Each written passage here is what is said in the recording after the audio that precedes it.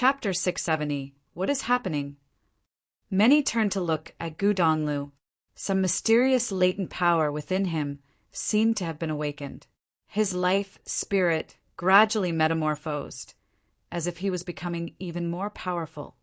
What is happening? Many turned to look at Gu Donglu. Some mysterious latent power within him seemed to have been awakened. His life spirit gradually metamorphosed, as if he was becoming even more powerful. Is he harnessing the power of the secret arts? The punishing force continued to rain on him. Gu Donglu had no time to slowly comprehend the changes occurring in his body. His spiritual will seem to have broken through the power of sealing of all creations, spreading out to the greater surroundings about him. The light of the 9 words grew intensely dazzling as they resonated with the heavens and the earth. Boom!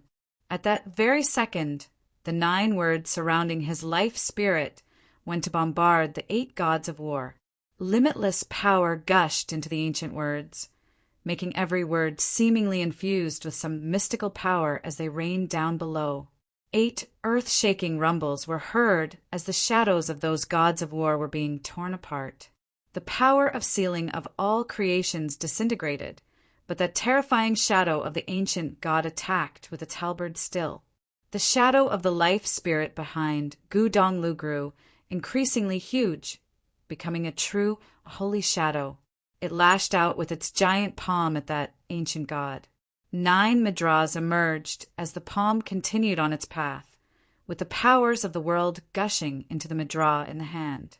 The ancient god shadow's heavenly halberd continued to be brought down with the might of divine wrath. The Midras shattered violently, but that halberd was unable to survive the clash as well. The holy shadow was thrown back with a huge rumble, and the body of that great ancient god broke apart. He became stronger. Countless were shocked to see what Gu Donglu had become. Mystical powers seemed to have emerged from within him, bringing the limitless power of the world in and fusing it with his body. However, Gu Donglu's eyes remained closed all that while. Having the world in his heart and being free of yearning in his mind, the greater world had indeed opened up to him, enabling him to sense the heavens and the earth at a vastly greater capacity. The power of the heavens rushed at him. One shadow after another was seen leaving his body at that very moment, and all of them were illusory shadows of Gu Donglu himself. The shadows morphed into blinding lights and powerful flashes as they traversed the air, appearing before Bailuli and went straight into his body. They were the manifestations of Gu Donglu's will, and the manifestations were so real that they looked tangible. Bailuli remained standing proud in the air with his eyes looking forward. Countless shadows of Gu Donglu appeared between Gu Donglu and Bailuli, heading for the latter, bringing the might of the world to bear. Such powerful spiritual will. Everyone watching from below was able to feel the power permeating the air above. Gu Donglu was fighting a battle of wills with Bailuli. Such battles were even more perilous, as any missteps would leave the wielders while crumbling, turning them into beings little more than vegetables.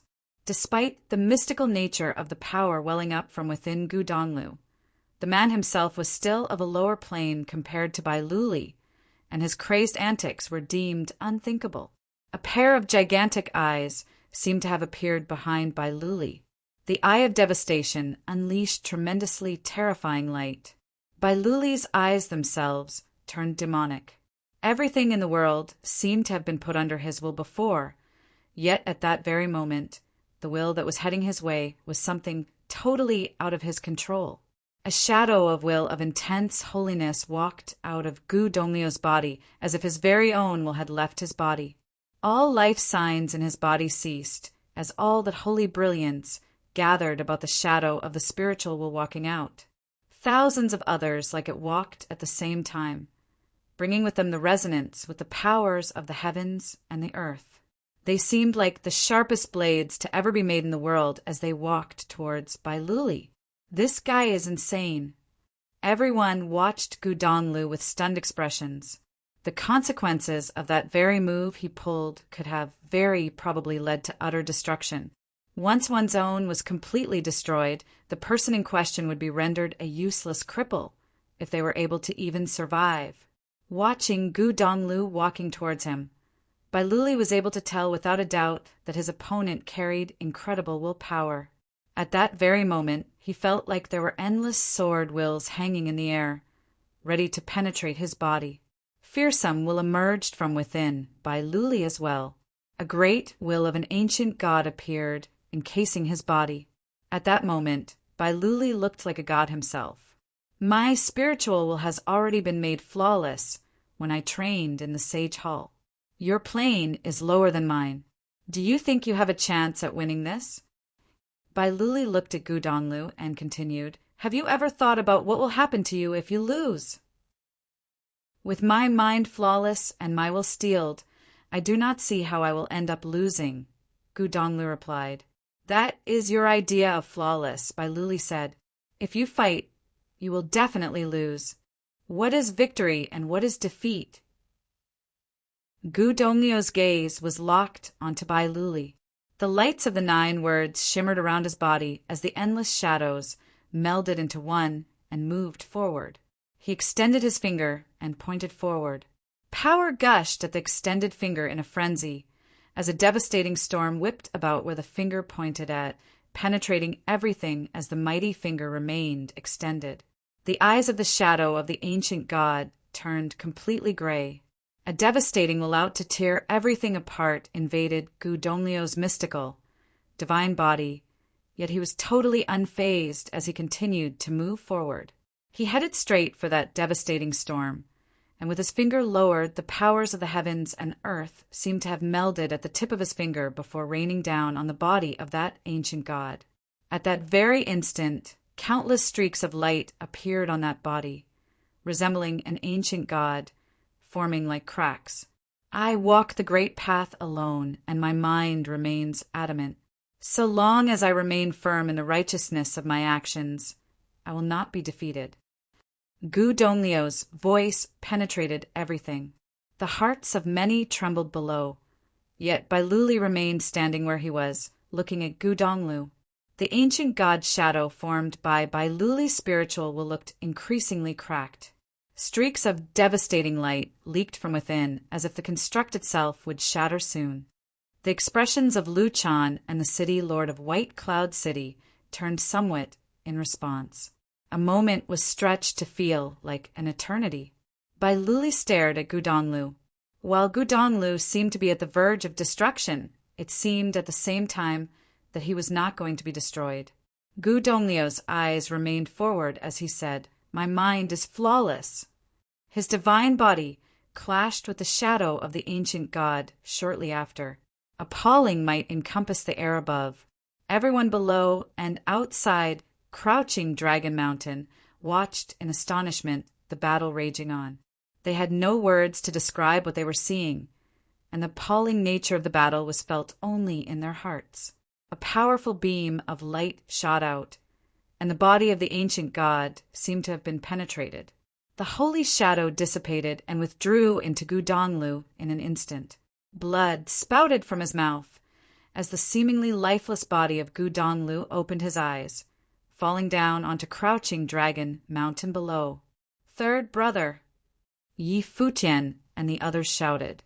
Zhuge Mingyue leaped into the air as well. The city lord did not bother with her actions this time. He had no time for her, turning his eyes on Bai Luli instead. Zhuge Mingyue held Gu Donglio's body as she fell together with him. She ended up sitting on the ground. Her skirt trailed as she cradled the bloodied body in her arms. Streaks of tears poured out from her eyes. You cried. Gu Donglu smiled as he looked at Zhuge Mingyue. You smiled. Zhuge Mingyue gazed at Gu Donglu. The idiot can smile too. You look beautiful today. Gu Donglu was still smiling. I knew you would show up, Zhuge Mingyue replied. Yi Futian and the others dared not interfere with the conversation between the two, and simply went to stand beside them.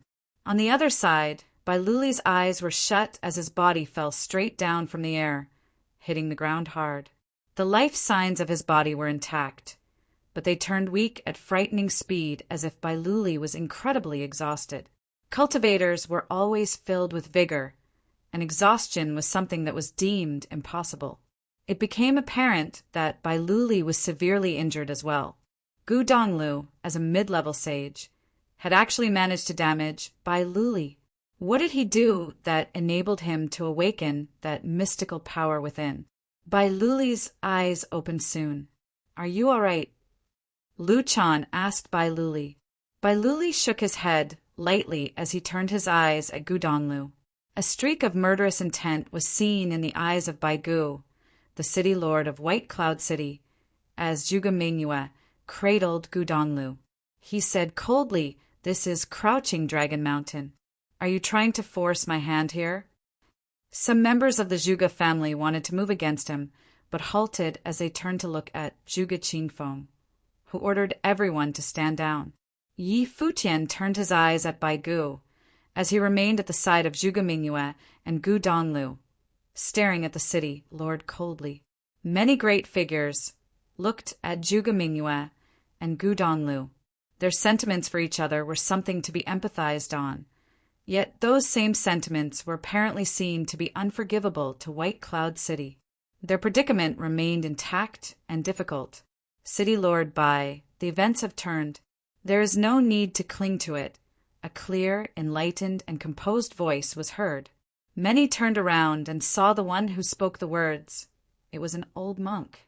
Monk Qingdeng of Qingdeng Temple, a powerful monk who ranked 11th on the Barren Sky ranking. His cultivation was performed in line with the Buddhist way. "Master, the Buddhist way is said to be the way void of vanities. What made you come here today?" The city lord asked the monk. "My student requested me to visit an acquaintance of his." Monk Qingdeng put his hands together. "You take students too, master? Is that person here? How are they doing?" The city lord asked. "He is right before you," Monk Qingdeng continued, "and he is doing well." Many sported peculiar looks on their faces as they turned to look at those before the city lord. It was Gu Donglu and the rest around him. Who would that person be? "I suggest you best have that acquaintance of your student leave my sight, master," Bai Gu said. "City Lord Bai, why cling to something that doesn't belong to you?" Monk Qingdeng put his hands together and asked, "Give it a rest, Bai Gu." Another voice was heard somewhere else. Bai Gu turned his eyes and found himself looking at Yu Qi, the city lord of Alchemy City. He said coldly, "I suggest you get your son-in-law out of the way. Please just let it end here." Many were shocked to hear those words, and their eyes were soon frozen at the one who said them. The city lord of White Cloud City himself was stunned as he looked at the one who spoke, Luli. Bailuli walked forward and looked at Gu Donglu and Zhuge Mingyue before saying, "You were right. Your mind remained adamant, and so long as one remains firm in the righteousness of one's actions, one will not be defeated. You were not defeated, and I was not defeated in today's battle as well, for what I did was righteous too." He then turned his eyes at Yi Futian and said, "You were right too. If one has the talent of a saint and the potential to achieve sainthood, there is no need for borrowing help from external forces. I also think that I can achieve sainthood within resorting to using help from external forces. However, the Holy Ji Palace has high hopes for me. If it is something that enables me to reach such a goal in a more assured manner, I see no reason to deny it." He then turned to look at Zhuge Mingyue and said, "I'm not a perfect person, and there is no perfect person in this world.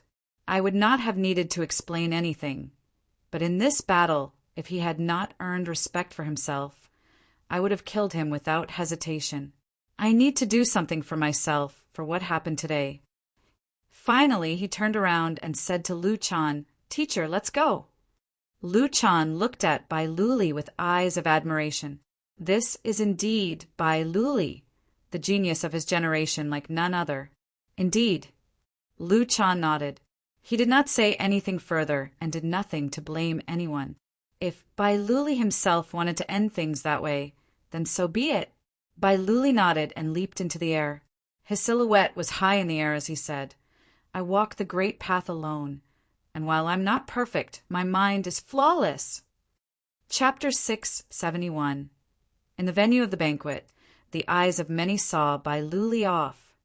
In the venue of the banquet, the eyes of many saw Bai Luli off. As he said it himself, he was no saint and therefore was imperfect. As such, he would have been angered and would have resented people and things. As he put it himself, he was unable to forgive Zhuge Mingyue and Gu Donlu. Yet that battle changed his mind and he calmed down. It was probably done out of respect and acknowledgement for Gu Dongliu's prowess and belief. But Bai Luli looked even more human for doing so. Bai Luli was, after all, the #1 genius in all of Baron State and the heir chosen by the Holy Ji Palace. As such, his temperament would have been that with a comprehensive moral compass.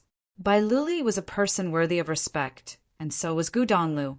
Gu Donlu would probably be yet another Bai Luli, and everyone in the Baron State would learn his name after that battle. I walk the great path alone, and my mind remains adamant. So long as I remain firm in the righteousness of my actions, I will not be defeated. Many turned their eyes at Gu Donlu. They were able to feel the same vibe from him being together with Zhuge Mingyue as they did with her and Bai Luli. Gu Donlu and Zhuge Mingyue were a good match. At the very least, the love between them was flawless. Lu Chan gazed at Gu Donlu for a bit, before turning around to address Yi Futian, Yu Shang, and the others, attaining sainthood without the use of external help. I look forward to your way of the divine path. Take care. He then left the scene to follow Bai Luli. Sage Tianqing and Sage Zhu Song followed and disappeared from Crouching Dragon Mountain in mere moments. Yi Futian finally felt his nerves wind down, seeing Bai Luli and Lu Chan gone. He had never expected the one to eventually give up to be Bai Luli. If Bai Luli had not made his stance clear, the Holy Ji Palace would have still sided adamantly with him, and their predicament would have remained. He knew clearly that both Bai Luli and Lu Chan were adamant in their stances, and none felt themselves to have done the wrong thing. Cultivators also trained to cultivate their minds, after all. If they thought something to be wrong, they would not have done so in the first place. The entire Baron State looked forward to the marriage between Bai Luli and Zhuge Mingyue. The Holy Ji Palace and White Cloud City both hoped Bai Luli to do so and did all they were able to prepare everything for him. Bai Luli said it himself as well. He liked Zhuge Mingyue's temperament. As such, he did nothing to resist the arrangement. If it had not been for Gu Dongliu's emergence, the wedding that everyone in Baron State looked forward to would have probably been flawless. However, there were few who cared what Zhuge Mingyue thought about the arrangement. The pressure from the Holy Ji Palace and White Cloud City was intense. This pressure had been shouldered by Zhuge Mingyue. As such, she agreed to it, and everything unfolded as it had today. As for Lu Chan, he probably knew Zhuge Mingyue's attitude and stance on the whole arrangement, yet he did not see himself to be doing the wrong thing. In Lu Chan's eyes, the priority of having a saint emerge from the Baron State superseded everything else. It was a great endeavor, and Zhuge Mingyue's personal wishes were insignificant in comparison. Furthermore, Lu Chan may have thought it to be a good thing for Zhuge Mingyue to be able to marry Bai Luli. As such, that further reinforced his beliefs of him doing nothing wrong. However, Yi Futian was the junior of both Gu Donlu and Zhuge Mingyue, and he was just as entangled in the predicament as those two. He too had his own stance and stuck to it. As such, in his eyes, both Lu Chan and Bai Luli were, without a doubt, wrong. Anyone who arranged and encouraged for the wedding to happen was all wrong. That was because he knew that if there were to be even some slight changes to how the events unfolded today, his second sister and third brother might have been eternally doomed. Lu Chan's position was a flawless one. He had nothing to rebuke Yi Futian and even allowed the young man entrance to the sage hall, free of all selfish thoughts. Even when Yi Futian ended up being expelled from the Holy Ji Palace, he had nothing to say about it and held no grudges. The wedding was the only thing that Yi Futian did not agree to. It was fortunate that the ending was not an irredeemable, sour one. The one to have felt most displeased was the city lord of White Cloud City. He remained where he was with a cold expression and said, Luli devoted himself to the great endeavor. Yet, despite having agreed to the marriage arrangement, something like this happened with the Juga family. Don't you think you owe me reparations in some form, Junior? Many were able to tell right there and then that the city lord of White Cloud City was still immensely displeased with the whole thing. Senior, if Luli is able to let go and wish them both happiness, don't you think you should let go of the matter as well? I will find a suitable time after this to apologize personally at your place, Zhuge Qingfeng said. Baigu's expression remained cold. It became apparent to him that Zhuge Qingfeng had decided to simply let the matter slide. If that is the case, save your efforts. Baigu then said plainly farewell. He waved his hands aside and leaped into the air. The people of White Cloud City began to leave one after another. Bai Zhe's expression was an utterly disgusted one. He glared at Yi Futian coldly, finding it puzzling as to why his brother decided to give up at the very last minute. If his brother had insisted, Gu Donglu would have been dead. If Yi Futian dared stand in his brother's way, Yi Futian would have died as well. However, everything had come to nothing. He stood and left with the people of White Cloud City. Many great figures of the barren state looked at the scene and thought that the relations between White Cloud City and the Zhuge family had just taken a turn for the worse. The city lord of White Cloud City had always been a very overbearing person. His talents were peerless, and he had made quite notable achievements when he was young. He was probably even the most exceptional figure of his time, and he had never been caught in such an awkward predicament. What the Zhuge family did today had no doubt offended White Cloud City direly. Many turned their eyes at Zhuge Qingfeng. The stance of the clan leader of the Zhuge family had definitely budged. He would not have prevented the mighty ones from the Zhuge family from acting otherwise, as his daughter was still the main focus of the day. There was little to be read from Zhuge Qingfeng's expression. He looked composed as he saw Baigu off. Zhuge Qingfeng knew his senior well. Baigu was immensely overbearing, wanting to be the number one and the most prestigious one no matter where he went. Baigu was also incredibly stubborn. Such a combination of personality traits, coupled with his talents, got him to where he was today. The city lord of White Cloud City enjoyed a status that was just as prestigious as the city lord of Alchemy City, and both figures were seen as the most renowned figures in the western regions. It was such that he and the city lord of Alchemy City were two of the most powerful figures in the barren state, right behind the mighty ones from the Holy Ji Palace and the Ice Temple. As Zhuge Qingfeng knew Baigu very well, he also knew that he had offended Baigu in ways unthinkable. However, he did not feel guilty about it all. Lu Chan did what he did for the sake of the great endeavor. Yet, that senior of his had selfish agendas. Baigu would not have pressured him continuously otherwise. As such, Zhuge Qingfeng cared little about what Baigu thought. What happened happened, and there was little point in having regrets about it.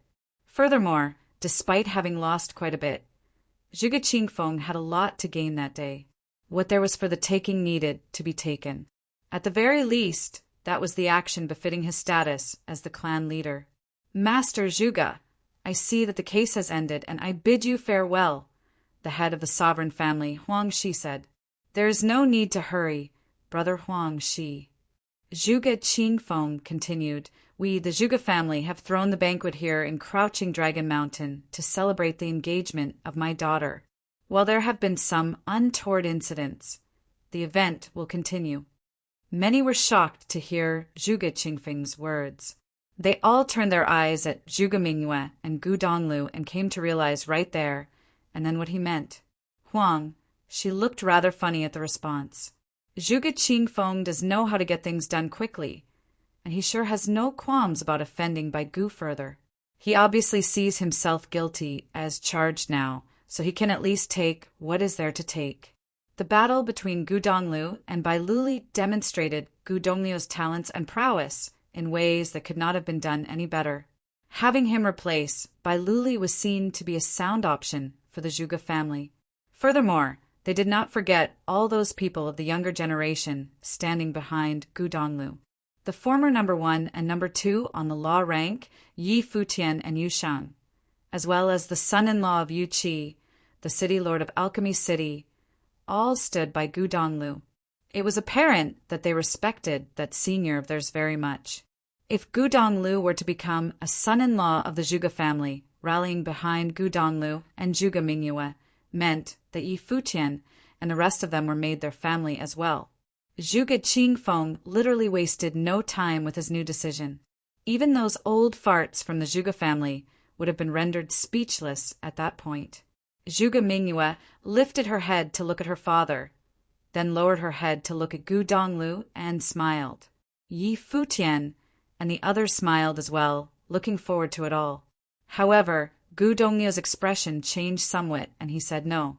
The smiles of many were, as expected, frozen in place.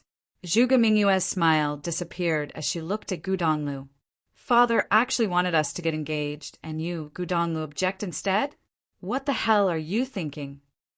Mingyue, we'll talk about this later. I need to leave.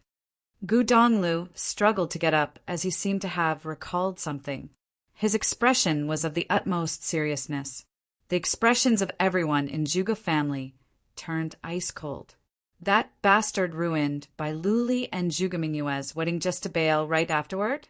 We are visitors from Yu State, here to pay our respects to the Zhuge family. A voice was heard from outside crouching Dragon Mountain. Countless eyes turned in the direction of that voice in an instant. Many felt the occurrence peculiar. Visitors from Yu State? Yu State was one of the orthodoxy states led by Emperor Xia, situated right next to Baron State, with their borders being near the Baron State's western regions. Visitors from Yu State? What are they doing here in crouching Dragon Mountain? Gu Donglu's expression changed drastically. Such changes in expression had not appeared on him even when he was fighting by Luli just moments ago. He knew that one battle would, at least, have not gotten many in trouble, and that was also the reason he refused to show up and had written that breakup letter instead. However, he was unable to hold himself back, seeing that line written in blood. Zhuge Qingfeng looked outside. The group outside the mountain flew in before he gave his permission. Their auras were powerful, and the guards of crouching Dragon Mountain did not bother stopping them. They knew they could have stopped those visitors. There were even several among the group who possessed the aura of sages. The group landed before them from the air. The young man standing in the middle exuded an air of exceptionality. His body was a slender one, and his eyes were filled with pride. He swept his glance at Gu Donglu and thought that he had to praise Gu Donglu for his prowess in running away. Gu Donglu kept his trail well hidden, and that made him very difficult to find. Even when the group had a lock on his aura, they were only capable of tracking him to a possible area, not an exact one. If he had stayed hidden all the time, they would have had a more difficult time tracking him down. It was unfortunate that Gu Donglu sparked a battle himself, which enabled the group to track him. Yi Futian and Zhuge Mingyue lifted their head and looked at the visitors in the air, suddenly recalling that breakup letter Gu Donglu wrote and why he was in such a hurry to leave before.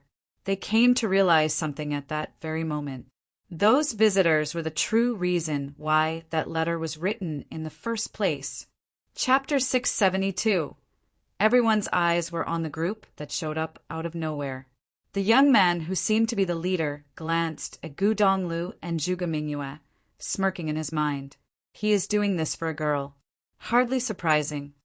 Everyone's eyes were on the group that showed up out of nowhere.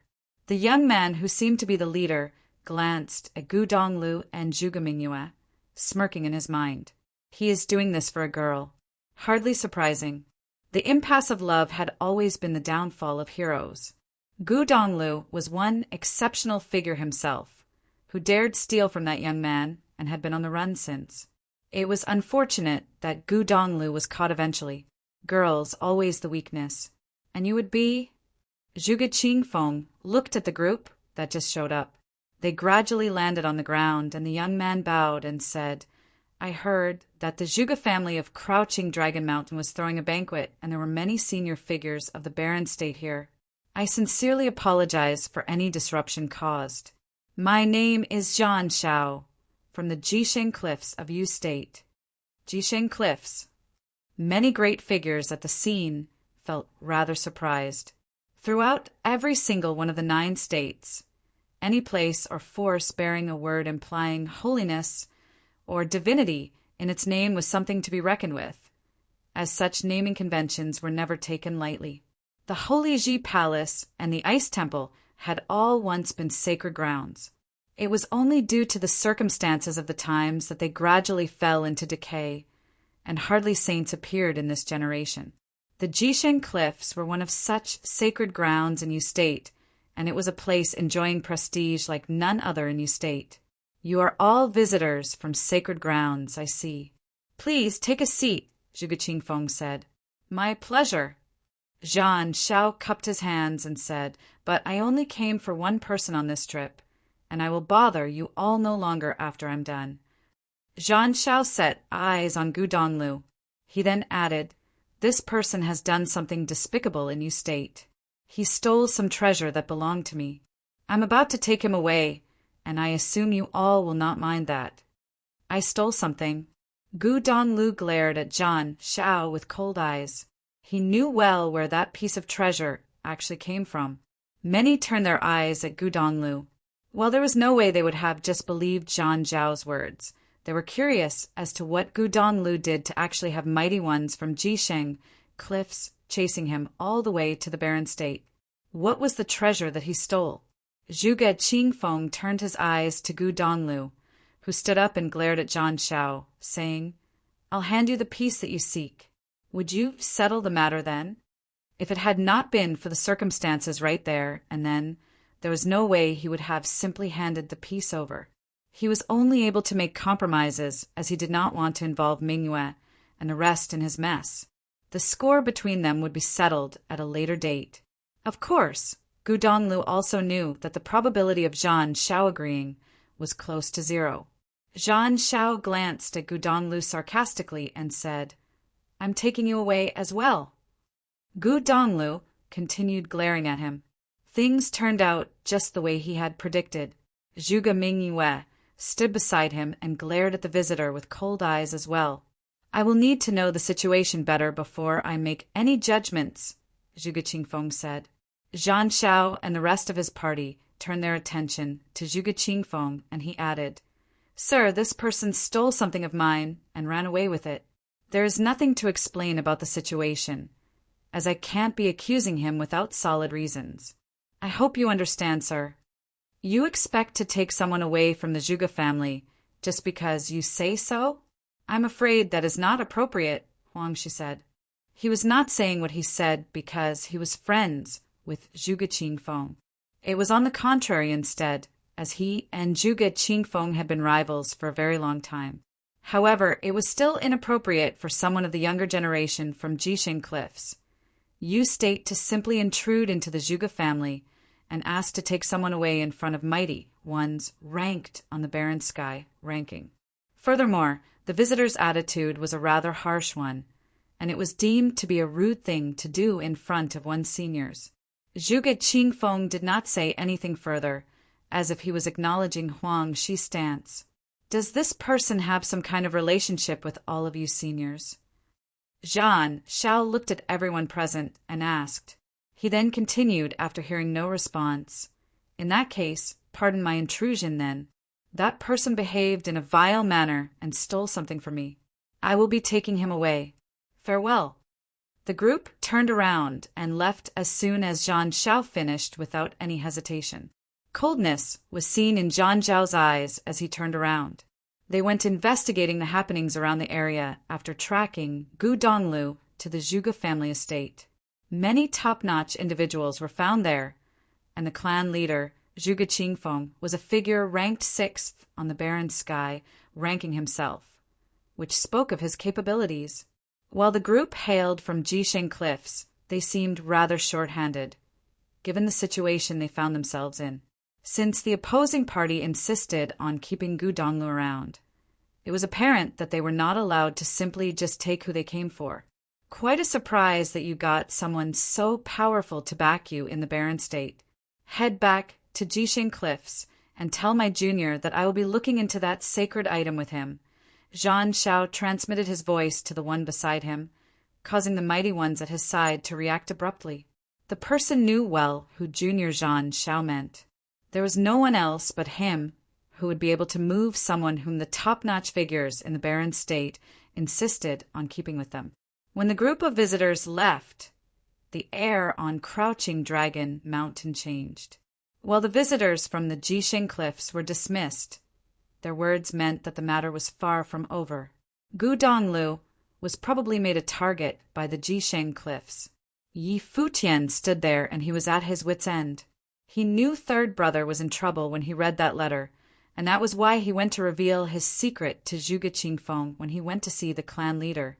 He knew that if third brother indeed showed up, the one who would be able to break the deadlock was none other than Zhuge Qingfeng. How much of what he said was true? Zhuge Qingfeng asked Gu Donglu. Gu Donglu turned around and looked at Zhuge Qingfeng. He had come all the way to Crouching Dragon Mountain, preparing to give his life up. He deemed himself lucky that he was still alive. Mingyue's father had been good to him so far. Zhan Shao is indeed someone from Jisheng Cliffs. His plane is close to mine, but he has sages serving him. As such, one could say that his status in Jisheng Cliffs is a high one. It is said that he was one of the 9 warriors of Jisheng Cliffs. As for the treasure, I did take one, but it wasn't exactly how he put it. For now, I'm afraid it's inconvenient for me to reveal the details, Gu Donglu explained. He did not want to lay out what Zhan Shao did in front of everyone. If the details went back to Zhan Zhao's ears, his vicious personality would make sure that many died for it. While everyone present was a renowned figure in the barren state, Gu Donglu would have rather not get anyone entangled in his mess. Zhuge Qingfeng nodded. In that case, stay and recuperate to your heart's content. While Zhan Shao may be someone from Jisheng Cliffs, he won't be able to do anything against the Zhuge family for now. While Jisheng Cliffs was sacred ground, what the younger generations did outside would not reach the ears of the saints in Jisheng Cliffs. There were many lineages to Jisheng Cliffs, and that was one similarity shared with the 1,000 holy islands in the Holy Ji Palace. Even their most powerful individuals would only be on par with the mighty ones on the barren sky ranking. Even if they were somewhat stronger, they would not be stronger by much. There was an old saying, the mighty dragon is no match for the native serpent. It would not have been easy for the visitors to do anything against the Zhuge family, be it Zhuge Qingfeng or any of the top-notch figures in barren state. Many of them were mighty ones ranked on the barren sky, ranking who had been through a lot. If they were intimidated enough by the words of someone of the younger generation to do as they pleased, it would be an insult to their current status. Thank you, sir. Gu Donglu gave his thanks. Father, let the banquet continue, Zhuge Mingyue said as she looked at her father. Many looked at Zhuge Mingyue with startled eyes.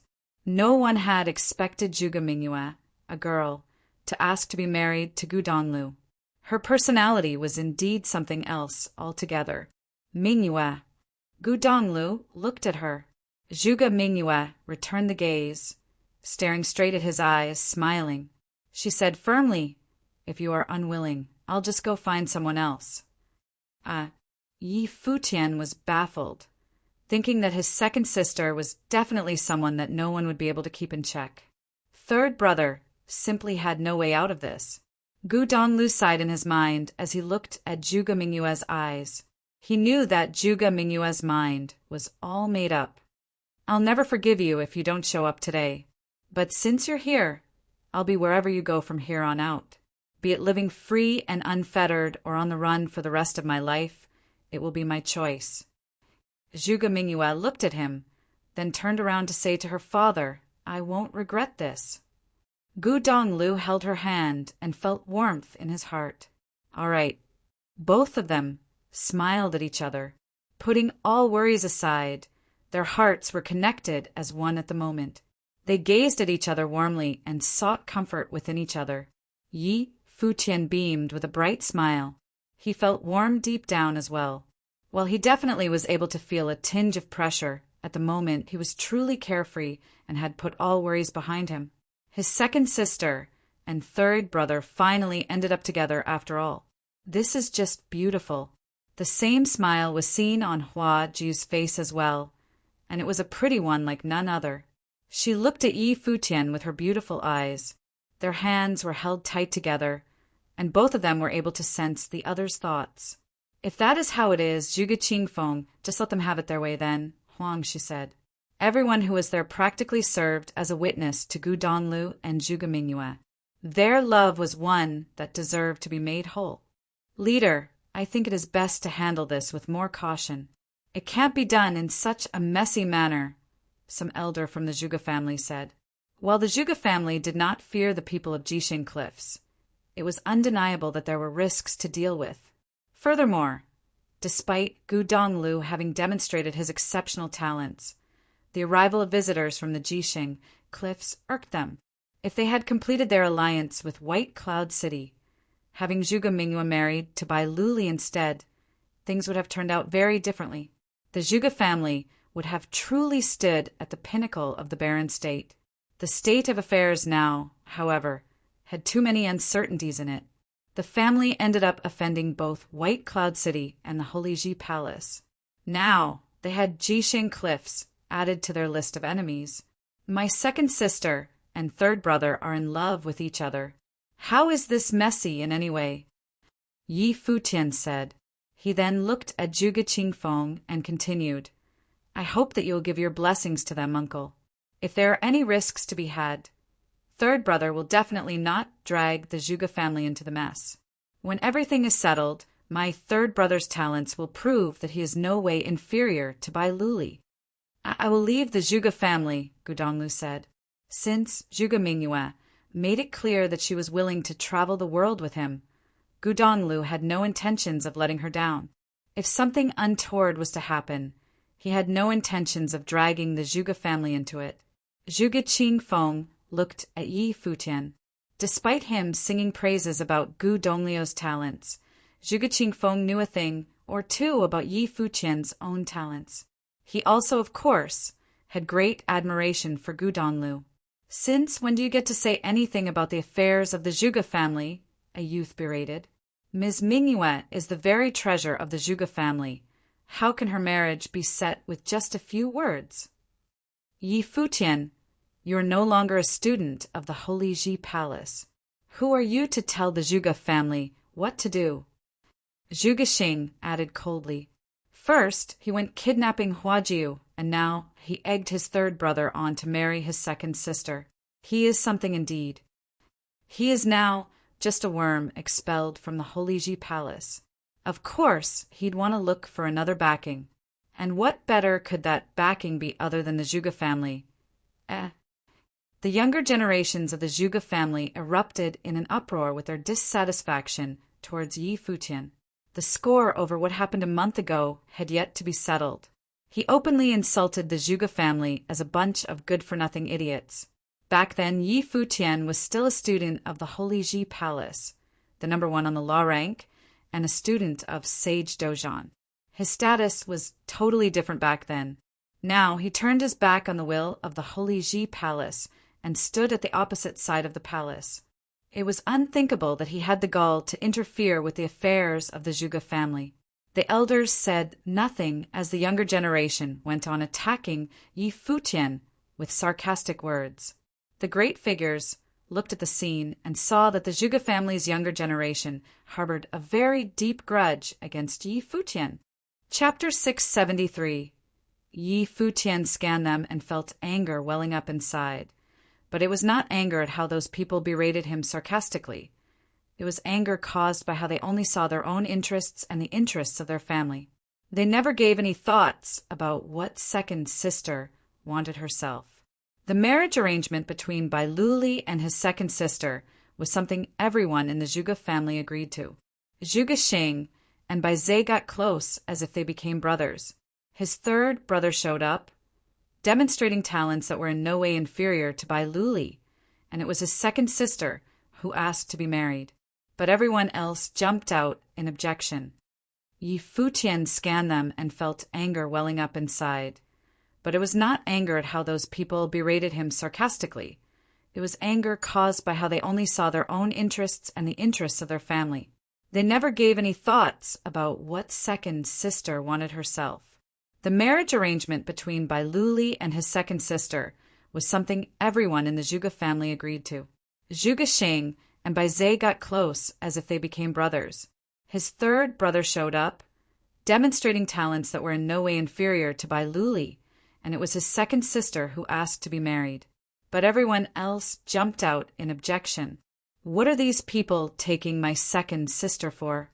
Only ants think about sucking up to people and climbing ladders.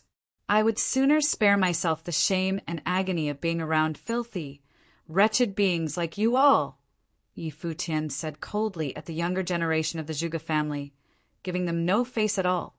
He believed that Zhuge Qingfeng sided with Zhuge Mingyue and that the clan leader would have been embarrassed to have this younger generation be in his family. How dare you! The youths burst out in anger. Some even went pointing fingers at Yi Futian. It was the day of the grand banquet in the Zhuge family, yet the discarded filth of the Holy Ji Palace actually dared humiliate them like that. You want to have a go? Yi Futian scanned all those pointing fingers at him and said, Any of you below the sage plane are welcome to take me on all at once. You. It was craziness like no other. Yi Futian never so much even batted an eye at them. Huang Jiuge and Su Kei watched the scenes unfold in amusement. There were other young geniuses of the barren state, like Di Gang, present. Yi Futian's glorious history with battles was such that even if all the cultivators below the sage plane were to actually take him on, their chances at beating him would have been slim still. What he said, boy, that was some roasting indeed. I'd like to see for myself how powerful the former number one on the law rank actually is. A cold voice was heard and a figure was seen standing up. The members of the Zhuge family turned in his direction. It was none other than Zhuge Qing, a youth of immense talent at the pinnacle of the noble plane. While he had never trained in the Holy Ji Palace, he was the number one noble in the Zhuge family. Furthermore, he was actually halfway to the sage plane, and that alone spoke volume of his terrifying prowess. Yi Futian turned his eyes at Zhuge Qingfeng and shouted, Uncle! He wants to try his hand, so show what you're made of, Zhuge Qingfeng said. Understood. Yi Futian nodded and looked at Zhuge Qing. You mind going up? No need for that. There are many seniors here. The damage won't be too great, Zhuge Qing said plainly. He took one step forward as soon as he finished his sentence. Lightning fell from the sky at that very second, and a terrifying was soon seen all over the place, imbued with devastating power. Many great figures went to isolate the area right outside where both of them were. Zhuge Qing's eyes turned especially demonic. Extremely terrifying lightning will invaded Yi Futian's mind right there and then. Zhuge Qing's body turned into thousands of mirages in the very next second, and lightning bolts headed for Yi Futian. Crackling, devastating forces bombarded Yi Futian's body. Yet he stood there completely unfazed, taking on the lightning bolts with nothing but his own body. Yi Futian glanced at Zhuge Qing with plain eyes. One look was all it took to slow the thousands of streaks of lightning to almost a standstill. The mirages were almost frozen in place. Everything at that moment seemed to have stopped altogether. Get lost. Yi Futian lifted his palm and vibrated it in the air. Meteors streaked the skies, shattering the mirages, which then coalesced into a single being, Zhuge Qing. Zhuge Qing was being bombarded heavily at that very moment. Blood spewed from his mouth as he was thrown hard on the floor, destroying the tables and chairs below. The youths of the Zhuge family turned pale. That was only one move. The number one noble in the Zhuge family was totally helpless. Zhuge Xing and many others were filled with envy as they watched Yi Futian at work. No one in their generation was even able to match Futian blow for blow. The great figures of the barren state present at the banquet were all shocked. They had long heard that the young genius from the Holy Ji Palace was a powerful being like none other, but they did not have any idea how powerful he actually was. They were able to see for themselves that very day that Yi Futian was indeed very powerful. There was no one of his caliber to be found in the Zhuge family, or rather, there was no one of his caliber to be found among all the nobles in any of the top forces. Grade 2 noble now. A tinge of bafflement was seen in the eyes of Huang Jiuge, Suke, and the others. Yi Futian defeated Di Gang and Shimen Hanjiang when he was a grade 3 noble. Now that he became a grade 2 noble, it stood to reason why Zhuge Qing looked so helpless in front of him. It was Zhuge Qing's unlucky day to fight a genius like Yi Futian. Anyone else feel like having a go? Yi Futian scanned the younger generation of the Zhuge family, and, as expected, none dared answer. Yi Futian, would you consider joining the sovereign family? I'll train you like how I train the rest of the members of our family, Huang, she said. Come to Alchemy City instead. Yu Qi interjected. You have your senior here for company.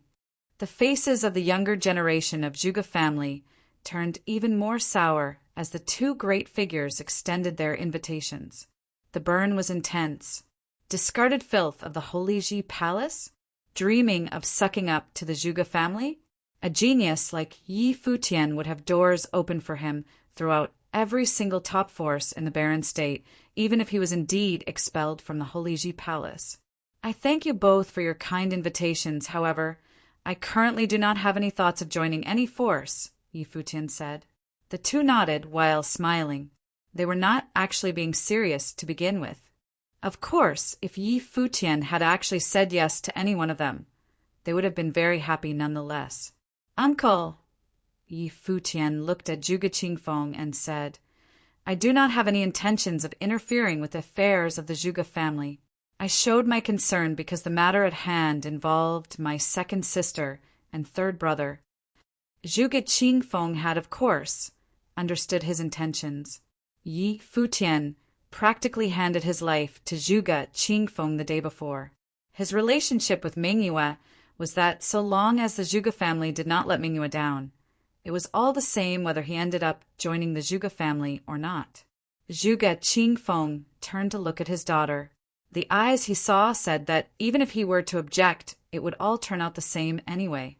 The girl would have ended up running away with Gu Donglu regardless. She had done the very same thing all those years before, after all. Very well, the marriage will have my blessing. Zhuge Qingfeng smiled and said. Gu Donglu and Zhuge Mingyue were stunned for a bit, before turning to smile at each other. Many great figures at the banquet smiled as well. The lovebirds tied the knot, and it was a rather happy ending to things. However, the ending brought some measure of pressure with it nonetheless. Clan leader. Some elders from the Zhuge family looked at Zhuge Qingfeng. They found how he handled the matter to be rather haphazard, as he did not even bother discussing it with them. Mingyue is my daughter. I ask that you all let me decide on the matter, Zhuge Qingfeng said with a certain measure of might. His tone was such that no one else said anything further. Many present looked at Zhuge Qingfeng. When the one ranked 6th on the barren sky, ranking was determined to get something done. None in their family were able to do anything to stop him. His attempt to marry off his daughter to Bai Luli was one done against his conscience. His current attempt to prevail against dissenting views was considered penance for his daughter. Thank you, sir, Gu Donglu bowed and said. What did you call them? Zhuge Qingfeng smiled at Gu Donglu and said. Gu Donglu was stunned and then looked rather funny. He seemed to have trouble bringing the words out from his mouth. What are you hesitating for? Zhuge Mingyue smiled sheepishly at him and said. Gu Donglu turned serious and shouted, You have my thanks, father-in-law. Well said, Zhuge Qingfeng answered. Zhuge Mingyue practically smiled ear to ear at that. She turned to look at the sky and felt rather relieved. The dust settled, and the ending turned out to be a happy one. Today is a big day for the Zhuge family. Everybody drink up. Zhuge Qingfeng said with a clear, booming voice, and his words were heard throughout Crouching Dragon Mountain. A tinge of firm was heard from his booming voice. No matter what the future held, he would naturally stick to his decision made on that very day. At the very least, it was a decision he made by listening to his heart. Many who heard the voice outside Crouching Dragon Mountain were stunned. Bai Luli had left long ago. What is that big day the Zhuge family is talking about? What is happening in Crouching Dragon Mountain right now? Yi Futian, Huaju, Shuiyi, and all the others were happy for their elder brother and sister. Yi Futian's mind was on the verge of collapse when he heard that his second sister was to marry Bai Luli. While he made his way to the Zhuge family, there was no way he would have been able to stand against the will of the entire barren state. That felt very, very bad to him. It was fortunate all of that was in the past. He, however, did not mind much about being expelled from the Holy Ji Palace. The path of cultivation was a long journey, and the Holy Ji Palace was little more than a stop on that journey. Instead of everything there was to it, the opinions of the world mattered even less to him. Little brother. Gu Donglu looked at Yi Futian. Third brother, Yi Futian shouted in response. They smiled at each other as Gu Donglu recalled their first meeting back at the Kengi Kingdom all those years ago. Our little brother has finally grown up. The banquet resumed. While the engagement between Bai Luli and Zhuge Mingyue was completely ruined that day, that seemed rather insignificant compared to all the other hurdles that happened in Crouching Dragon Mountain, news of what happened would travel throughout the barren state soon enough. Yi Futian toasted to many great figures as a gesture of gratitude. Huangshi, Yuqi, Yushang, and all the others. All of them helped him one way or another on that day, and he owed them for it. None of those great figures took Yi Futian as just another face among the younger generation. Within just a few years, Yi Futian would have become yet another Bai Luli. Zhuge Xing and the others burned with jealousy, seeing how the great figures treated Yi Futian. Yi Futian came before Monk Qingdang and said, "Thank you, master." Monk Qingdang smiled and nodded at Yi Futian. "How is Hua Qingqing doing?" Yi Futian asked. Chun Yuan told him back then that he would send Hua Qingqing to Qingdang Temple. "She is doing fine. She has a destiny with the Buddhist way, and I thank you for sending her to the temple." Monk Qingdang smiled and said, "You said that she asked you to come see me. Did she ask for you to bring any word?" Yi Futian asked. Monk Qingdang replied, "Only that I send her regards to you." "Thank you, master." Yi Futian smiled. Brother Futian, Long Linger came at him and said, "I think I'm not going to study in the Holy Ji Palace." "What the hell are you talking about?" Yi Futian glared at her and said, "Train hard in the Holy Ji Palace. When you return, go to Battle Sage Palace and tell Lulan Shui that I will go pick them up in the Holy Ji Palace." "Okay," Long Linger answered with some reluctance. "Any word you need me to bring?" Suke asked. "Tell Wuchen and the others to train hard." "Don't worry about me," Yi Futian said to Su Quebec. "All right." Suke nodded. Yi Futian turned his gaze far away. He still needed to head back to the Holy Ji Palace at least once, and he still needed to say his goodbyes to his teacher at the very least. Chapter 674. After a few days, news of what happened at Crouching Dragon Mountain had spread across the barren state, causing a great furor. After a few days, news of what happened at Crouching Dragon Mountain had spread across the barren state, causing a great furor. Bai Luli and Zhuge Mingyue's engagement had been the talk of all of the barren state, and over half of the top powers in the land had come to wish them well. However, someone had tried to steal the bride on the day itself, and in the end, the engagement ceremony had become Zhuge Mingyue and Gu Dongliu's. For Gu Donglu to have replaced Bai Luli as the groom was shocking beyond measure. Furthermore, It seemed that when the two clashed that day in a battle between the Baron States, two most monstrously talented individuals, Gu Donglu had actually been able to injure Bai Luli despite being just a mid-level sage. And it was even said that if the two had been of the same plane, then Gu Donglu would have been even more powerful. This seemed ridiculous to many. In the past, Bai Luli had stood alone at the top of his generation, with no one within his generation who was good enough to challenge him. Anyone who did had been defeated. But now, it seemed like there was finally someone who was good enough to challenge Bai Luli at the top. Furthermore, following after these two monstrous talents was Yi Futian. His future was bright, and perhaps he too would be able to contest Bai Luli after some time. Looks like there were many talents within this generation in the Baron State. There was one more thing that made people shudder to hear.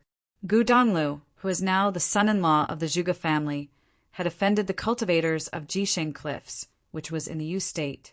It seemed like those cultivators weren't planning to let Gu Donglu off. They had probably gone back to mobilize more people. It was unknown whether this would lead to conflict between the Yu State and the Baron State. While the powers of the 9 states would have some interaction with each other, it took too long for normal cultivators to traverse such vast distances of land. It took a person of at least the sage plane to head over and explore a different state. As such, for the average person, the Baron State was vast enough a territory to explore. Within their lifetime, they did not necessarily get the opportunity to venture out to the other states, which made these states absolutely foreign to most people. Any knowledge of sacred places within the other states, like the Jisheng Cliffs, probably only existed in ancient texts and rumors. In the Mingyue quarters on Crouching Dragon Mountain, the training grounds glowed with a dazzling light. Yi Futian stood on a building, watching the training grounds. He could vaguely make out the outline of a celestial shadow, which was incredibly radiant. Zhuge Mingyue and Hua Ji were there as well. Zhuge Mingyue was even prettier than before now. With a smile on her face, she watched the celestial shadow. Is third older brother still training? Yi Futian asked. Yeah, Zhuge Mingyue nodded and continued. He seemed to have some sort of realization during that battle. Since he didn't get the opportunity to train during the fight itself, he went straight into training that very night. But that Yi Futian blinked in surprise. That was the best time.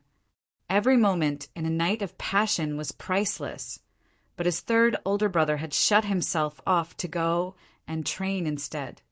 What are you thinking about, youngest brother? Zhuge Mingyue looked over at him, smiling.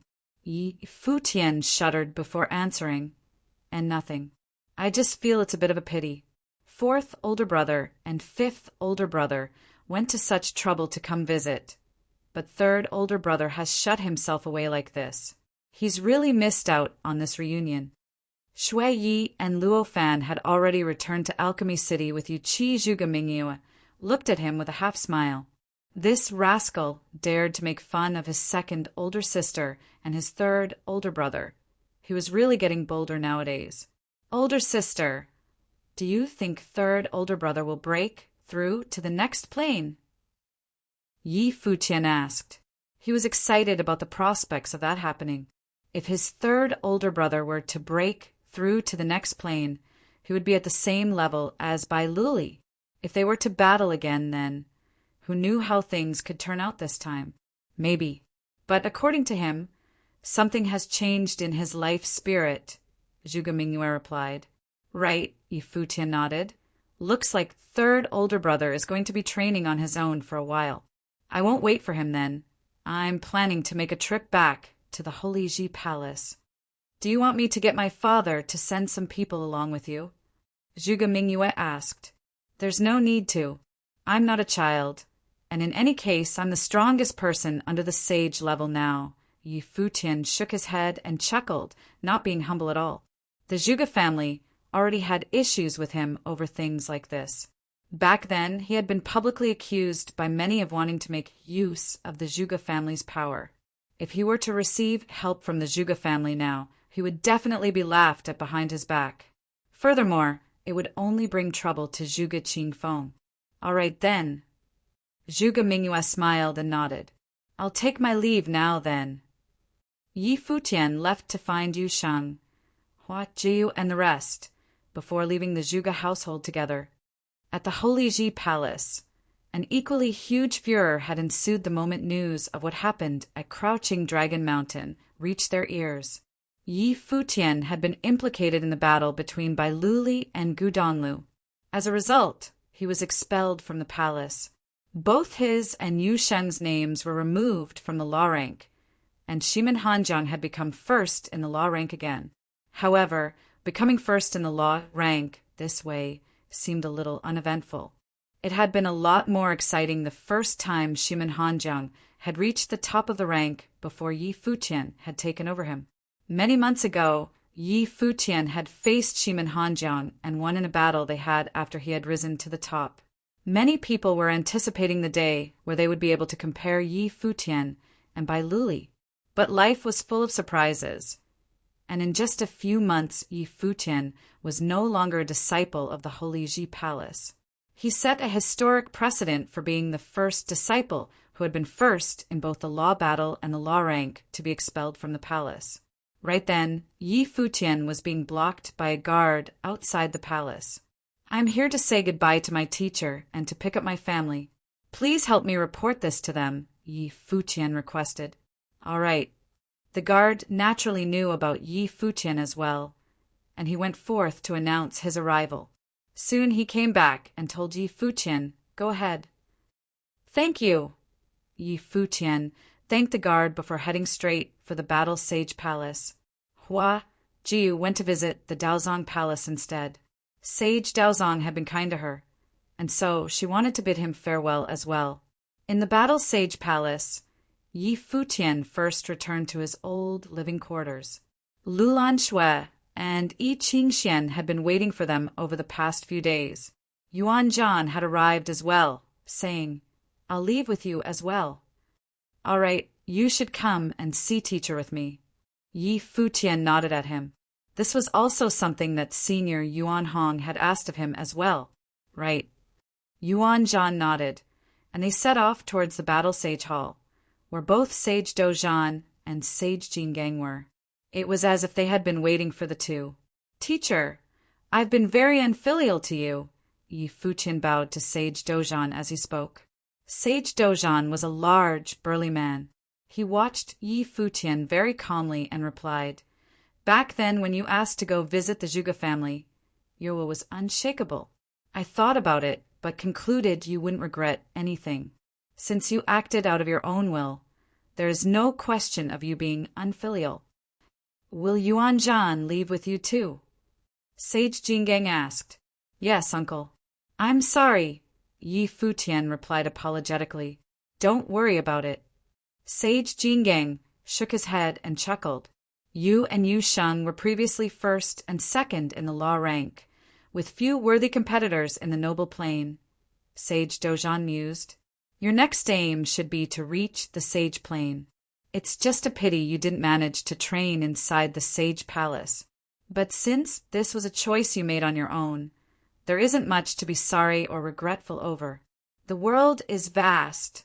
There'll be training opportunities everywhere.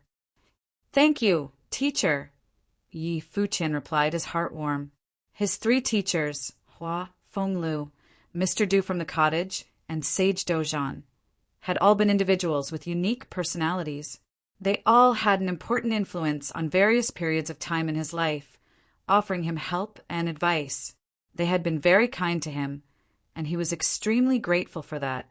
Walking this path of cultivation, Yi Futian had encountered many challenges and enemies, but he had also met many elders worth respecting and made friends that stuck through thick and thin with him. Just like what Sage Dozhan had just said, the world was vast, and there'll be training opportunities everywhere.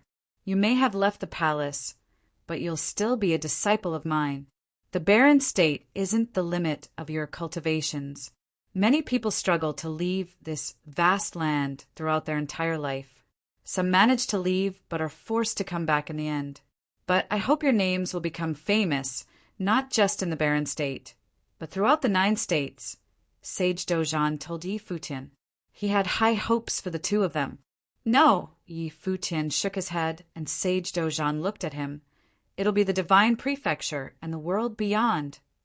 Sage Dojan was taken aback slightly before he smiled and nodded. That's right, the divine prefecture and the world beyond it is. Since Yi Futian had such great ambition, the sage would eagerly await the day he realized his dreams. He hoped he would live to see that day. Teacher, I'll take my leave now, Yi Futian said. Go ahead, Sage Dojan replied casually. He stood there, his back proudly straight. Yi Futian turned and walked out of the battle sage hall. He then looked back at the building, before bowing once towards the hall and leaving for good. Yu Sheng too bowed towards the hall, and the group walked out of the battle sage palace. Younger brother, take care of yourself, Qi Jia called out from a side. Older brother, you take care too.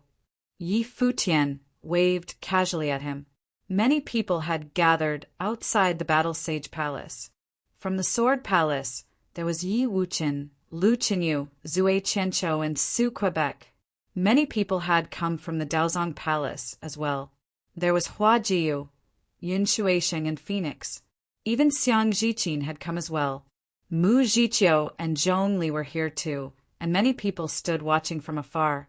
There were people who had received guidance from Yi Futian, like Yan Qinggu and many other disciples from the palace, who had come to say goodbye as well. Wuchen, Yi Futian called out to Yi Wuchen. You got my message from Suke, right? Yi Wuchen nodded and asked, What are your plans from now on? I don't know yet, Yi Futian replied. You just carry on with your training in the palace and aim for the sage plane. I urgently have to break through to the next plane. I think I'll train on my own for a while. If the time is right, I may go on a trip somewhere far away. When that happens, I'll let you know. All right. Yi Wuchen nodded. However, everything Yi Futian had said was but plans he had made, and ideas in one's head often don't turn out as one imagines. You're going to leave just like this? Zui Qianqiu asked. What else can I do? Yi Futian shrugged. I'm just training somewhere else. It's not like you'll never see me ever again. Train well, you all will get the chance to take on the world together in future. I'll take my leave now. You don't have to see me off. Yi Futian and the rest then left the palace. Though Yi Futian had said not to see him off, Yi Wuchen and everyone else still followed after him anyway. As such, a strange sight could be seen within the Holy Ji Palace. A talent had been expelled from the palace and was leaving, yet he was followed by many other talented individuals who were sending him off. When many influential characters heard about this, they were moved as well. Yi Futian was a leader of his generation at the Holy Ji Palace, and everyone looked up to him. It was a pity.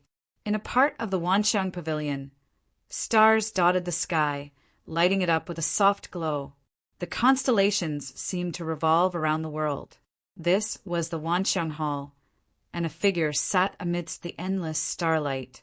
Just when Yi Futian left the palace, the figure grunted, his face pale.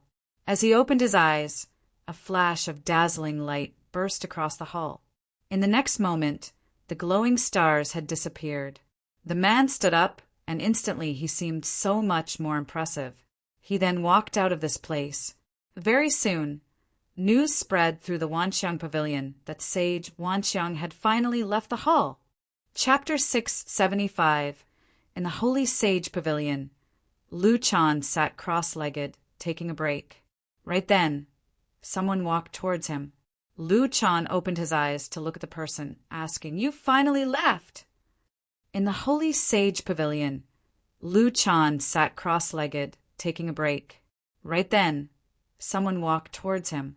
Lu Chan opened his eyes to look at the person, asking, You finally left? This person was Sage Wanxiang, the pavilion lord of the Wanxiang Pavilion. Yes, Sage Wanxiang nodded. I did some divination for the palace while I was in there. Take a look at it. As he spoke, an illusion appeared before him. In the starry skies, the constellations shifted and glowed. Underneath the starlight lay a palace that stretched out like a city. This was a projection of the Holy Ji Palace.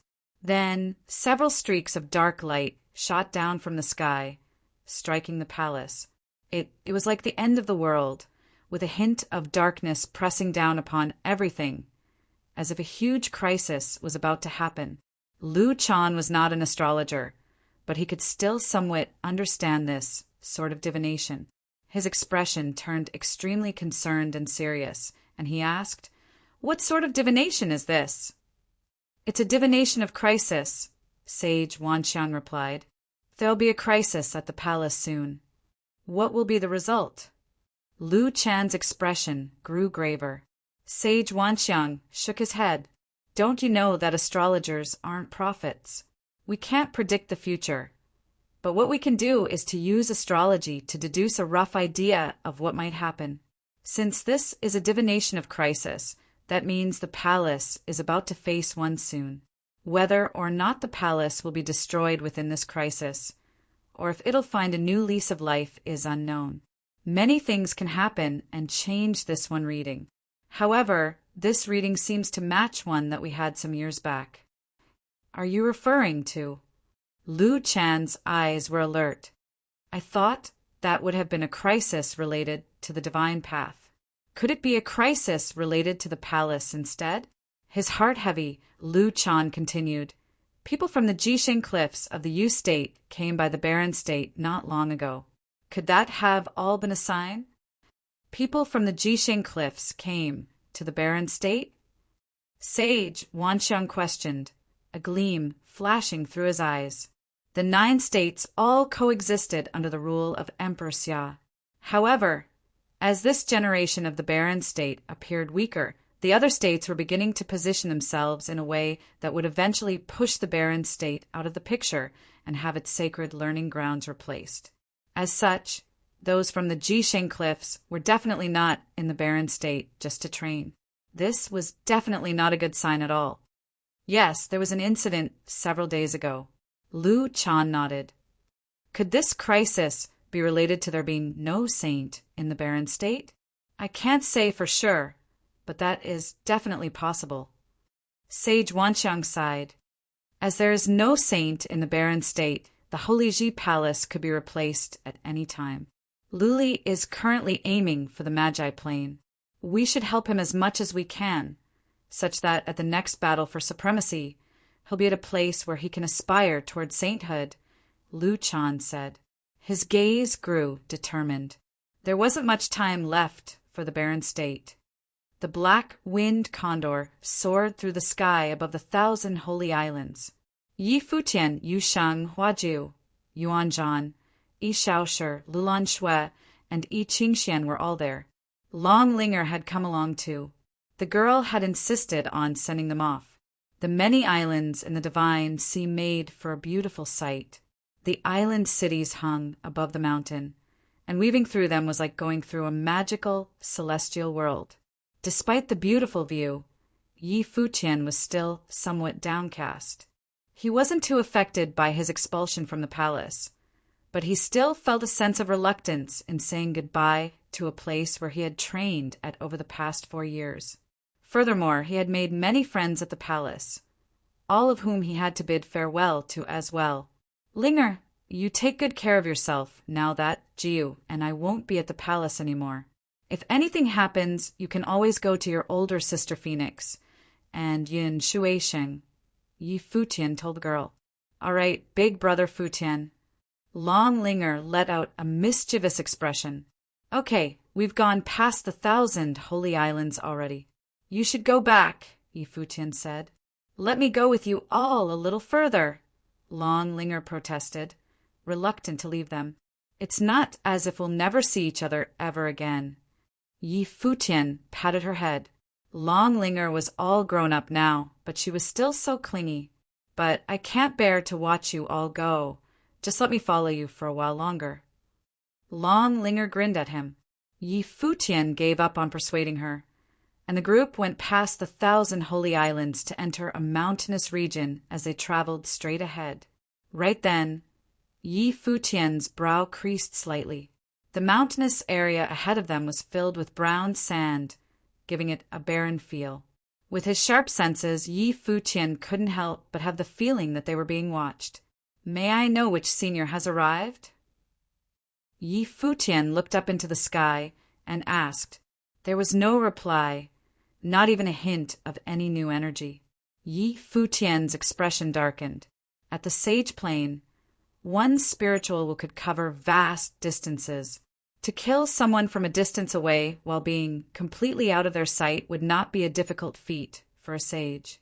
Whoever they were up against was evidently not near them, but somewhere that was out of the perception range of Yi Futian's own spiritual will. The other person could definitely see them. It was just that Yi Futian had noticed their presence. Yu Sheng and Yuan Zhan lifted their heads as well, their expressions growing colder. "Linger, go back to the palace now." Yi Futian pushed Linger away.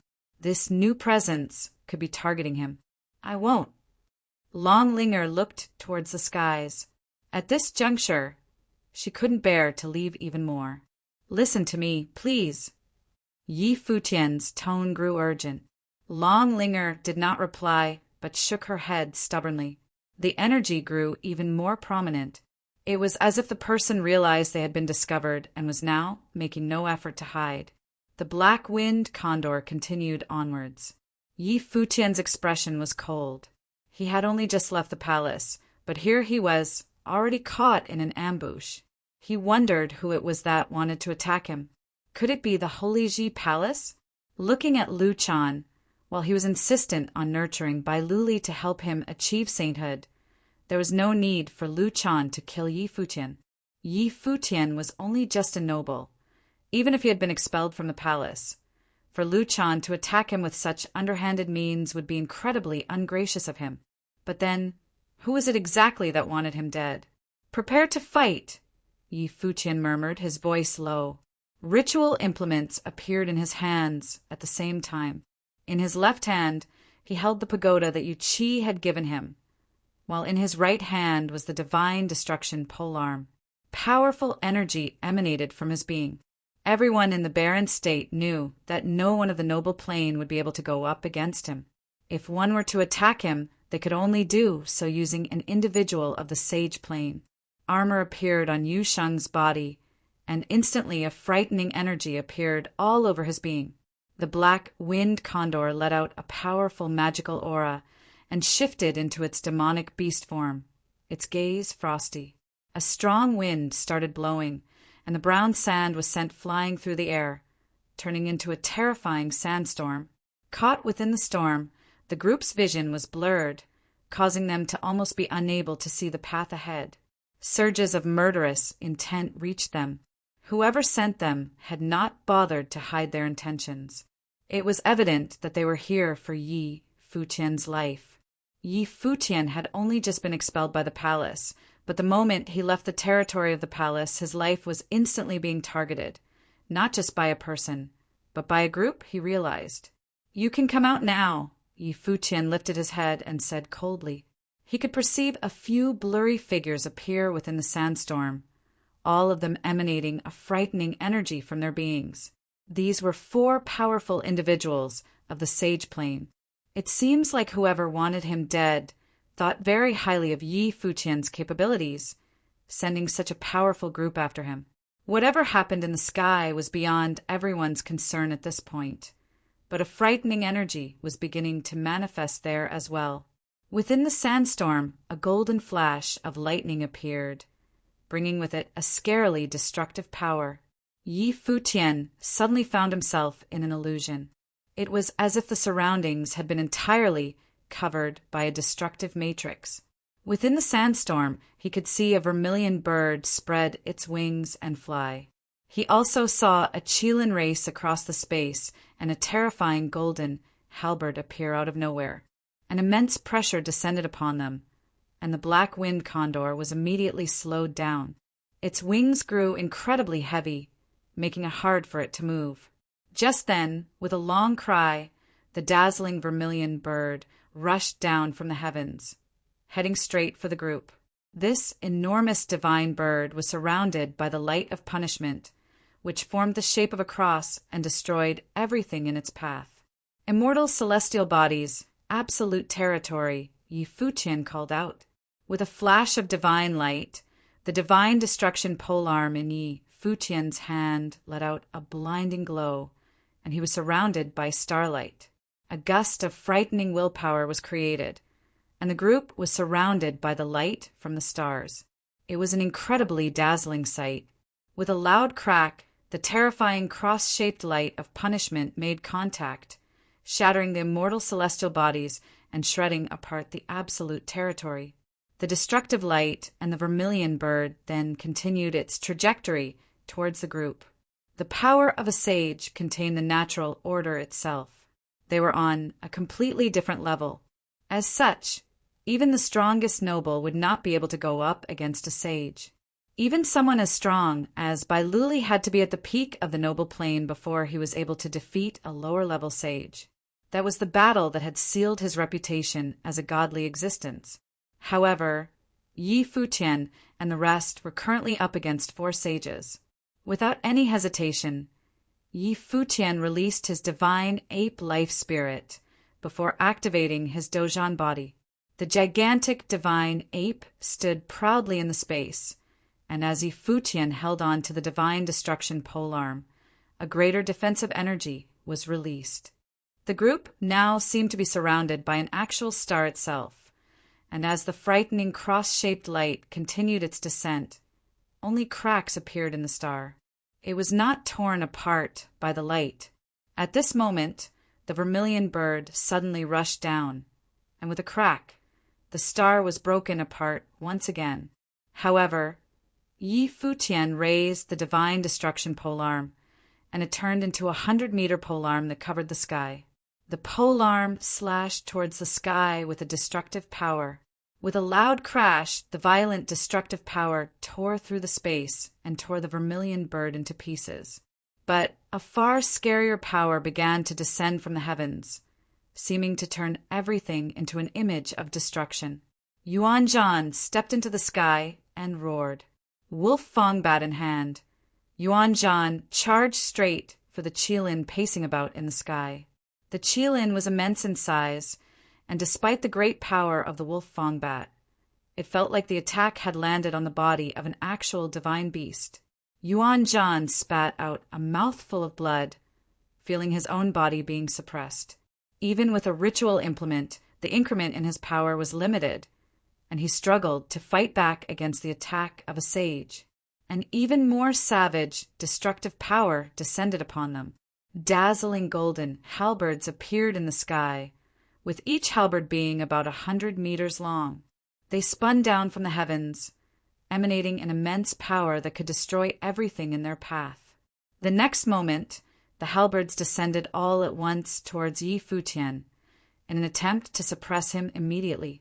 It seemed like the most important target to get rid of here was Yi Futian. With several thuds, several dazzling streaks of light shot through Yu Sheng's body, and 5 of the 7-star acupoints were activated. Terrifying demonic energy surged out of him, and his eyes became like that of a demon's, shining with a blood-red glow. He was not holding back at all. He knew all too well that to hold back in this battle would be to court death. It was the same for Yi Futian, who was harnessing the energy within his body to the maximum. Golden flames enveloped his body, and a dazzling divine light shot upwards into the heavens. Chapter 676. At that moment, Yi Futian's expression was exceptionally grim. It was a life-and-death moment. He could no longer keep his strength a secret. What was the point of keeping a secret if he lost his life? At that moment, Yi Futian's expression was exceptionally grim. It was a life-and-death moment. He could no longer keep his strength a secret. What was the point of keeping a secret if he lost his life? Jiu, 7th brother, you two go down and take care of Linger, Yi Futian said. Hua, Jiu's body had a 7-color glow, and a strong spiritual will erupted, attempting to block the halberd striking down from the air. However, even with the treasure pearl's boost, she was still unable to stop the halberd's offense. Yi Futian and Yu Sheng's body stepped into the air at the same time, both of them releasing their Dozhan body and opening 5-star acupoints, pushing their strength to the limit. Go. Yi Futian took out his tower ritual implement and his will of the emperor entering the ritual implement, using the most strength he could from the ritual implement. The area around them appeared to have frozen. Above them, the tower glowed, surrounding the area. The halberd crushed down onto their defenses, but was unable to break through it. In the air, the 4 sage plane cultivators saw Yi Futian and Yu Sheng's changes, and a sharp glint appeared in their eyes. At that moment, the 2 of them appeared to have metamorphosed, one of them looking like an emperor and the other looking like a demon. Moreover, they both had elite ritual implements in their hands. In such a hurry to kill me right after I leave the palace, have you thought of the consequences? Yi Futian's voice was exceptionally cold and sounded throughout the area. You are already abandoned by the palace, so what if we kill you? A cold voice sounded from above them with shocking killing intent. A golden line appeared in the air and dangled down, turning into countless crosses, like a punishment spell that killed using crosses. If you leave now, I can treat today's matter like it never happened. Otherwise, no matter whether I live or die, your clan will definitely have a calamity befall them. Yi Futian's voice was icy. He had guessed where the 4 sage plane experts were from. Among the people who he had offended, there was one who specialized in such an ability. Big words for someone who's about to die, the voice replied with frosty killing intent. The cross-punishment spell turned into slaughter rule power and crushed down, tearing through their defenses and heading straight for Yi Futian and Yu Sheng. At that moment, under Yi Futian's will of the emperor, the starry defense around them became even more brilliant. The Dozhan body on the divine ape had the emperor's light around it, and the stars surrounded them.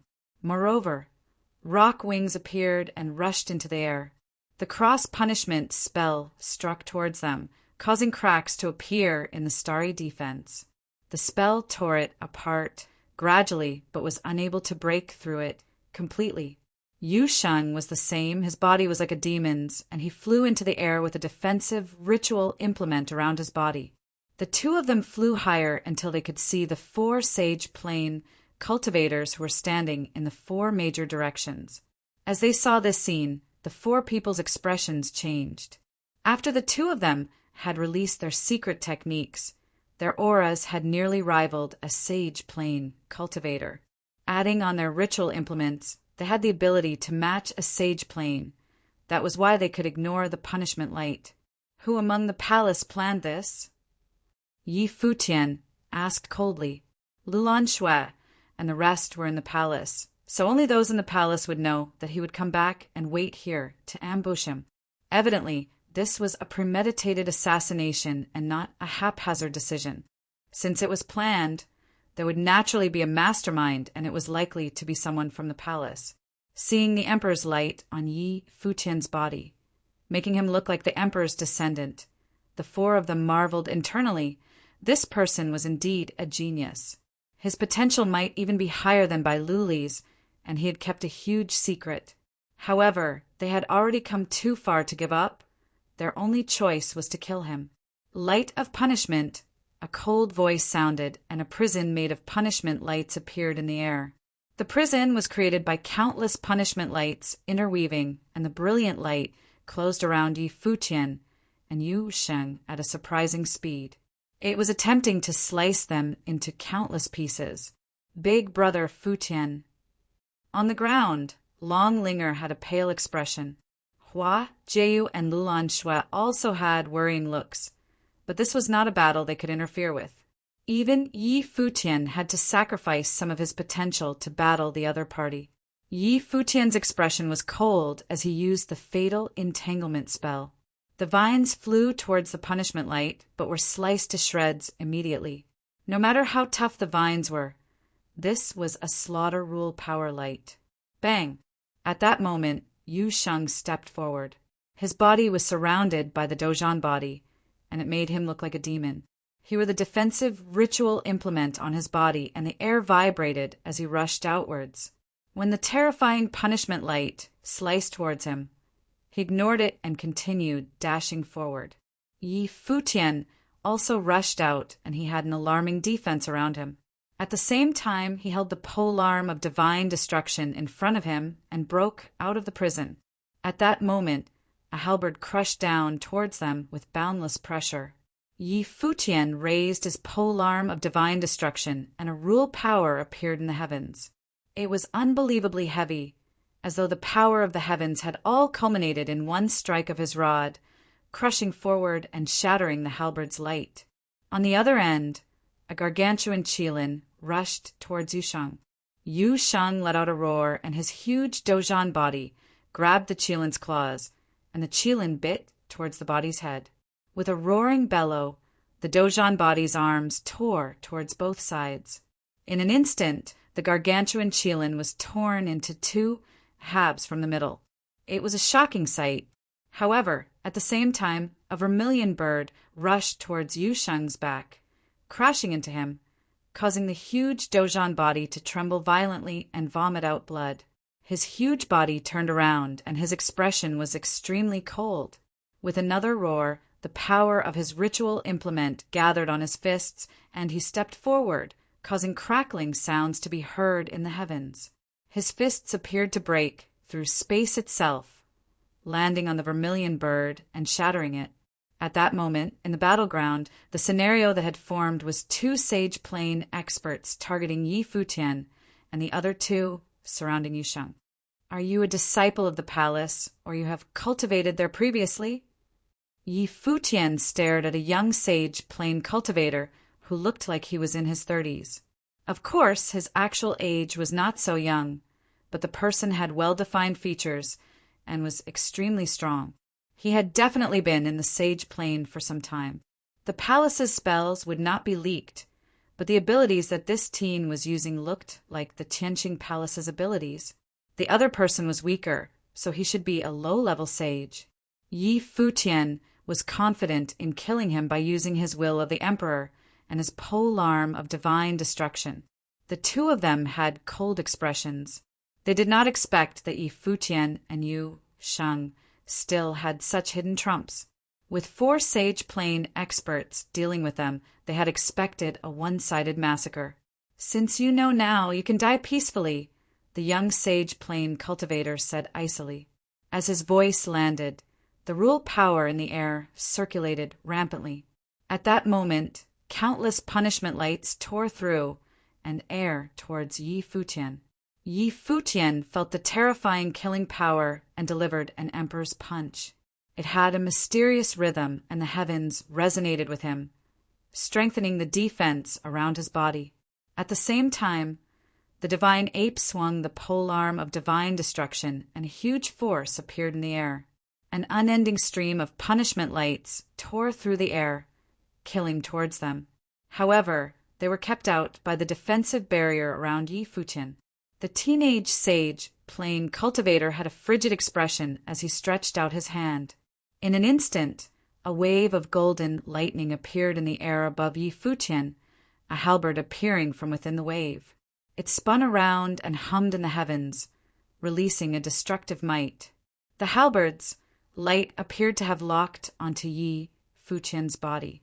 In the next moment, countless halberds slashed downwards. At that moment, Yi Futian struck out with his rod towards the sky. With a deafening sound, his body sank downwards in a beautiful arc with the help of the force, towards the other Sage Plane expert. The Sage Plane expert looked at him, and Yi Futian could feel a vermilion bird shadow appear in his head, burning through the skies, attempting to destroy his spiritual will. However, the will of the emperor prevented his will from being extinguished, and he continued forward.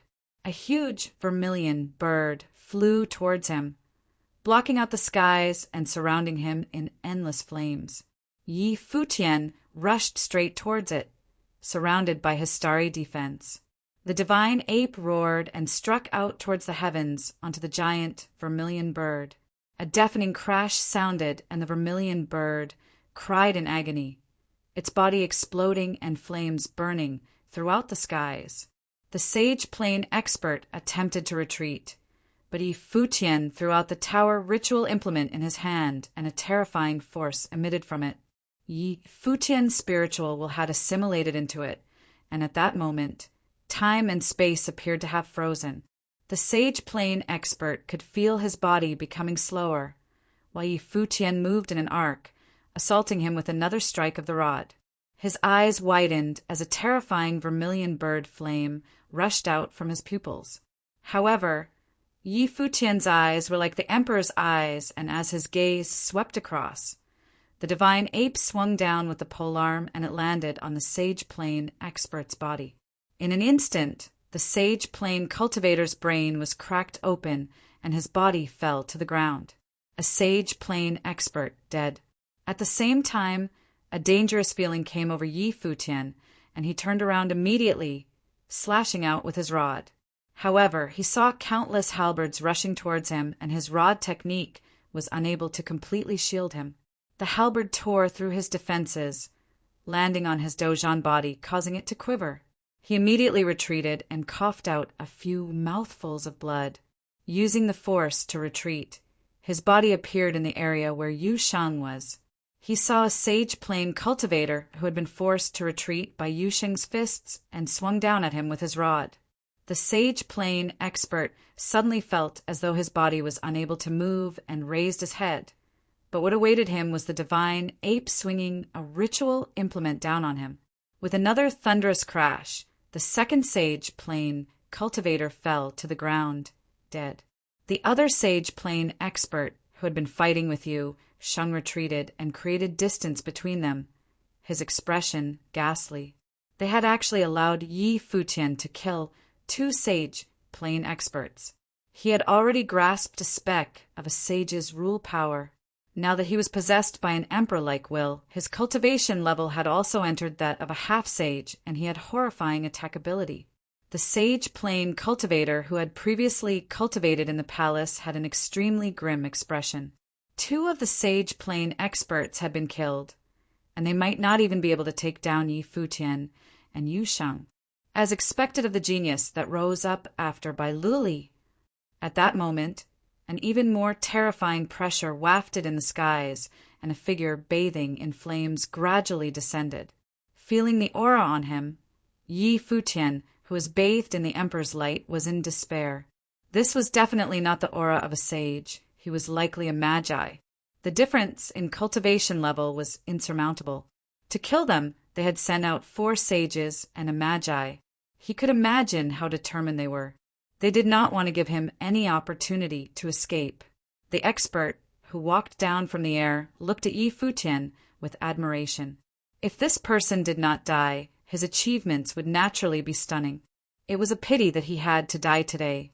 Alchemy City's battle was a life-and-death battle agreed upon by both parties, with the city lord personally being the witness. Futian looked at the expert in the air and said, "Don't try to use Alchemy City to threaten me. Back then, Yu Qi was intentionally biased towards you, causing my Gongsun clan's #1 armorer to die. The person who obtained first in Alchemy Conference died such an unjust death. Now, the Gongsun clan has already moved to White Cloud City." The expert in the air replied coldly, as though he did not care to hide where he was from. "You've sought refuge in the White Cloud City." Futian's tone was frigid. Although the Gongsun clan was a major clan in Alchemy City, it would not be considered elite in the Barren State. In the past, it depended on the City Lord office and Emperor family, but Gongsun Ye's death caused a rift between the Gongsun clan and the City Lord office. Moreover, the Emperor family had tried to solicit them. However, the Emperor family was still inferior to the City Lord office. So, they chose to leave and enter White Cloud City. In White Cloud City, the White Cloud City Lord was the absolute ruler. As the 4th on the barren sky ranking, only he could pay no attention to Yu Qi, so, "You must die," the person declared coldly. Behind him, a giant vermilion bird appeared, and the skies started burning crimson. A colossal vermilion bird, claw, gripped downwards, covering the skies. It was much larger than the divine ape, and Yi Futian used his will of the emperor to push his polearm of divine destruction to the limit, swinging out towards the sky. However, divine bird's claw was indomitable, and the rod shadows were torn to shreds. The terrifying claw continued downwards and smashed onto Yi Futian's Dojan body, crushing it immediately. Yi Futian's body fell to the ground. He spit blood at the corner of his mouth. Die. Boundless flames surrounded the area and spread towards Yi Futian. However, Yu Sheng stepped forward to Yi Futian's side, his demon wings surrounding Yi Futian within. Courting death! The expert in the air howled, and the vermilion bird struck again, crashing on Yu Sheng's body, causing his body to convulse violently. He also spurted out blood, and the two of them crashed heavily into the ground. This expert was a mid-level magi. To Yi Futian's group, it was not someone they could stand up to. Hua Jiu and the rest landed in front of Yi Futian and Yu Sheng, their expressions pale, like paper. Kill! The expert in the air said coldly. The sage plane expert, who had cultivated in the palace, previously nodded, and the punishment light descended upon Yi Futian and Yu Sheng. Hua Jiu flew into the air, stimulating the telekinesis pearl to its limit in her mind. Her hair flew, and she closed her eyes, making her look like a goddess. Her spiritual energy affected the path of the descending punishment light. The punishment light pulsated, and the sage plane expert in the air humphed. In an instant, Hua Jiu spat out blood, and her spiritual energy received a huge blow, causing her to fall to the ground. Roar! Yuan Zhan flew into the air with a bellow. Don't kill Yuan Zhan! A voice sounded in the air, and the killing light avoided Yuan Zhan. He was the only successor to the Taihang Mountain, so they would definitely not kill him. Otherwise, if that old ape flared up, it would not end well for them. As the killing light was about to land, Long Linger ran in front of Yi Futian and shielded him with tears in her eyes. She ripped the dragon-shaped jade on her neck and said, Uncle, you said that you would protect Linger. I need you now. As she said that, she flew into the air, standing above Yi Futian and raising the dragon-shaped jade in her hands. She closed her eyes as tears flowed down her cheeks. Were they really going to die here? Chapter 677. Linger! Yi Futian raised his head and called out to the delicate figure in the air, a pale expression on his face. Although the teenage girl still looked weak, she stood there firmly, allowing the rampaging wind to billow on her body. Her clothes fluttered and her hair blew wildly, while the youthful girl's face had tears streaking down it. Evidently she was scared. She was not even 19. How could she not fear death? However, even though she was scared, she still stood there, like a duckweed in the wind that could be blown apart easily. Linger! Yi Futian raised his head and called out to the delicate figure in the air, a pale expression on his face. Although the teenage girl still looked weak, she stood there firmly, allowing the rampaging wind to billow on her body. Her clothes fluttered and her hair blew wildly, while the youthful girl's face had tears streaking down it. Evidently she was scared. She was not even 19. How could she not fear death? However, even though she was scared, she still stood there, like a duckweed in the wind that could be blown apart easily. As the figure burned itself into Yi Futian's head, at that moment, Yi Futian suddenly remembered the time they first met. At that time, Long Linger had been willful and unruly, and he could barely stop himself from beating her up. However, after more interaction with her, he found out that she was simply too lonely. Although she was the only daughter of the West Mountain Dragon Clan, her young heart had many worries that she could not tell anyone. He remembered the little girl, crying under the moonlight as she thought of her uncle. Now, she had finally grown up and had come to the Holy Ji Palace to cultivate. However, such a calamity had befallen her because she had come to send him off today. As the light of punishment descended, time felt like it had stopped. Yi Futian had tears falling from the corner of his eyes. He had thought that he would never cry again, but many things were beyond his control. As he watched the destructive light about to devour Longlinger, Yi Futian watched all this unfold in pain, but he was powerless to stop it. Not only Longlinger, but Yu Sheng and Jie would also become victims of this calamity. However, at this moment, a mysterious power descended upon the area. Time really stopped, and a light of punishment landed on the dragon-shaped jade.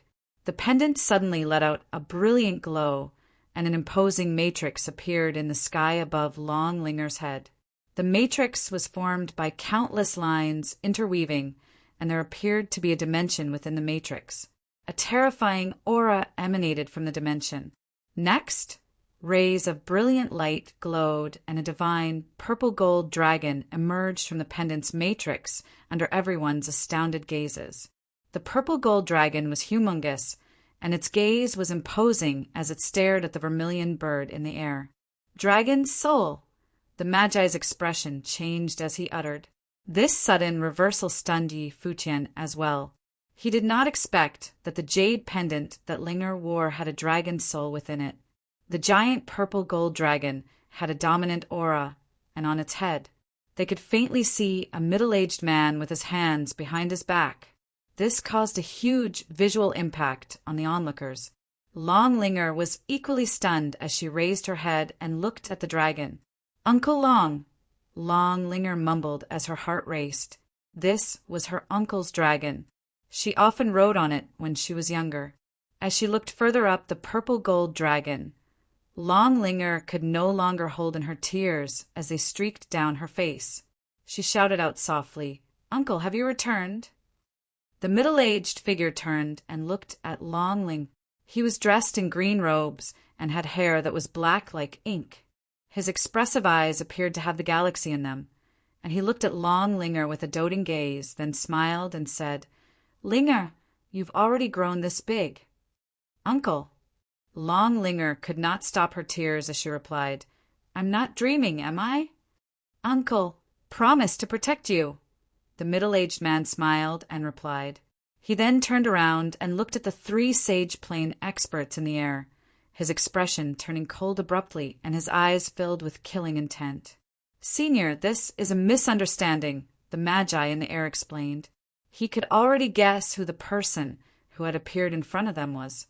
He was the prodigy who had once appeared in the top ranks of the Barren Sky, ranking like a shooting star. The previous clan leader of the Barren States, West Mountain Dragon Clan, Long Etian. "You dare touch my Dragon Clan's little princess." Long Etian stood with his hands behind his back, and his tone was stone cold. The purple-gold dragon flew into the air towards the vermilion bird and opened its mouth, swallowing the vermilion bird. The three sages' expressions turned pale, and the person at the front shouted, "Retreat!"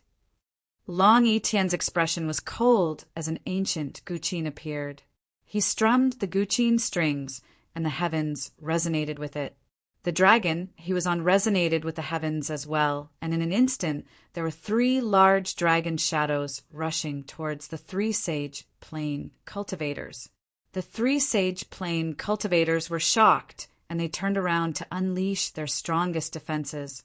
However, what awaited them was the dragon shadow rushing directly into their heads and shattering their spiritual wills. The three of them then fell to the ground powerlessly. Three sage plane cultivators, one of them who was a magi, were killed in one blow. Although it was unknown how much of his peak battle ability Long Etienne could unleash now. He must have been an elite sage plane cultivator. The difference between him and the three people was probably the same as Yi Futian and a fresh, noble plane cultivator. The ancient guqin disappeared, and Long Etienne turned around to look at Longling.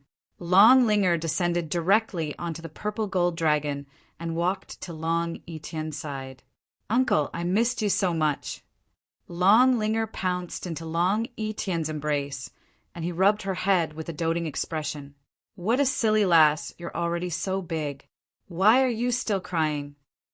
Long Etienne asked gently. The demeanor he had when he killed the three sage plane experts was all gone, and he now looked just like a kindly elder. "Then will Uncle stay from now on?" Longlinger raised her head and looked at Long Etienne in anticipation. Long Etienne rubbed her head and replied, "Uncle needs to go into slumber, but I will always be beside you." "Uncle, what is going on here?" Long Linger asked. "Go back and ask your father." Long Etienne smiled and replied, then turned to Yi Futian's group. Yi Futian also raised his head and looked at the legendary figure and said, "Yi Futian, thanks Elder for saving my life." Long Etienne nodded his head lightly and replied, "Help me take care of Linger." As he said, he raised his head and looked in the air. Could it be his mistake? A dragon's roar sounded, and Long Etienne and his purple-gold dragon started to fade to nothingness. The matrix's light glowed again, and the illusory figure dove into the pendant. "Uncle." Long Linger's expression was filled with longing, but she could only watch as Long Etienne disappeared. The light on the pendant darkened, but it was evidently more than a normal jade pendant. "Linger, we have to go," Yi Futian said. "Okay." Long Linger cried as she nodded. After barely surviving the calamity, she knew that it was not the time to be sad.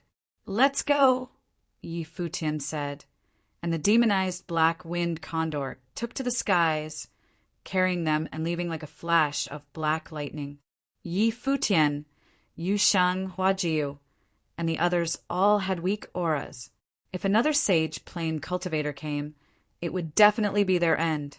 This time he did not let Linger go back to the palace, for fear that she might run into something on the way back. After they had left for a period of time, a few figures approached the area that they had left from. These were the cultivators from the palace's edge, the 1,000 Holy Islands.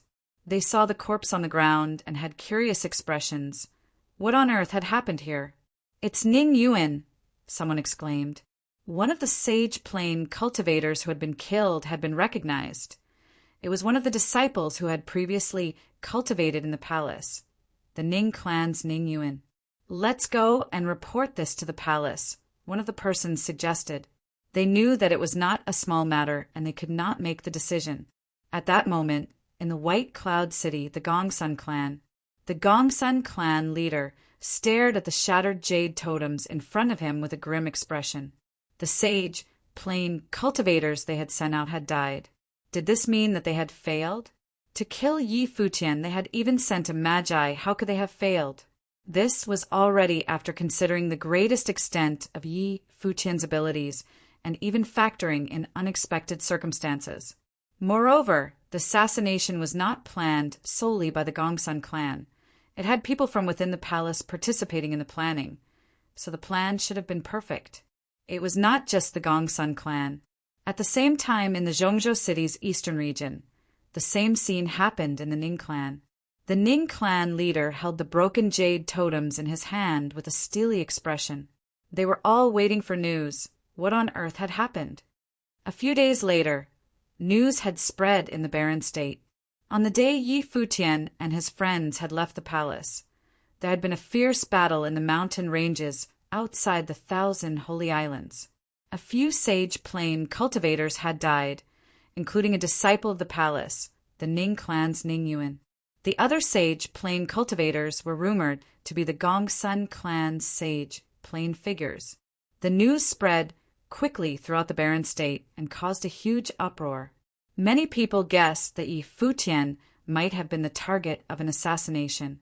There were people who walked the holy road with Yi Futian claiming that back then, Yi Futian and Yu Shang had killed the Ning clan's genius, Ning Huang.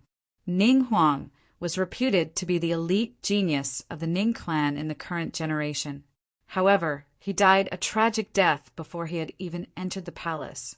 Similarly, the Gongsun clan's number one in the younger generation and the first in the alchemy conference, Gongsun Yi, was also killed by Yi Futian.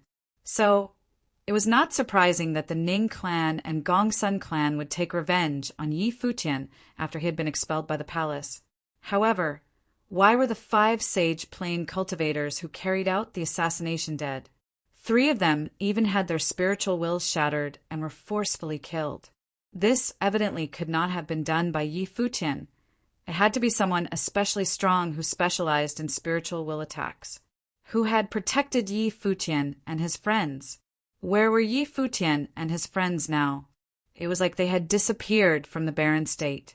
There was no news about them, and they had not returned to the Zhuge family. In the Zhuge family, Zhuge Mingyue was worried, sick, and enraged. Her little brother had just left the palace, and something like this immediately happened to him. This was outrageous. In the Battle Sage Palace, Sage Dozhan was equally infuriated when he heard the news, and he ordered the people in the Battle Sage Palace to investigate the matter. Evidently, there was a mastermind behind this. At that moment, in the Zhongzhou city's eastern region, on the boundless Taihang Mountain, Yi Futian and Yu Sheng sat at the edge of the cliff, cultivating. The spiritual qi in the air rushed into their bodies, and they slowly recovered their vitality. Thump, thump, thump. At the same time, the Taihang Mountain shuddered as though a terrifying earthquake was happening. Yi Futian opened his eyes and saw many golden apes in the distance, landing in the same area. In front of them, the king of Taihang Mountain. Yi Futian stood there like a golden mountain. Crash! With a thunderous sound, Yuan Hong stepped on the ground and cracks appeared in the mountain ranges. He flew into the air, and with multiple crackling sounds, the other golden apes all flew into the air out of Taihang Mountain. The ape clan was leaving the mountain. Chapter 678. Now, if the barren state was split up into 9 regions according to the holy roads, the Dawn Road would be considered part of the same region. Taihang Mountain and the Ning clan were both within the region of the Dawn Road, the eastern area of the Zhongzhou city. Back then, both Ning Huang and Yuan Zhan had entered the holy road from the Dawn Road. As such, the Taihang Mountain was not far from the Ning clan. Now, if the barren state was split up into 9 regions according to the holy roads, the Dawn Road would be considered part of the same region. Taihang Mountain and the Ning clan were both within the region of the Dawn Road, the eastern area of the Zhongzhou city. Back then, both Ning Huang and Yuan Zhan had entered the holy road from the Dawn Road. As such, the Taihang Mountain was not far from the Ning clan. The Ning clan had also once been an elite clan. At its prime, it had experts on the barren sky ranking, but it was now on the decline. Now, the palace's elder Ning was already the most influential person that the Ning clan could produce. For the past few days, the Ning clan leader Ning Yuan had had a feeling of unease. That day, the assassination had failed and Ning Yuan had died. Until now, they did not know who had protected Yi Futian, but it was at least a magi. Otherwise, they could not have killed Ning Yuan. If he had a person of that level protecting him, what other factions were behind Yi Futian? The reason they had dared to assassinate Yi Futian was naturally because he had been expelled from the palace, and the palace would not interfere. As long as the assassination succeeded, nobody would know who had done it. Even if someone managed to find out, who would stick up for Yi Futian? Although the Zhuge family and the Alchemy City had some relations with him, that was only because his brother and sister were in these factions, but they were not the ones in power. So the relationship would definitely not be too intimate, even if Zhuge Qingfeng and Yu Qi valued Yi Futian's potential. If Yi Futian was dead, all that potential would be pointless. Back then, Ning Huang's death was definitely a thorn in the Ning clan's heart. However, Yi Futian had entered the Holy Ji Palace to cultivate, and they could not kill him in the palace. Afterward, he had become the first on the law rank, and he was protected even better.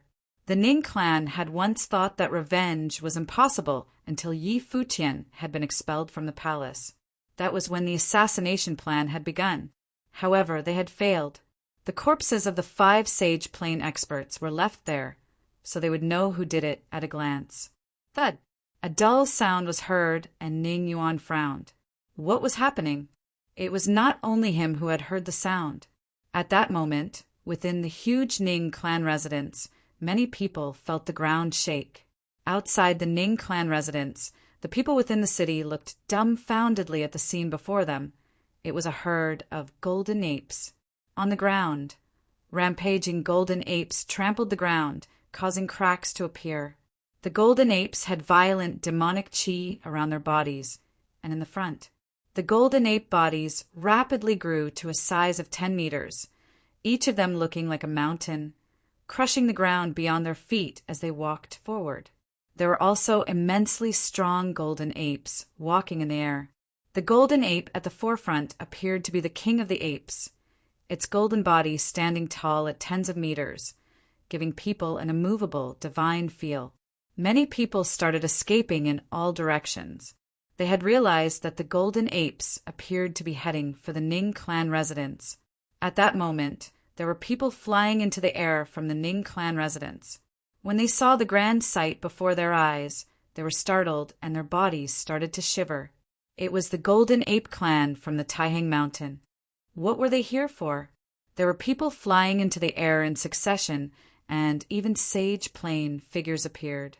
Standing in the air, he looked at the king of Taihang Mountain across the air and bowed slightly, saying, "Greetings to Taihang Mountain's ape elder.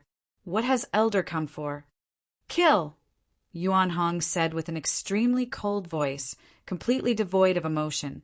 In the next moment, the tens of golden apes beside him held razor-sharp golden spears in their hands, and golden rays flew through the air.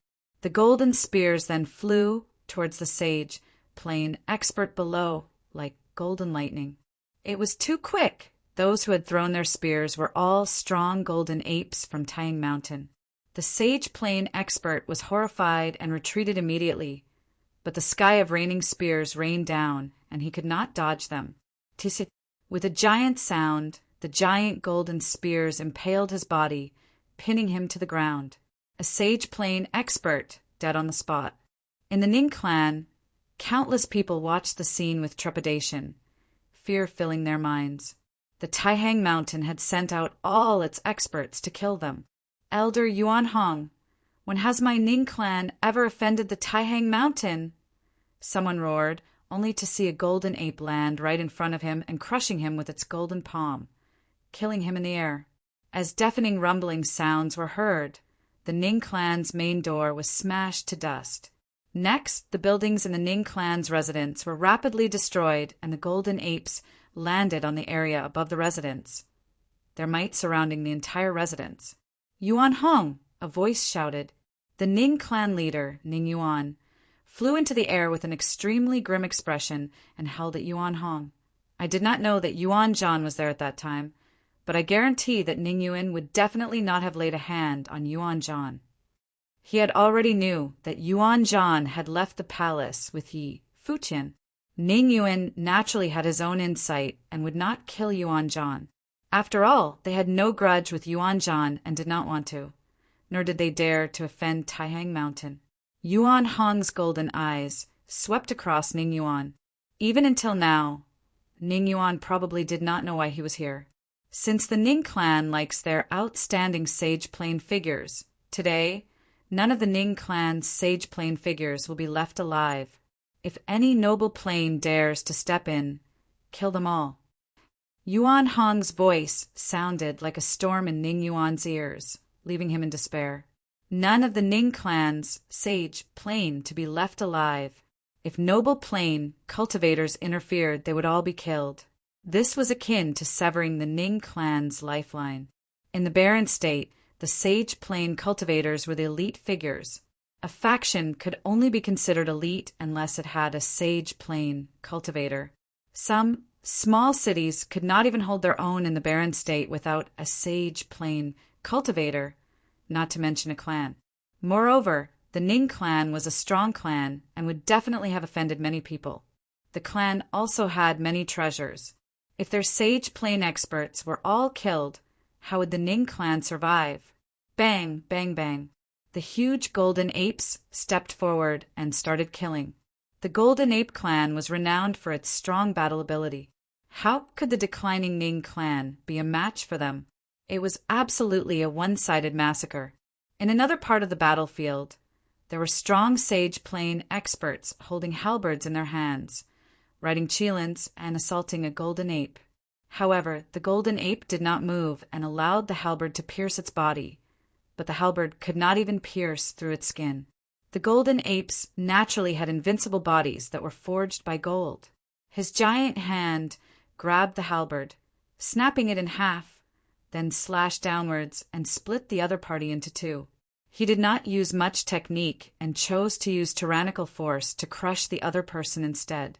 Below them, the Ning clan's members all had pale faces and boundless fear in their hearts. How could this be? Was it because of the incident that had been spreading wildly? However, the clan leader had already said that he would not touch Yuan Zhan. Why was Taihang Mountain still here? Yuan Hong, are you mad? Ning Yuan's eyes were blood-red as he howled. You dare to commit genocide against a clan in the Barren State? How will the other factions in the Barren State dare to coexist with you? When you committed murder by using a sage plane expert to assassinate a noble plane cultivator, did you not think of the consequences? Yuan Hong said coldly, staring down Ning Yuan. Yi Futian killed my Ning clan's genius, Ning Huang. This is between my Ning clan and Yi Futian. What does it have to do with your Taihang Mountain? Ning Yuan bellowed. Seeing all the sage plane cultivators die, he had gone into a frenzy. Yi Futian killed Ning Huang, so you wanted him dead. Now you tried to kill Yi Futian, so I'm here to kill you. After today, the Ning clan will be removed from the Barren State, Yuan Hong said nonchalantly. As he heard his words, Ning Yuan's expression became ghastly, and he stared at Yuan Hong, saying, Not possible, this is not possible. What relation does Yi Futian have with your Taihang Mountain? It can't be just because he knows Yuan Zhan. Yuan Hong had led the Golden Ape clan to kill them, not because of Yuan Zhan, but because of Yi Futian. He had considered the Zhuge family and Alchemy City. He felt that these two major factions would not make a huge move because of Yi Futian, but he had not thought about Taihang Mountain. Evidently, Yi Futian, who had disappeared after that day's assassination attempt, was now in Taihang Mountain. Dead people don't need to ask that many questions, Yuan Hong replied cruelly. He stretched out his hand, and a golden rod appeared in his giant palm. He stepped forward, and the earth shuddered under him. The golden rod crushed downwards, its might causing the entire Ning clan residence to crumble. The other people's battles all stopped at that moment. The power of the rod seemingly could cause the heavens to collapse. Before the rod had even landed, crashing sounds could be heard as the Ning clan residence repeatedly exploded, and some weaker cultivators were pressed to the ground, unable to move, spurting blood, feeling as though their internal organs would be crushed. No. Ning Yuan bawled, and a giant qilin appeared, flying towards the air. However, under the rod strike, the qilin was smashed to smithereens. Yuan Hong was an elite high-level archmage and 18th on the Barren Sky ranking. Ning Yuan was a mid-level archmage. There was an entire cultivation level of difference between them, not to mention that their battle abilities were not on the same level. When Yuan Hong personally descended upon the Ning clan, there was already no doubt about the outcome. As the rod struck down, Ning Yuan was pounded to the ground, blood gushing from his mouth. The color paled from his face as he saw a giant foot crushing down upon his body, getting closer by the second. Ning Yuan felt utterly pained. Was he going to die in such a humiliating way, being crushed to death? Countless gazes stared in his direction, watching Yuan Hong's foot trampling down.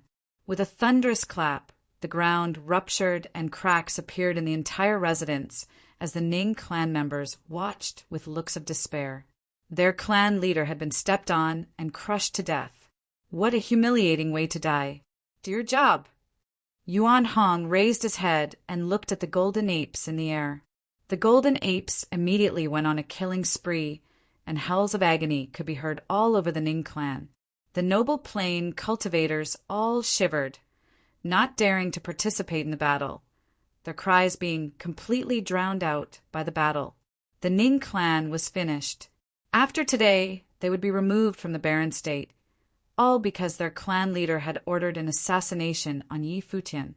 Not long after, the ground shook and roaring sounds could be heard as Taihang Mountain's demonic beasts took to the skies and left. Outside the residence, countless people came over to the Ning clan, but what was left was crying and rubble. The apes on Taihang Mountain are really brutal, many people thought. The Golden Ape Clan were still demonic beasts after all, and the rage of a demonic beast was utterly barbaric. Chapter 679, White Cloud City. Chapter 679, White Cloud City. The devastation of the Ning clan caused a huge uproar in no time. The eastern region of the Barren State was the first that had caught wind of the news. All top forces were utterly shocked. It was said that the king of Taihang Mountain, the violent king of the Golden Great Apes, brought his forces of Demon Ape down, Taihang Mountain down on the Ning clan. They swiftly destroyed the clan, with the king himself stepping onto Ning Yuan. All of their sages were killed. The unrest occurred with the Ning clan soon after people infiltrated their ranks to rob them. The once renowned Ning clan was reduced to history. The few survivors ran for their lives, with some going to Ning Xian in the Holy Ji Palace, hoping to have Ning Xian avenge the clan. There was news saying that the very reason why the forces on Taihang Mountain went to destroy the Ning clan was because the clan sent sages to assassinate Yi Futian, not because of Yuan Zhan. Yi Futian was apparently on friendly terms with Taihang Mountain, and as such, it was hardly a surprise that Yuan Zhan himself was so close with Yi Futian. Zhuge Qingfeng of the Zhuge family was hardly surprised when he caught wind of the news. When Yi Futian revealed his secret to Zhuge Qingfeng, he mentioned something about the apes. What was unexpected to Zhuge Qingfeng was that Taihang Mountain reacted to the assassination attempt so drastically. Just how high is his status among the apes? However, the destruction of the Ning clan was probably more than enough to have whoever was scheming against Yi Futian after he was expelled from the Holy Ji Palace reconsider their plans and stop pulling off such attempts easily. The Gongsun clan was the next one to be terrified. When the news reached the Holy Ji Palace, many were shocked. No one expected Taihang Mountain forces to be the one to act in Yi Futian's favor. In one of the palaces in Tianqing Pavilion, Ning Xian shattered a stone chair near him. His expression was a very, very ugly one. His veins popped and he looked ferocious, losing all the bearing a sage level figure should have had. He just received the news that Ning clan was no more. That was his family. Even though the Ning clan had fallen on hard times, it was still his roots. The people of the Ning clan shared blood ties with him. His heart bled hearing that Ning clan was crushed by Taihang Mountain. Yuan Hong, you have gone too far! Ning Xian yelled with intense anger.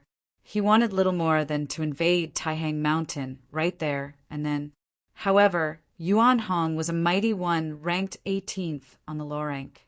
Despite being an elder of Tianqing Pavilion, Ning Xian was no match for Yuan Hong. He and the main palace lord aside, the only people throughout the entire Holy Ji Palace capable of fighting Yuan Hong were Lu Chan, the assistant palace lord, and Sage Dozhan, the lord of Battle Sage Palace. Sage Dozhan had been Yi Futian's teacher. There was no way he would have avenged Ning Xian as he was busy finding out who had gone after Yi Futian's head. Only Lu Chan, the assistant palace lord, would be able to avenge Ning Xian, since even the lord of Tianqing Pavilion would not be able to do so. However, the Holy Ji Palace never got themselves involved with outside conflicts, and Lu Chan would not have fought on behalf of Ning clan. Ning Xian stood up and walked, heading to Holy Sage Pavilion. Lu Chan had, of course, caught wind of the news. When Ning Xian made it to the Holy Sage Pavilion, he found the lords of Tianqing Pavilion and Battle Sage Palace present as well. His expression changed for a bit, bowing to everyone there and then turning his eyes at Lu Chan, saying, "Assistant Palace Lord, that demon beast in Taihang Mountain was inhumanely violent. He went on to wage bloody wars when he first came to the Barren State. It was entirely unexpected that his violent nature remained for all these years, slaughtering the entire Ning clan.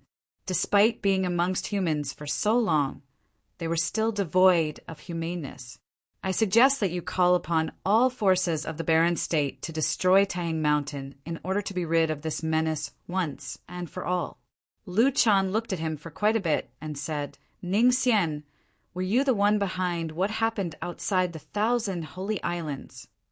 Sage Dojan glared at him with equally cold eyes. Ning Xian felt immense pressure coming his way all of a sudden. He had not expected Sage Dojan to have gotten there before him. I only knew of what happened, and I took part in nothing. Yi Futian was expelled from the Holy Ji Palace, and as such, I paid no heed to his affairs. There was no way Ning Xian would have admitted his role in anything. Ning Yuan returned to the Holy Ji Palace before the assassination attempt, and he went to the Gongsun clan. Don't tell me that it was something Ning Yuan decided to do himself, Sage Dojan said coldly. A tinge of authority was heard from his voice. Even if Yi Futian was no longer part of the Holy Ji Palace, he was still my student. You dared plan to assassinate him as soon as he stepped foot outside the Holy Ji Palace? And worse still, you planned this for a while, haven't you? Lord Dojan, please do not accuse me of something I did not do. Furthermore, Yi Futian turned his back on the will of the Holy Ji Palace, and even opposed the stance of the Holy Ji Palace. That was why he was expelled, and he no longer had anything to do with the Holy Ji Palace nor the Battle Sage Palace. Is what you said coming from your personal standpoint or that of the Holy Ji Palaces? If it is something personal, I would say this much: I'm not your match. If the words were spoken from the standpoint of the Holy Ji Palace, I do not see myself to be guilty, Ning Xian said coldly. He came for two specific goals: to accuse and to save his own skin. Tianqing, what do you say? Sage Dojan did not bother with Ning Xian and went to ask Sage Tianqing instead. The Lord of Tianqing Pavilion was in charge of the laws, and such matters were within his jurisdiction. However, Ning Xian was an elder of the Tianqing Pavilion. Ning Xian did not say anything wrong. Yi Futian was expelled from the Holy Ji Palace, and as such he had nothing more to do with the Holy Ji Palace. It was something personal, and from the Holy Ji Palace's standpoint, we have no right to deal with Ning Xian. Of course, the case of Taihang Mountain avenging Yi Futian is something that the Holy Ji Palace will also not get involved with. However, the demonic beasts in Taihang Mountain have indeed gone too far by slaughtering the entire Ning clan. If other forces were to imitate their way of doing things, the barren state will be caught in a bloody storm in no time, Sage Tianqing elaborated. Lu Chan looked at the people before him calmly and said, None of this has anything to do with the Holy Ji Palace itself. Period. Ning Xian, if you decide to seek vengeance, do it in an open manner and put your life on the line. The Holy Ji Palace will not get involved with your personal vendetta. You being alive or dead will have nothing to do with the Holy Ji Palace. Indeed, Assistant Palace Lord. Ning Xian nodded while cursing under his breath. It had indeed been impossible to convince Lu Chan to move against Taihang Mountain, and he had been lucky to be able to save his own skin. Sage Dojan glanced at Ning Xian with cold eyes and said, Yi Futian and Yu Shang were expelled from the Holy Ji Palace. While this had nothing to do with the Holy Ji Palace in principle, they were still marked for death as soon as they left the place. The Holy Ji Palace is sacred ground in the barren state. What would that have done to our reputation? If something like this happens again, do not blame me for ignoring my position at the Holy Ji Palace and take things personally. Sage Dojan turned around and left as soon as he was done talking. His stout frame made every single step he took clear, exuding an overbearing air. Ning Xian looked at his back and felt really bad. Ning Xian, take care of yourself. Lu Chan glanced at Ning Xian plainly and said.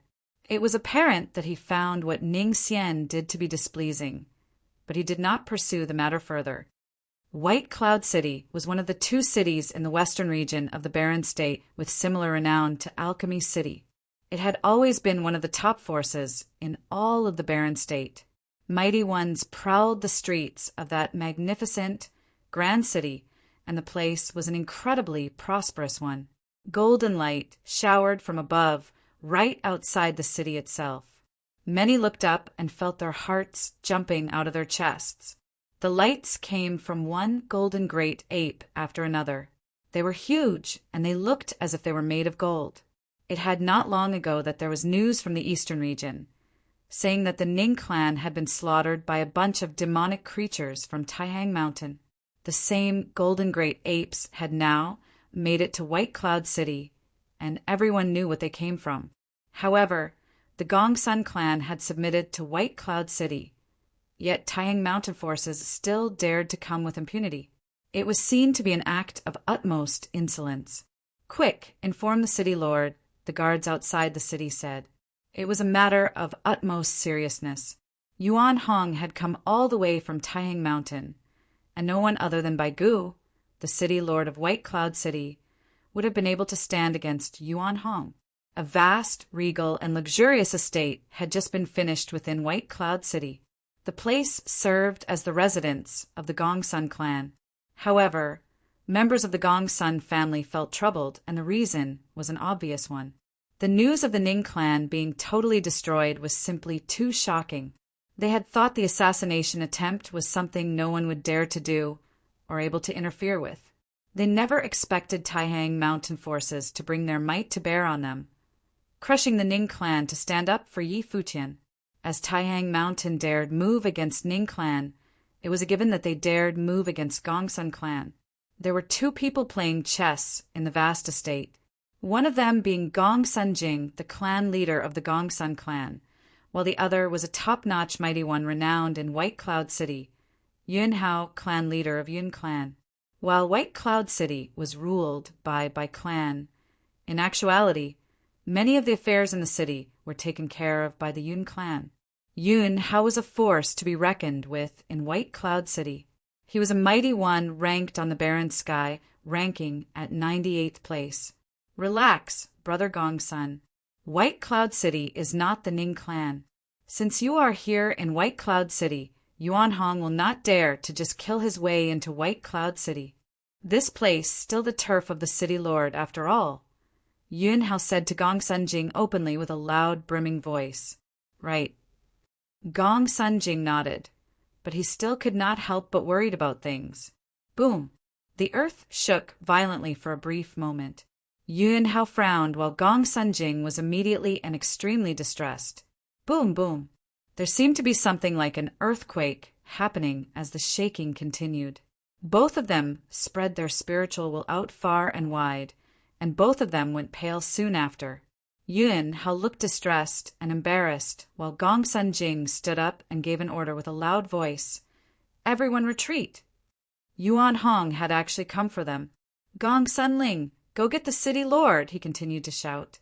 With the precedence of the Ning clan serving as a warning, he knew too well that Yuan Hong was not doing what he did then for amusement. He was there to crush his clan, and there was no way he was able to keep calm. Brother Gong Sun, there is no need to be fettered, Yun Hao said as he stood up. His expression was cold as he stepped outside and glared at the demon apes coming from afar. He then yelled at them, Yuan Hong, this is White Cloud City. What the hell do you think you are doing? Bai Gu, the city lord of White Cloud City, was ranked fourth on the barren sky rank. Of the three ranked before him, one was his teacher, one was his senior, and one was in the ice temple. That meant that there was hardly anyone who dared piss off the city, lord of White Cloud City, in the entire barren state. What Yuan Hong did right there, trampling all the way from Taihang Mountain, was seen to be insolence of the highest order. Boom, boom. The earth continued shaking as one golden great ape after another showed up. There were some among them who split up, intending to surround the Gong Sun clan estate. Get lost. Yuan Hong glared at Yun Hao with his huge golden eyes in a condescending manner. The one ranked last on barren sky ranking had no place talking to him. Chapter 680, Attitude. Chapter 680, Attitude. Yun Hao glared at Yuan Hong upon hearing the ape telling him to get lost. He was still a mighty one ranked on barren sky ranking, yet Yuan Hong dared berate him. Yuan Hong, I will warn you once again. This is White Cloud City, and nobody from the barren state dares to come mess around here, Yun Hao said with a threatening tone. If Yuan Hong dared mess around in White Cloud City, then White Cloud City would have also invaded Taihang Mountain at a later date. There were few throughout the barren state capable of enduring the wrath of the city lord of White Cloud City. That is where you are wrong. I'm not here in White Cloud City to mess around. I'm here to kill someone, Yuan Hong answered with a forceful tone. He extended his palm right after he was done talking. A sky-piercing staff, made of gold, appeared in his huge hands. He took one step forward, and an extremely refined might permeated the space around them. The winds howled and the clouds turned, as the entire estate was being encased in the overbearing might. Bam!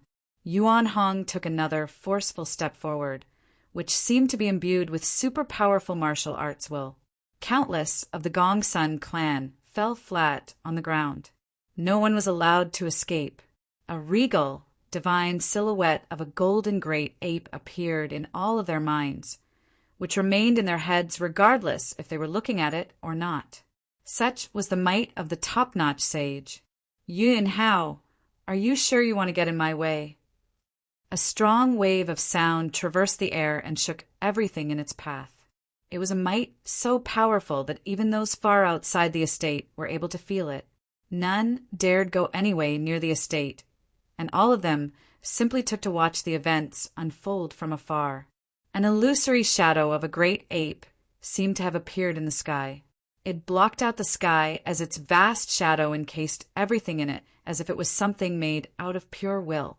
Yuan Hao, at that very moment, was able to feel the truly terrible might of figures ranked high on the barren sky ranking. He felt utterly helpless against Yuan Hong. The staff in the ape's hand was lifted up high with terrible might. The shadow of the great ape seemed to have lifted its staff as well, synchronizing with his movements. It was some special ability of Yuan Hong himself. Yuan Hao burst his aura in a crazed manner. Gong Sun Jing, who was standing behind him, went utterly pale as he looked at the sky. If that staff was brought down on their heads, it would pack enough force to raise the Gong Sun clan estate. Yuan Hong, you have gone too far. A terrifying aura was sensed from afar. The skies changed in an instant, and the vicinity became gray. It seemed as if a pair of great gray eyes appeared, gaining control of the entire space like a pair of formless hands. That incredibly huge shadow with a staff seemed to be hindered by that formless power. Yuan Hao felt the pressure on him lessen considerably.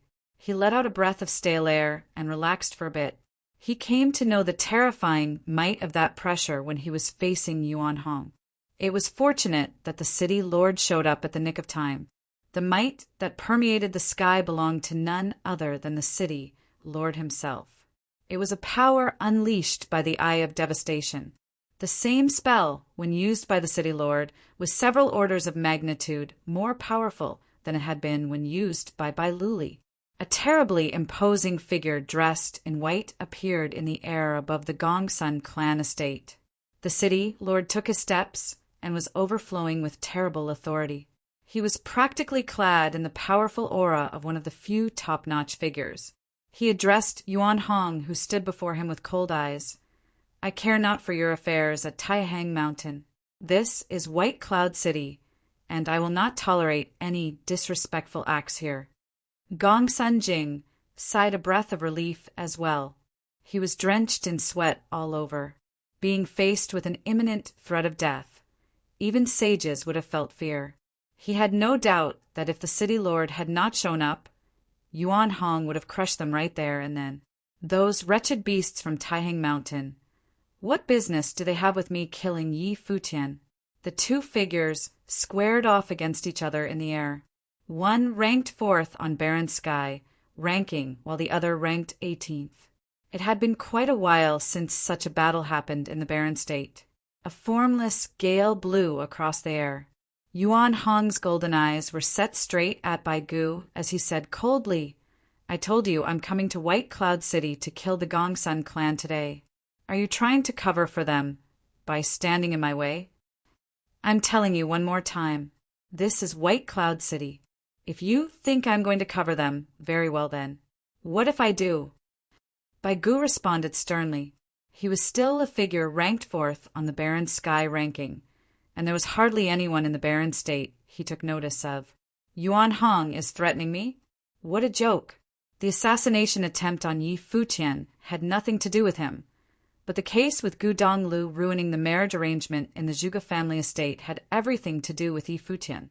However, it was nowhere serious enough that Bai Gu deemed Yi Futian to be one he had to eliminate. If he had gone all the way to plan an assassination attempt on a noble like Yi Futian, that would have truly been a joke.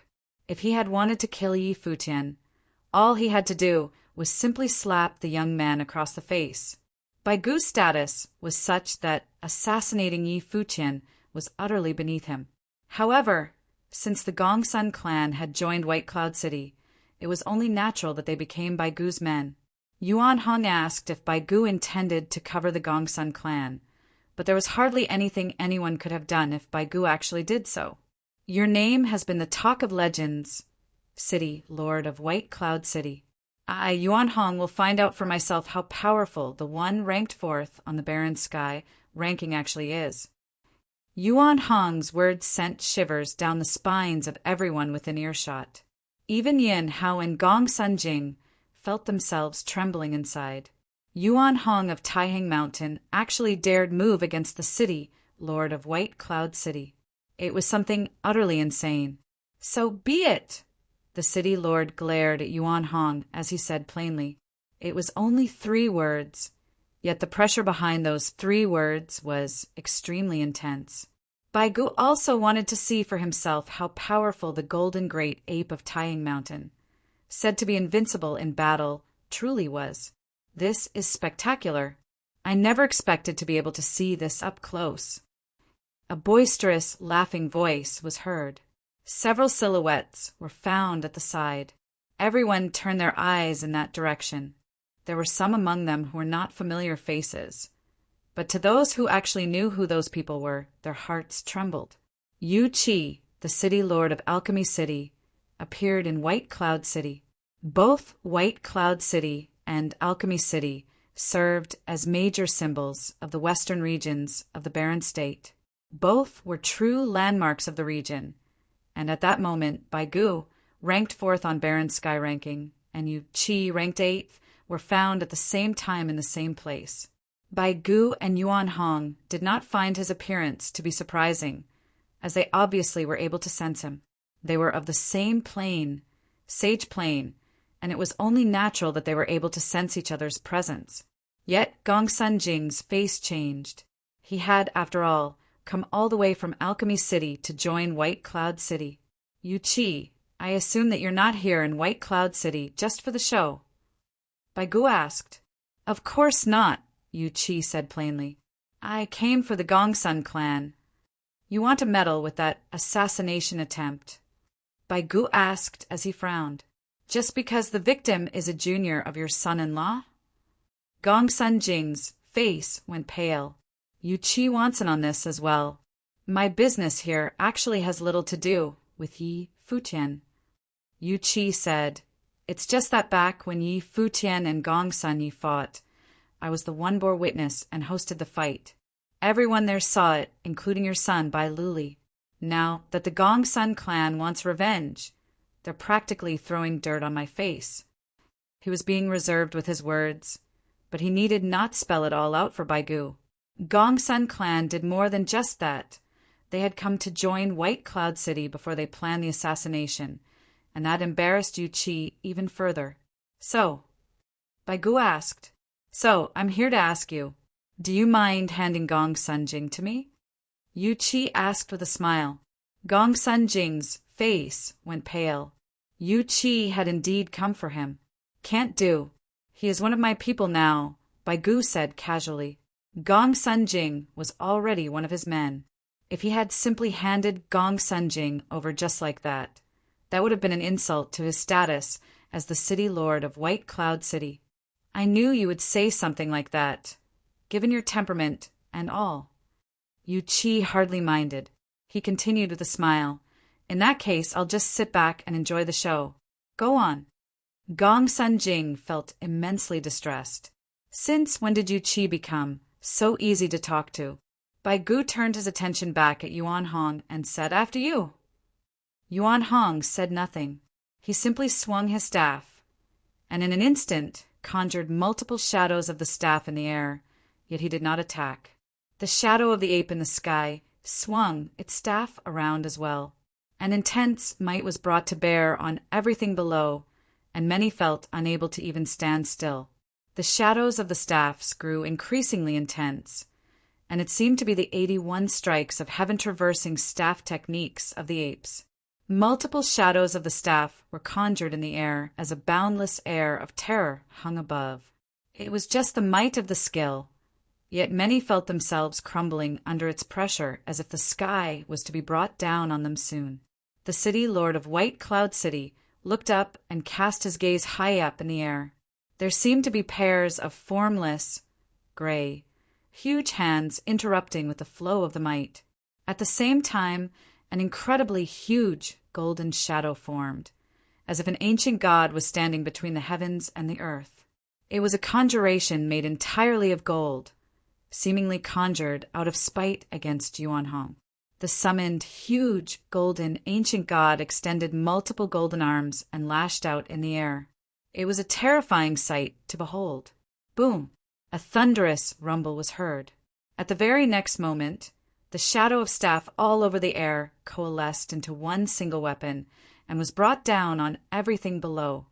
In that very instant, many of the mighty ones were brought to the ground by the pressure, as if the sky itself was being brought down on them.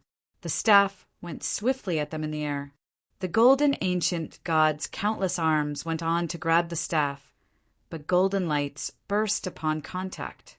Many of those arms crumbled, and that ancient god leaped into the air and went straight for the staff. Terrifying will in the air seeped into the body of the ancient god as it burst for higher ground. Boom! Yet another thunderous rumble was heard, and the staff was brought down once more. The ancient god crumbled from top to bottom as every inch of its body burst into bits.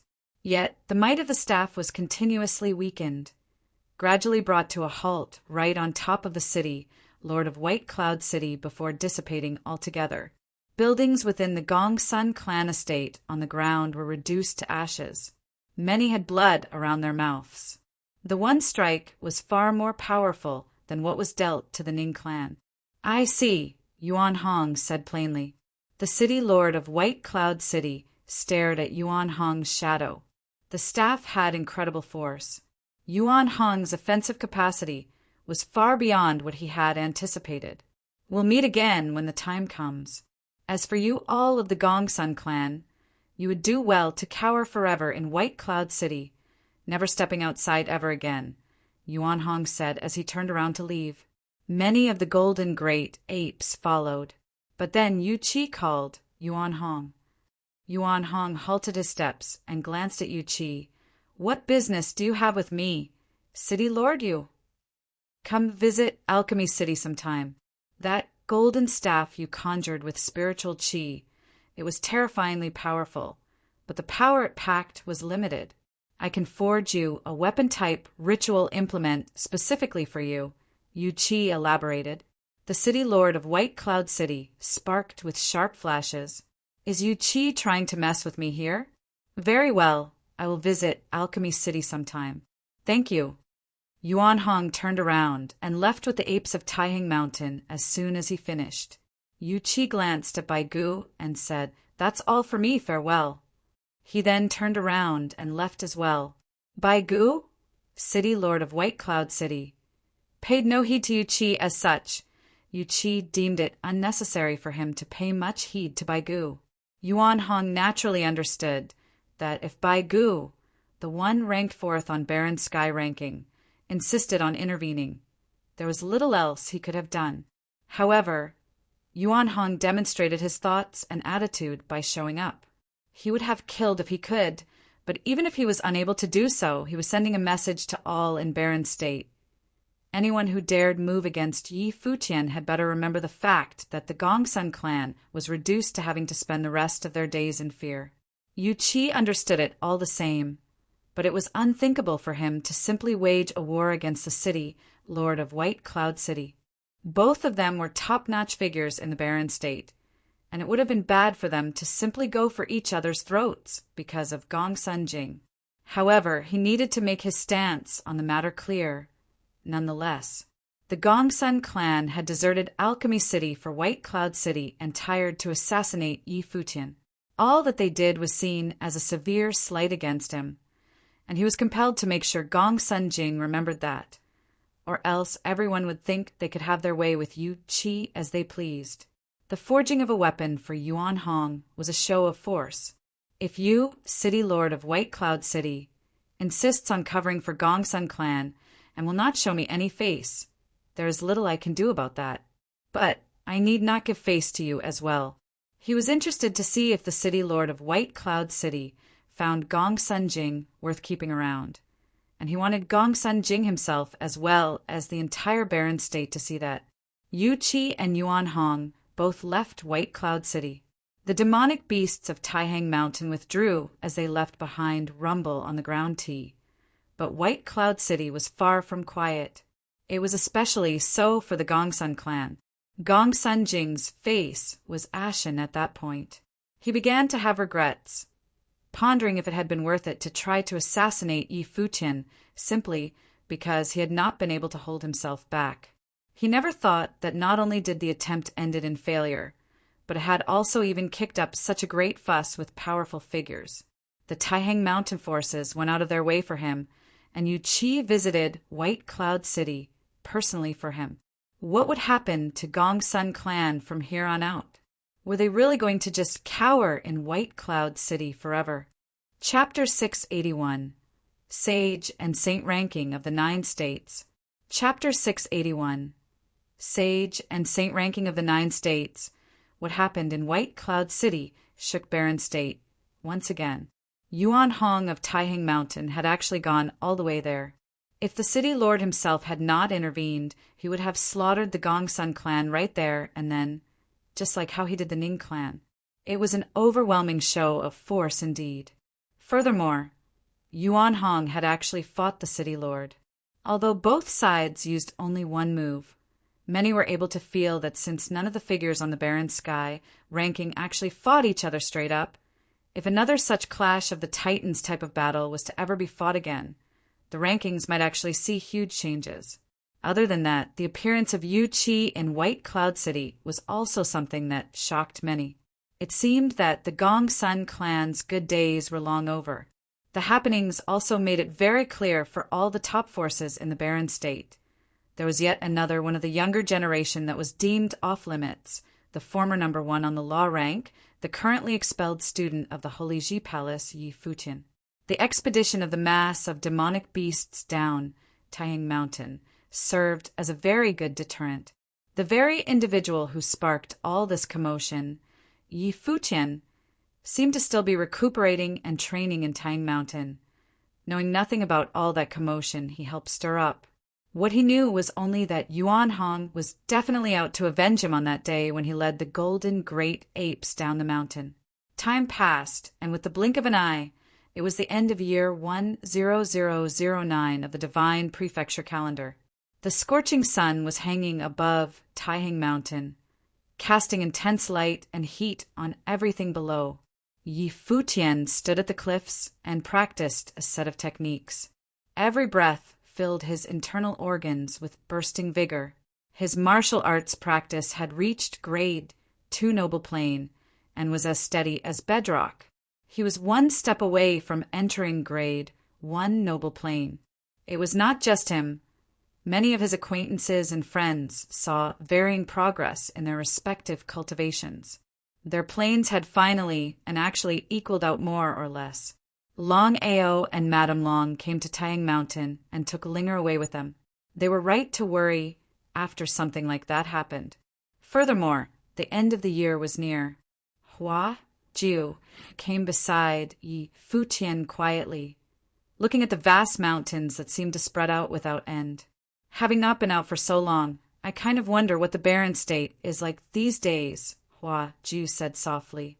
Didn't second sister send someone over? I heard that third brother is finally out from his secluded training phase and is now a 3rd-level sage. I guess his progress has been great, Yi Futian smiled and said. Well, he had been on Taihang Mountain all this while he came to know what happened outside from Yuanhong himself, including how the King of Apes went slaughtering the Ning clan and caused a commotion in White Cloud City. Yi Futian had also learned that there had been some small conflicts happening in the Holy Ji Palace. His teacher, Sage Dozhan, intended to have a trial with Ning Xian, but was rejected by the Holy Ji Palace. Yi Futian was, after all, an expelled student, and it was impossible for the Holy Ji Palace to go punish an elder of the Tianqing Pavilion for his sake. However, while the Holy Ji Palace did not interfere with the matter, the score between him and Ning Xian was far from settled. Ning Xian was the mastermind behind it all. He knew that Lulan Shui and the rest were still in Battle Sage Palace, and as such, Yi Futian would definitely return for them. That was where the assassination attempt had taken place. If it had not been for Long Yitian showing up, Yi Futian, Hua Jiu, Yu Shang Linger, and the others would have probably died in that battle that day. It was a score that could only be settled with blood, and there was no way Yi Futian would have just let it slide. But then again, what mattered most at the moment was his training. He needed to first make it to a grade 1 noble plane before attempting to break into sage plane. Another year is almost up. Yi Futian sighed. Hua Jiu nodded. Indeed, time flies, and yet another year is about to end. Year 10009 of the Divine Prefecture calendar was almost near its end, and memories of the case with Yi Futian's assassination attempt had softened considerably. The Holy Ji Palace returned to its usual peaceful days. However, many students could not help but feel something was missing. Maybe it was because someone in the past and in their midst had been too important a figure, and his absence caused some kind of vacuum in the Holy Ji Palace. It was especially so when the day of the sparring session arrived and Shimen Hanjiang was serving as the host. If that person was still around, he might have been the one to host the sparring sessions. He had once made himself famous on the sparring platform before, yet he left the Holy Ji Palace not having truly hosted one of those sessions. On that day, all students of the Holy Ji Palace stopped training and gathered around the sparring session grounds. It was indeed a lively event. The great figures watched the event from behind the scenes. They hoped that some other geniuses would rise to take the place of Yi Futian, Yu Shang, Hua Jiu, and the others after, since they left the Holy Ji Palace. However, the chances of something like that happening again were simply too slim. Geniuses of the likes of Bai Luli, Yi Futian, and Yu Shang were something that happened only once in 100 years. At that very moment, there was a group of mighty ones descending from the sky. The group of people exuded an air of exceptionality. There was a young man and a middle-aged man taking the lead, while many mighty ones followed closely behind. Who are you people? The guards of the Holy Ji Palace took to the air in attempts to stop them. However, at the very instant where they unleashed their might, intense pressure filled the air, causing the guards to feel suffocated. The group of people went straight into the Holy Ji Palace unannounced and uninvited, without any regard for the guards. Someone has intruded the Holy Ji Palace, one of the guards shouted. Was there actually someone in the barren state who dared intrude the Holy Ji Palace? One mighty one after another leaped into the air in attempts to stop the intruders, but knew as soon as they felt the aura exuded by those intruders that they were utterly incapable of stopping them. They had no choice but to inform the lords. The young man who was taking the lead glanced at the people of the Holy Ji Palace and said, "Have you told Brother Jean about this?" "I did. We will meet in the sacred ground of the barren state," someone beside him answered. They were composed and paid no heed to the mighty ones around them. The Lord of Tianqing Pavilion arrived with a group of mighty ones to stop them. He looked incredibly serious as he questioned the intruders. "Who are you people?" He scanned the two taking the lead. The young man was calm and composed, exuding confidence in silence. It was as if he cared for nothing around him. The middle-aged man right beside the young man felt as if he melded entirely with his surroundings, bringing immeasurable might to bear. "We came from the sacred ground of Yu State, here to visit the sacred ground of the barren state," the young man said calmly. While he called the intrusion a visit, none of them bothered telling anyone about anything before they came throwing their weight about inside the Holy Ji Palace. It was obvious that they did not find the Holy Ji Palace a sacred ground on par with theirs. "Jisheng Cliffs," Sage Tianqing said. "The people of the sacred ground of Yu State came indeed, and they came right inside the Holy Ji Palace. I heard that it was Lu Chan who is in charge of the Holy Ji Palace. Where is he?" The middle-aged man of immeasurable might asked. It was obvious that he knew of Lu Chan. Many of the students below looked up in the air and felt stunned. The mighty ones from Yu State came and asked directly for the assistant palace lord. They knew that the middle-aged man was some force to be reckoned with.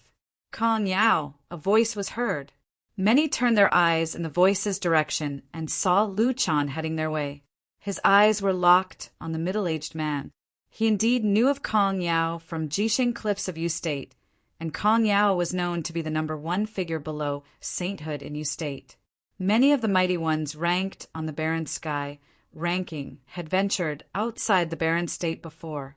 They went on pilgrimages throughout all 9 states, and some even witnessed the attainment of sainthood and knew many people. Kong Yao left a very deep impression on Lu Chan. He had once killed several top-notch sages all by himself. However, even a figure like Kong Yao was unable to attain sainthood, but he remained adamant in his efforts to attain it. Lu Chan never thought Kong Yao, a figure renowned throughout Yu State, would have been among the intruders. In actuality, Kong Yao's name was renowned throughout all 9 states instead of just Yu State alone. Like the barren sky ranking, there was yet another ranking with even more authority spanning throughout all 9 states. The sage and saint ranking of the 9 states. The saint ranking documented the existence of saints throughout all 9 states, as every saint was someone at the pinnacle of their respective states.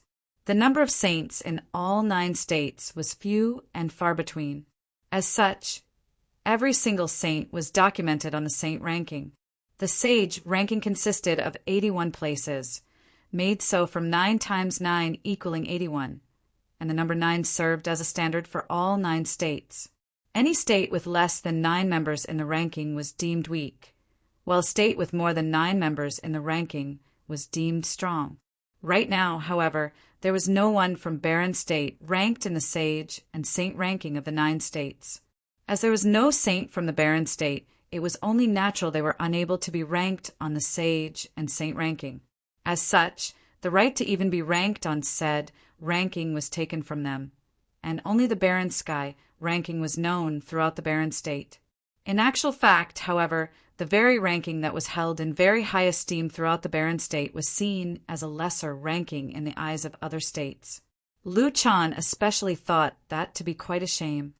Due to the fact that barren state had no saint, they were robbed of the right to even be ranked on the sage and saint ranking, and the sacred ground of the barren state, the Holy Ji Palace, ran the risk of being taken from them. It was due to such reasons that he was anxious to create saints. There were 81 sages in the sage and saint ranking of the 9 states, and Kong Yao of Jisheng Cliffs was one of them. He was ranked 9th and was near invincible to all below the saint plane. Throughout all 9 states, only 8 were deemed capable of beating him. Lu Chan, this is the son of Jisheng Cliffs, Qin Zhong.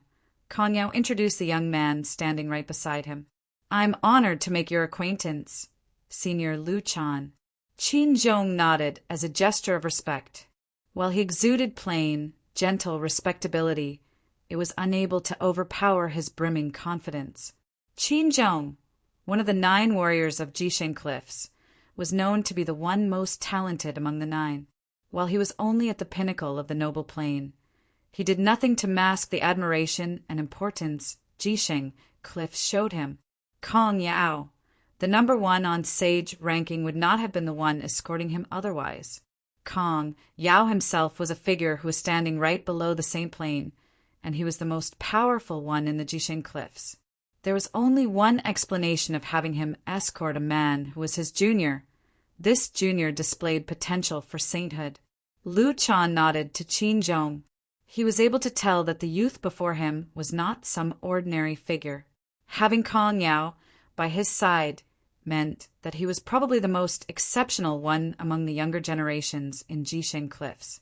Sir, why is that all of the Holy Ji Palace's students are here today? Is there something going on? Qin Zhong asked Lu Chan. Today is the last day of the year, and the Holy Ji Palace is about to inspect the results of the students' progress throughout the year.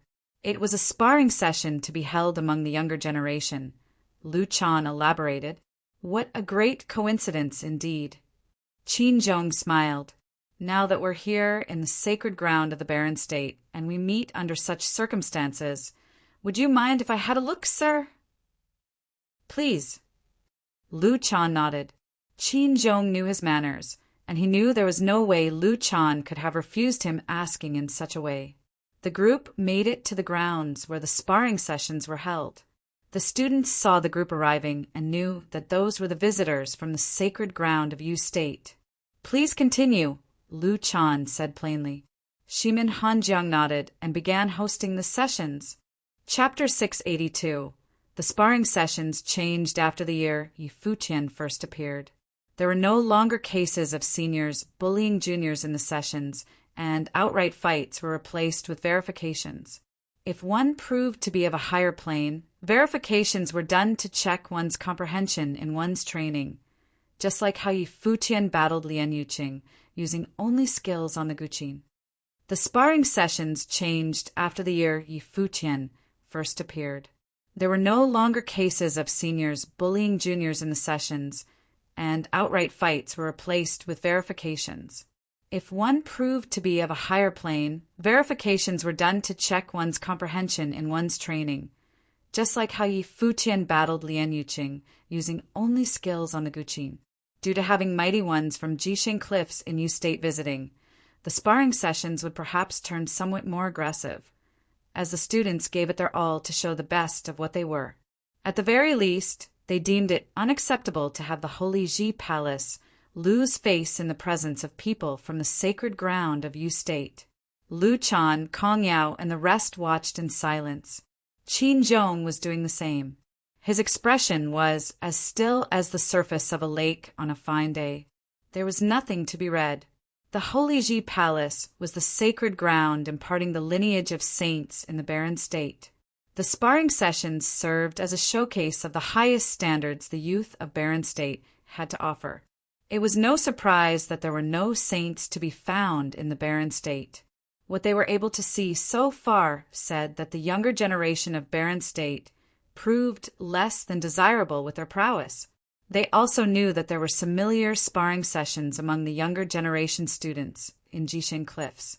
But when the sessions of both sides were compared, the students of the Holy Ji Palace indeed proved inferior. Qin Zhong, you are the son of Jisheng Cliffs. What do you think about the younger generation of students of the Holy Ji Palace? Lu Chan asked. He had no intentions of bragging and was simply curious. He simply wanted to know how much of a difference there was between them and Jisheng Cliffs.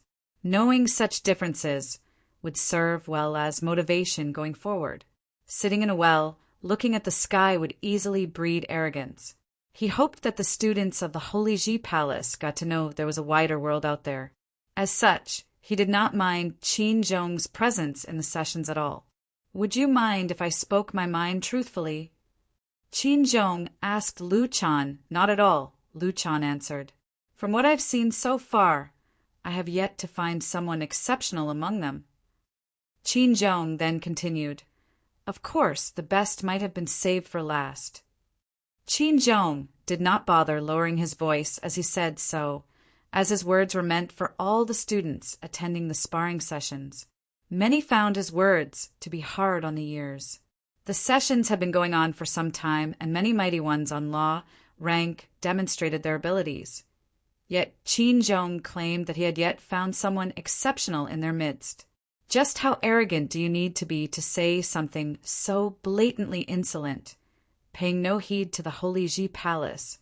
If it is indeed as you said, do you mind if I ask what you mean by exceptional? a student of the Holy Ji Palace asked in an irritated tone. Qin Zhong turned his eyes at the student who spoke and smiled. It is something rather impossible to be described with words alone. In that case, since it is the day of the sparring sessions, how about you come out and show us yourself what you mean by exceptional? Someone looked at Qin Zhong and said. Qin Zhong looked at the one who spoke and scanned the students below. He had originally intended only to see the extent of talent among the younger generation of students in the Holy Ji Palace, with no intention of doing anything himself. He was even more reluctant to do so after seeing the extent of their capabilities. However, he understood that his words were not something that the students of the Holy Ji Palace would take easily, and they would doubt him. As such, Qin Zhong smiled and said, I'm now at the pinnacle of the noble plane, and if I were to be brash, I would say that no one in the noble plane in Jisheng Cliffs would be able to fight me at equal footing. As such, I see that I would be doing you all a disservice if I were to simply go into the sessions. If there is anything you would like to verify, please have the best among you do so with me. The students of the Holy Ji Palace thought that if he dared say something like that, it was apparent that he was some very renowned figure in Jisheng Cliffs, the sacred ground of Yu State. While they were rather irked by his comments, they knew well that he was indeed very powerful. Many cast their gaze at Shimen Hanjiang. With Yi Futian and Yu Sheng expelled from the Holy Ji Palace, Shimen Hanjiang was the champion of law rank once again. As he stood at the top of the ranking, there was no doubt that he was the most powerful among the students in terms of actual prowess, and he might have proved to be a match for the number 1 noble from Jisheng Cliffs. Seeing the eyes of everyone present on him, he stepped forward and said to Qin Zhong from afar, Shimen Hanjiang, student of the Holy Ji Palace, would you mind having a go? Be my guest. Qin Zhong nodded calmly and gestured respectably. Shimen Hanjiang then leaped onto the stage in the middle. Qin Zhong did the same, and both of them met in the air. While they were still quite a distance from one another, their auras were already unleashed. Everyone stared at the two in the air. Shimen Hanjiang still felt insulted from getting beaten by Yi Futian, who was 2 planes lower than he was. With that visitor from Jisheng Cliffs present, he wanted to prove what he was capable of. Coldness shrouded the air and frost covered the platform. Ice and frost were seen in the air as if the air itself was being frozen over completely. Everything in that space seemed to have ground to a halt. At the very next moment, a sword was unsheathed. It was a cold sword which came swiftly at Qin Zhong at blinding speeds. Qin Zhong watched everything unfold in silence. His body was partially covered in ice. He remained unfazed even when the sword came for him. He did not even move an inch when the sword was about to reach his throat. Qin Zhong pointed with his finger, and his movements were too quick for the eye to follow. His hands simply went knocking about in the air, and a crisp sound was heard at the very next moment. Shimen Hanjiang's sword veered off course, and even his body was thrown off. Shimen Hanjiang's sword was so fast that it was able to return and hit from the flanks. At that very moment, Qin Zhong still proved to be the faster one as he moved forward, leaving mirages behind. His finger landed right on Shimen Hanjiang's shoulder. Shimen Hanjiang's hand let go reflexively. The sword dropped, and his body was thrown off as well. The sword that he dropped dissolved into spiritual qi and disappeared. Shimen Hanjiang was left standing there, his arms shaking slightly and his face pale. He lost. Many who witnessed the scene found it unbelievable. Qin Zhong was, after all, the number 1 noble from Jisheng Cliffs. While the students did consider the possibility of Shimen Hanjiang losing and felt all right even if he were to lose, they still found the way he lost the fight to be rather unacceptable.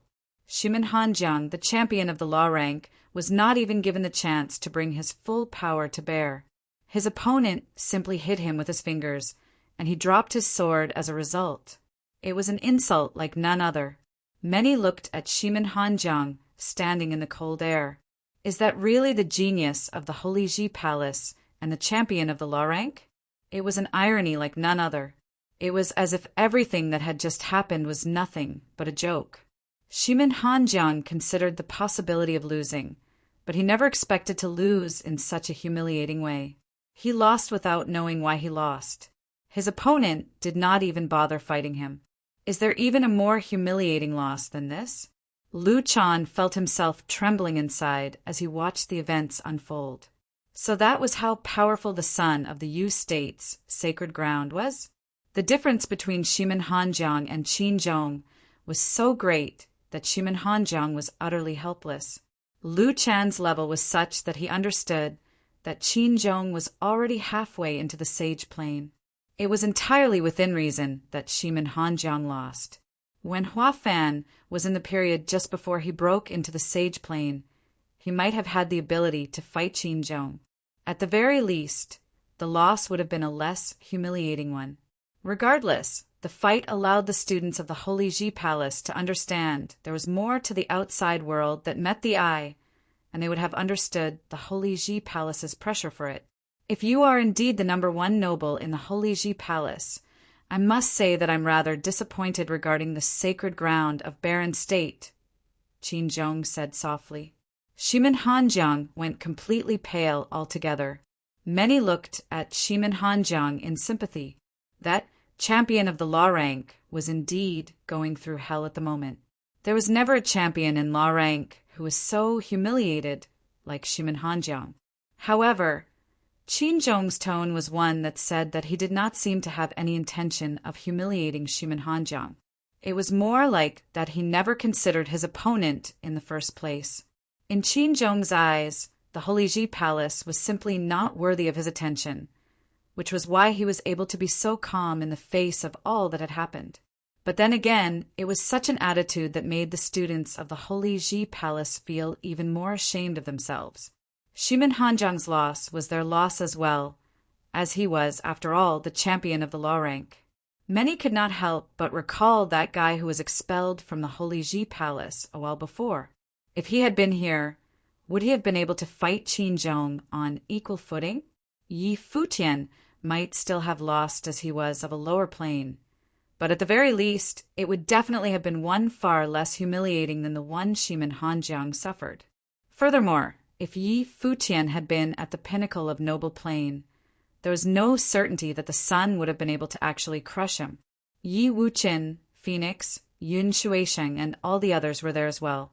They watched the events unfold without saying anything, casting their eyes at Lu Chan and the great figures of the Holy Ji Palace instead, wondering if they recalled that there were 2 genius-level figures in the Holy Ji Palace just several months ago, with one of them being the true champion of the law rank. Qin Zhong walked back outside the stage and came to Lu Chan's side.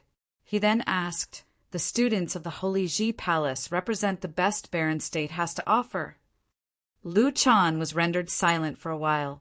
While he had indeed wished for the students to know how powerful geniuses of the greater world were, he had never anticipated the loss to be so humiliating.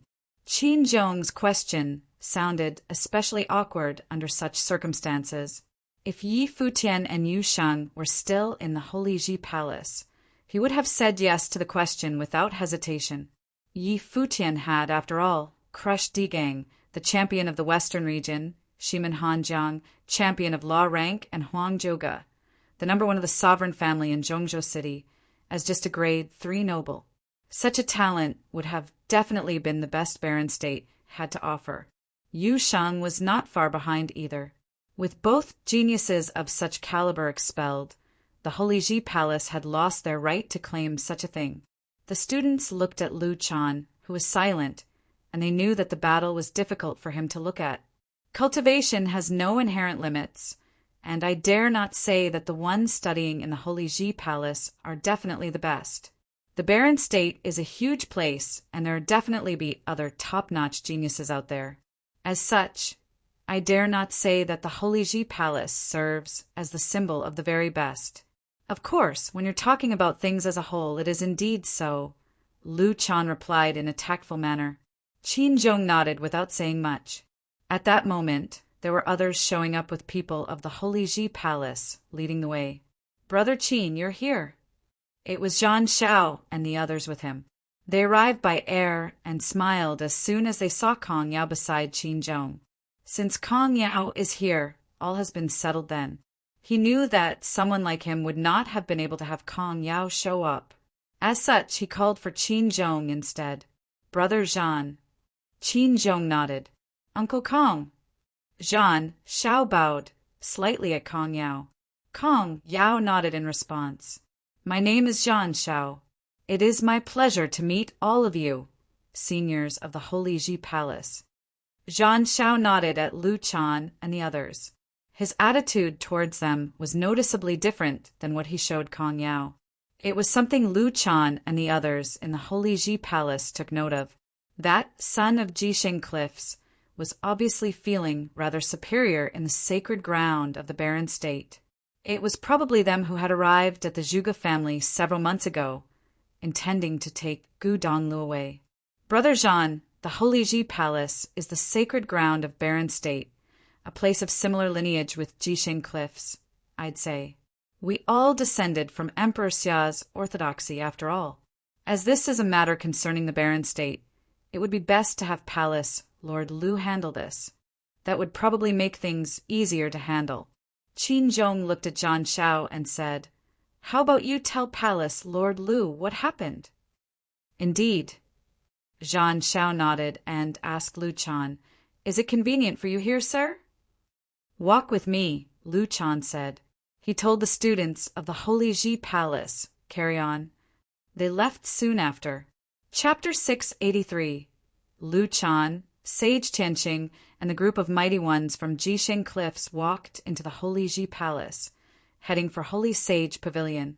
While the group from Jisheng Cliffs had made their entrance in a rather rude manner, they still hailed from the sacred ground of Yu State, and that place had saints.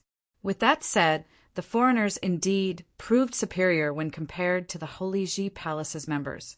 As such, Lu Chan had no choice but to let the matter slide and treat them as honorable guests. Lu Chan, Sage Tianqing, and the group of mighty ones from Jisheng Cliffs walked into the Holy Ji Palace, heading for Holy Sage Pavilion. While the group from Jisheng Cliffs had made their entrance in a rather rude manner, they still hailed from the sacred ground of Yu State, and that place had saints. With that said, the foreigners indeed proved superior when compared to the Holy Ji Palace's members. As such, Lu Chan had no choice but to let the matter slide and treat them as honorable guests. What made you come all the way here to the barren state? Lu Chan asked. Palace Lord Lu, I'm sure you've heard about the incident with the Zhuge family a while ago. I've heard that the clan leader of the Zhuge family graduated from the Holy Ji Palace. If you are willing to lend a hand, the matter will be over soon, Zhan Shao said. You mean the incident with Gu Donglu? Lu Chan asked. Indeed. Zhan Shao nodded. I found a saint's ruins about a year ago. Some of the secret zones proved rather dangerous. As such, a lot of sages were invited to probe the place. Many of them were from renowned clans in Yu State. I saw Gu Donglu as a dashing and exceptional figure, so I invited him to come along, becoming friends with him, thinking him to be a man of honor. We made a deal that the sacred relic would be made mine when we acquired it, as I was the one who found the sacred ground. He was, of course, welcome to take any of the other treasures found. However, I apparently underestimated how great a person's greed can be. Gu Donglu took the relic for himself and deliberately activated the traps there, killing all of the other sages, and then ran to the barren state with that relic with him. Members from various forces from Yu State are after him as we speak, and we from Jisheng Cliffs have only been pursuing him this far due to having sages with expertise in tracking. While that man exuded the air of a man of honor, he was actually vile and despicable, stealing the sacred relic and killing our comrades. As such, even if he agreed to surrender what he stole, I will not just let him go. I made that very clear back when we were in the Zhuge family estate. Zhan Shao continued elaborating. My uncle and junior have come all the way here to settle the matter as well. But my junior reminded me that we are in the barren state, and the Holy Ji Palace is the sacred ground of barren state. If you are willing to help us get the Zhuge family to hand Gu Donglu over, the matter will be settled and you'll have one less vile person to deal with in the barren state. Lu Chan was unfazed by Zhang Zhao's words, appearing calm as Zhang Zhao explained his case. If there was one thing that Lu Chan learned from all the years he had been alive, it was to never listen to only one side of the story and believe it to be the entire truth. Zhang Zhao's words might have been the truth, but there was no way he would have simply believe it just because Zhang Zhao said so. While he indeed was on rather bad terms with Gu Donglu over what happened to Bai Luli from that one battle, he was able to tell that Gu Donglu was indeed someone worthy of being in legends, sporting incredibly exceptional talents. He had to admit at least that much about the young man. Lu Chan, what do you think? Kong Yao asked, seeing that Lu Chan had not said anything in response. The day you mean, I assume, would be the engagement day of Gu Donglu and Zhuge Mingyue. As such, Gu Donglu is now the son-in-law of the Zhuge family. Zhuge Qingfeng was indeed a student of the Holy Ji Palace and was my junior. However, it is due to such reasons that if I were to ask Zhuge Qingfeng to hand his son-in-law over, I would be put in a tight spot as such actions would be rather dishonorable. Lu Chan then continued calmly, I'm afraid that it would be rather inconvenient for the Holy Ji Palace to interfere with the matter you speak of. Zhuge Qingfeng had already shown his bias for Gu Donglu that day, and Lu Chan was very angry about it. However, the two cases were still two separate cases. He deemed it inappropriate to invest his personal feelings into matters when greater rights and wrongs were involved. The group from Jisheng Cliffs went there to ask the Zhuge family to hand over who they deemed responsible, and even others like Yu Qi, who was present, forbade them to simply take Gu Donglu away. It was a clear statement saying that while Jisheng Cliffs was indeed a sacred ground of Yu State, even the son of the place had no business bossing people around in the Zhuge family estate. As such, if the Holy Ji Palace decided to interfere, problems with morality aside, the people of the barren state would see the Holy Ji Palace in an unfavorable light. It is due precisely to such reasons that if some vile creature like Gu Donglu were to be allowed to stay in Zhuge family, he would make a mess of them. There would be dire consequences, and it is imperative that you be involved, Zhang Zhao continued. Lu Chan waved his hand and said, Kong Yao, I am obliged to treat you all well as guests coming all the way from the sacred ground of Yu State. However, the Holy Ji Palace does not meddle with the affairs of the barren state, and as such it would be inconvenient for us to get involved in the case you speak of. I understand. Kong Yao said plainly, in that case, Jisheng Cliffs will not hold you against your will. We will look into it ourselves. Very well, then. Lu Chan nodded. I will order for a feast to be prepared. There is no need for that. We deemed it necessary to pay a visit here, as we all hail from sacred grounds of the 9 states. We will not hold you any further, as we have that matter to deal with. Kong Yao's voice sounded noticeably colder. He stopped walking right afterward and said, Lu Chan, we will be on our way. In that case, I will not hold you either. Lu Chan did not say anything further. Kong Yao and his people from Jisheng Cliffs left shortly after.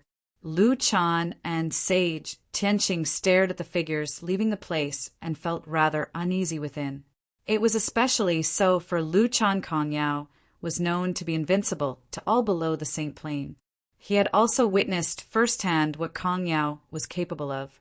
He was ranked 9th on the Sage ranking, and if Zhuge Qingfeng were to insist on refusing to hand Gu Donglu over, Kong Yao's forceful temperament would mean a war between him and the Zhuge family. It seems like the Zhuge family will be in deep trouble now, Sage Tianqing said. If the Zhuge family had the gall to refuse Jisheng Cliff's request, they will naturally have to deal with the problem. If Jisheng Cliffs indeed tried to throw their weight around in the barren state, they will definitely not be getting their wish, Lu Chan said, knowing well that the true mighty ones of all sacred grounds of the 9 states were still the saints.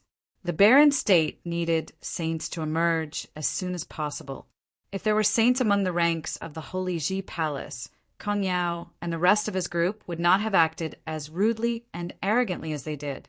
On the other hand, Zhang Xiao said when his group had left the Holy Ji Palace, "With the barren state in such a run-down state now, I'm surprised that Lu Chan had the gall to be so uncooperative. Even with you here, uncle, he didn't bother giving you any face. This is normal. All who hail from sacred grounds have their own pride. What happened back there was within our expectations," Kong Yao said. "If you'd known that it had turned out as such, why did you bother going to them in the first place?" Zhang Xiao asked. "Zhuge Qingfeng graduated from the Holy Ji Palace, and this is still the barren state. What we did will at least ensure that they won't be sticking their noses where they don't belong," Kong Yao explained. "If the Holy Ji Palace had interfered and ended up standing against them, things would have gotten even more complicated. As such, he went asking Lu Chan for help. If Lu Chan made sure to stay out of this, they would be allowed to carry on with their own business without interference. You are one of the top 10 figures on the sage ranking.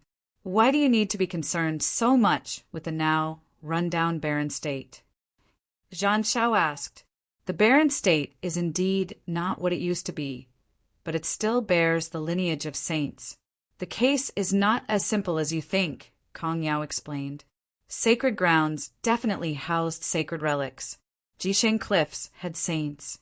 As such, sacred relics were in the hands of the saints instead of being in their control." "I understand." Zhang Xiao nodded. The group headed straight for Xuanwu City in the northern region of Zhongzhou City by air. There had been quite a lot happening in the barren state, starting with the incident with the engagement between Bai Luli and Zhuge Mingyue. There were visitors from the sacred ground of Yu State, an assassination attempt at Yi Futian, and golden great apes venturing outside Taihang Mountain. Every single incident shook the barren state as a whole. The people of the barren state somehow felt that there was an undercurrent at work, and something huge would break out at any given moment. However, it was still little more than a hunch, and no one was able to make clear of what would happen next. Zhuge Qingfeng was caught at the center of the whirlpool, and as such his awareness of such developments was more acute than most. In truth, when he saw Yi Futian demonstrate who he really was, Zhuge Qingfeng felt that the peaceful days of the barren state were about to be over. When geniuses of such caliber emerged, shockwaves in the form of multiple great incidents followed in their wake. Furthermore, the pressure from Jisheng Cliffs never actually disappeared. He knew the mighty ones of Jisheng Cliffs would soon strike again. Zhuge Qingfeng was meditating in Wind Residence, and Crouching Dragon Mountain was not any different that day. His eyes opened all of a sudden as he set his gaze far away. What was to come finally came. He had no idea, however, who it would be this time. A group of people landed above Crouching Dragon Mountain. In that very instant, an extremely stifling pressure encompassed the entire mountain. Worse still, many in Xuanwu City, not far away from the mountain, were able to sense the appalling pressure as well. They turned their eyes at the air right above Crouching Dragon Mountain and were able to see figures standing high and mighty in the air. Everyone from the Zhuge family walked outside and looked at the mighty ones in the air. Gu Donglu halted his training in Moon Tower and looked at the sky. What was to come had finally came. He had witnessed Zhang Xiao kill everyone that day, and he had been the only survivor. He came to understand that Zhang Xiao would not have stopped until he was no more.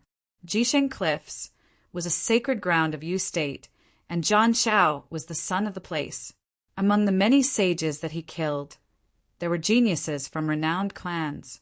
If that information were to make it outside, it would have affected Jisheng Cliff's reputation and damaged Zhang Zhao's status as the son. There was no way he would let Gu Donglu live.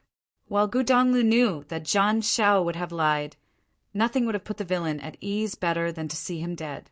That was the very reason Gu Donglu did not elaborate his reasons for running in front of everyone. If it was simply Zhang Xiao as an individual who wanted him dead, there was still wiggle room for Gu Donglu to free himself. if he was accused of damaging the reputation of Jisheng Cliffs itself, however, people of the entire place would want his head. As such, he knew that there were things he had to keep to himself no matter what. Zhuge Mingyue came to him and took his hand, saying, "Don't worry too much about this. If father has allowed you to stay, he definitely has a way of settling this." "Easier said than done," Gudonglu replied. Zhuge Qingfeng was seen in the air shortly afterward. "I'll go after father-in-law. It's best that you stay here, Mingyue." Gudonglu took to the air after saying that. Zhuge Mingyue smiled and went after him nonetheless. They were now finally together. No matter what was going to happen in the future, she deemed it necessary for them to face adversities together. Gudonglu and Zhuge Mingyue arrived behind Zhuge Qingfeng in the air shortly. Zhan Xiao glared at Gudonglu with cold, murderous intent in his eyes. "Zhuge Qingfeng," Kong Yao looked at Zhuge Qingfeng and said, "I believe we have met." "We have indeed." Zhuge Qingfeng nodded. "That was more than 10 years ago." "I'll spare you the chit-chat. Gudonglu stole a sacred relic from the son of Jisheng Cliffs and killed many of you state sages. I will be taking him away," Kong Yao said without bothering to beat around the bush. His forceful voice was heard throughout the entire estate. "I have heard Donglu talk about this. In the ruins of saints, anyone is free to take sacred relics. If the sacred relic fell into Donglio's hands, then they'd naturally be his. As for the sages, the traps of the secret zones are to blame," Zhuge Qingfeng said. He knew everything that took place through Gudonglu, but he did not tell the truth in front of everyone, trying to downplay things and end it without incident instead. If he had simply gone about telling the truth, Kong Yao would have denied it, regardless if he believed it or not, accusing Zhuge Qingfeng of slandering Jisheng Cliffs instead. Such would have been Kong Yao's stance on things. Chapter 684. Kong Yao's aura was a cold, stern one as he glared at Zhuge Qingfeng and said, "We at Jisheng Cliffs will the one deciding who is right or wrong here. I'll say this one more time. Hand Gudonglu over to us." Kong Yao's aura was a cold, stern one as he glared at Zhuge Qingfeng and said, "We at Jisheng Cliffs will the one deciding who is right or wrong here. I'll say this one more time. Hand Gudonglu over to us." Zhuge Qingfeng looked at him, and he naturally knew who Kong Yao was, the figure ranked 9th on the sage ranking of the sage and saint ranking of the 9 states. He knew the weight of a sacred relic. There was no need for right or wrong to be determined when such items were concerned. The innocent would be made guilty if it served their interests. Furthermore, the sacred relic was something that Gudonglu had taken from Zhan Xiao. Even someone like Kong Yao would not have a sacred relic with him, as he was not the lineage of a saint. There was no way for him to acquire one in conventional ways either, due to Jisheng Cliffs having saints among their ranks. When it came to acquiring a sacred relic, it was entirely within reason for Zhan Xiao to kill everyone around him to get it. Even Kong Yao himself would not have spared anyone mercy if he was in Zhan Zhao's shoes. As such, it was deemed adequate to simply make one stance clear. There was simply no need for further explanations. "I'm afraid I can't comply with that," Zhuge Qingfeng answered in a straightforward manner. An oppressive air permeated the sky above Crouching Dragon Mountain for a time. Many looked in their direction from outside the estate, and they were able to sense that stifling aura. Are the super powerful ones from Jisheng Cliffs about to fight Zhuge Qingfeng, who ranks 6th on the Barren Sky ranking, right inside the Zhuge family estate? Might emanated from Kong Yao's body. In that very instant, everyone in the Zhuge family on Crouching Dragon Mountain felt as if a mountain had fallen on their heads. Kong Yao took one step forward, and that one step showered the power of rules down below. A thunderous rumble was soon heard after. Crouching Dragon Mountain was shaking. PFFTT. Many within the Zhuge family of weaker training went pale and spouted blood. They lifted their heads to look at the figure standing tall in the sky, their bodies wobbling. Is that something even doable for a human? One step and terror of the scale follows. Are you sure? Kong Yao's eyes were sharp as he glared at Zhuge Qingfeng. A terrifying pressure swept over him, leaning hard on his spiritual willpower. Zhuge Qingfeng had never fought someone of such caliber, who ranked 9th on Sage ranking. Kong Yao's combat capacity probably belonged on the top 3 of the Barren Sky ranking. It would not be a surprise even if his powers were comparable to the champion of the Barren Sky ranking. The Sage ranking was filled with the most powerful 81 sages found in all 9 states. Even if every state were to have only one on the rank, there would still be 9 in total.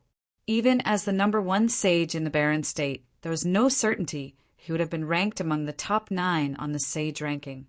In the case of the Barren State, Kong Yao's combat capacity was definitely among the absolute top. Zhuge Qingfeng's expression was incredibly severe. His body was dazzling with incredible brilliance, and it brought unparalleled brightness to all of Crouching Mountain Dragon instantly. Deep within the mountain, there was a mysterious power being unleashed. Sky blue brilliance encompassed Zhuge Qingfeng, and the entire Crouching Dragon Mountain was thrown into very bright daylight. Endless runes shone throughout the mountain, and an incredibly huge matrix appeared. 8 trigrams matrix. After images glittered around Zhuge Qingfeng, turning into silhouettes of lightning. They took their places in different corners of the 8 trigrams matrix. They multiplied rapidly and soon. The entire matrices were filled with shadows of Zhuge Qingfeng. I'm certain, Zhuge Qingfeng replied with a steely, adamant voice. As a top-notch sage, he had no intentions of backing down easily from what he had determined to accomplish. There was simply no way for Jisheng cliffs to throw their weight around in the Zhuge family so easily. The sacred relic.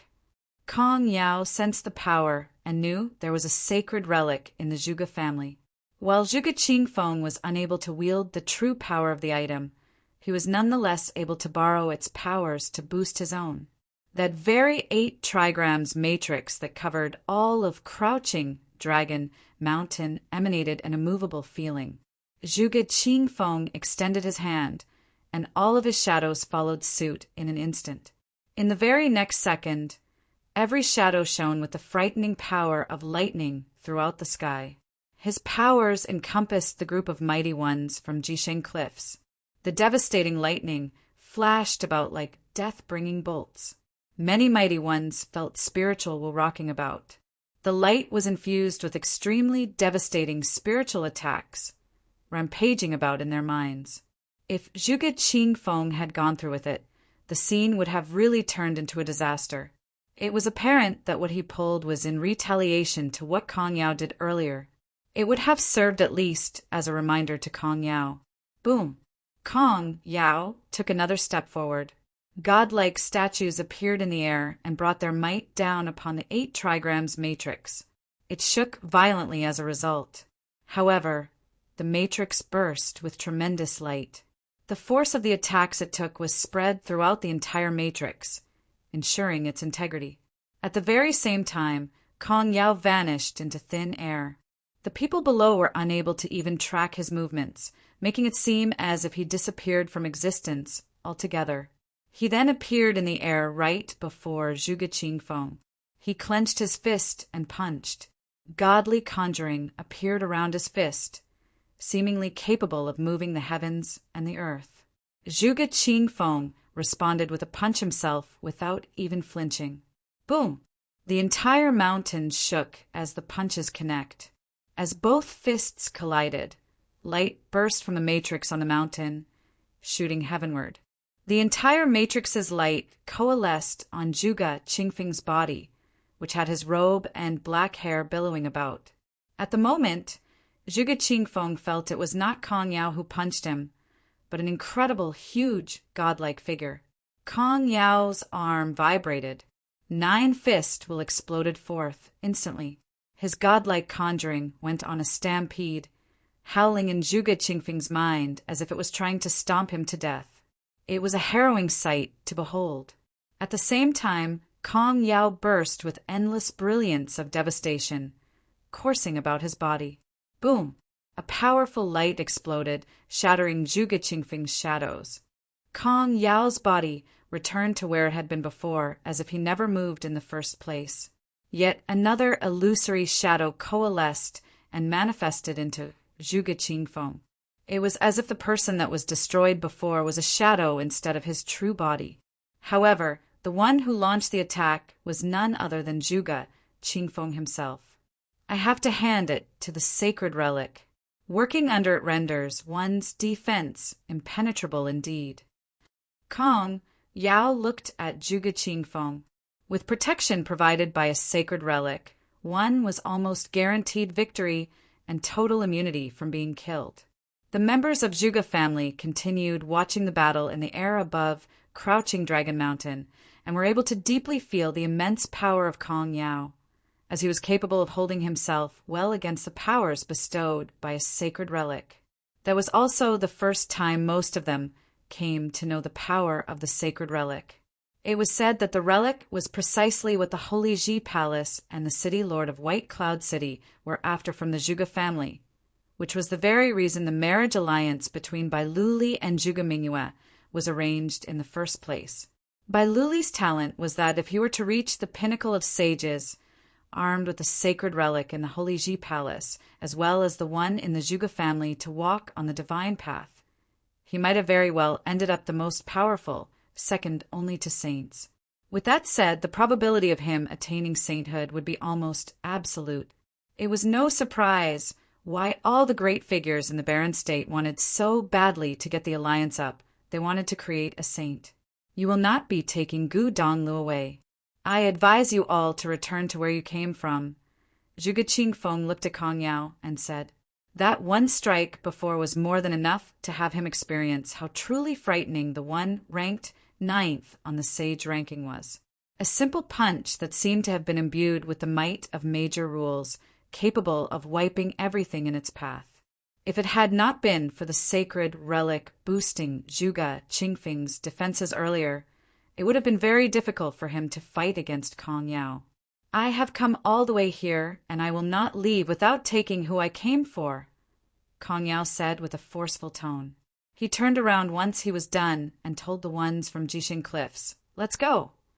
Zhan Shao glared at Zhuge Qingfeng and Gu Donglu. With Gu Dongliu's item accounted for, there were 2 sacred relics in the Zhuge family estate. Qin Zhong was very calm throughout the fight. They might have left crouching Dragon Mountain, but they did not leave Xuanwu City. They instead took up residence in one of the inns in Xuanwu City, not far away outside crouching Dragon Mountain.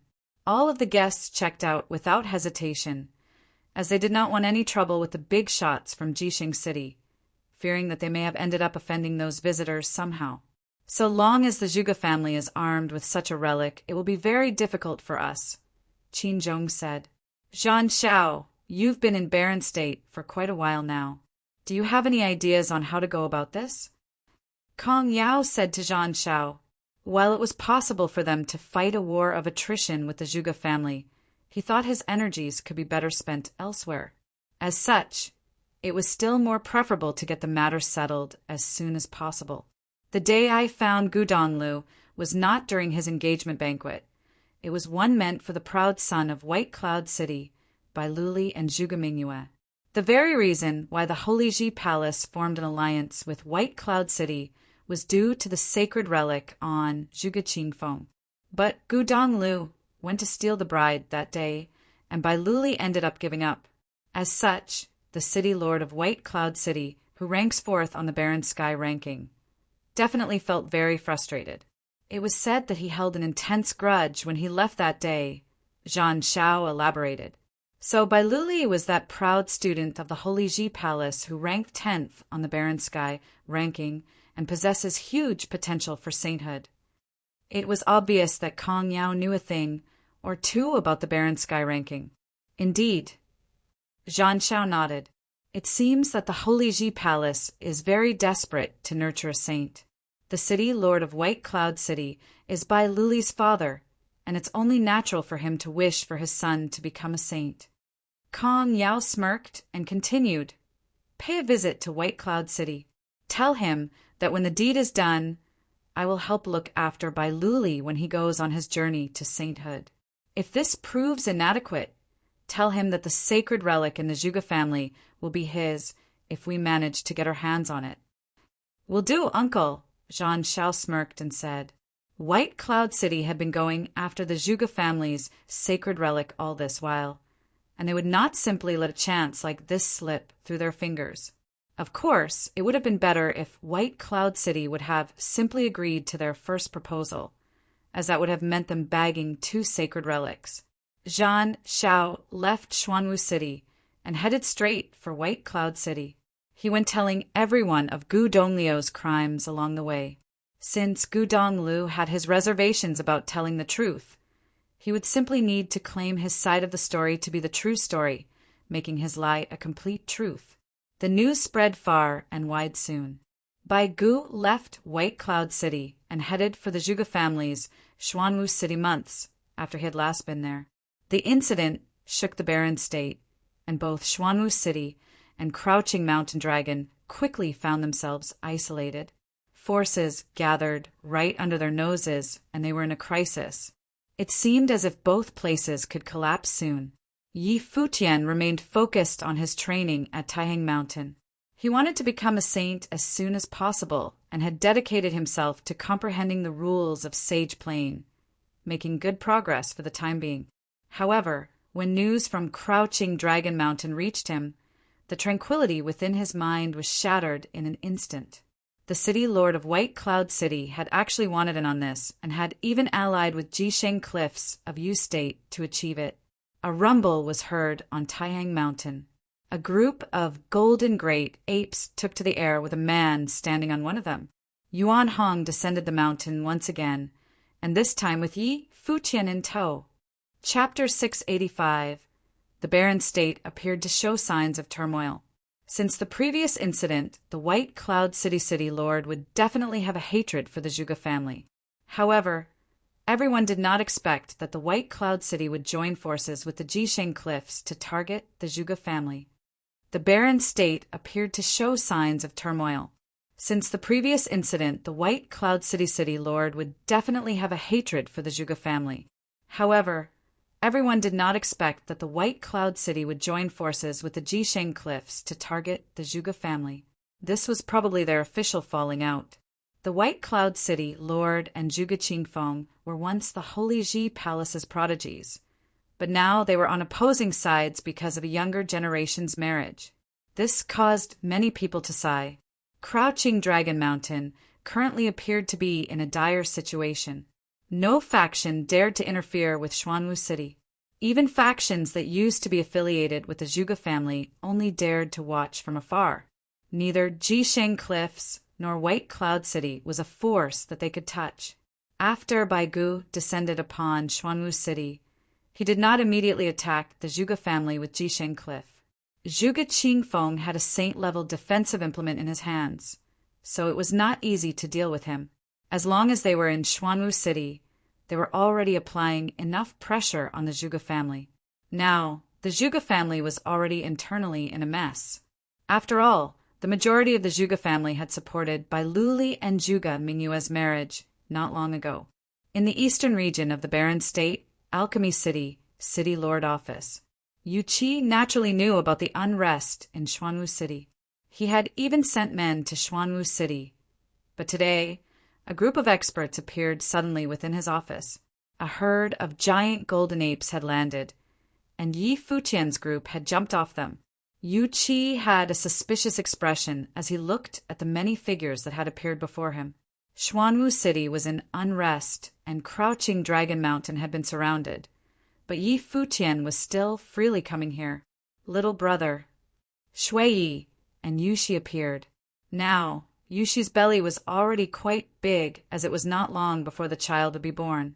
As such, Shui Yi had been in a terrible condition these few days. Yuan Hong, Yu Qi looked at the group of people before his eyes and asked, "Why are you here?"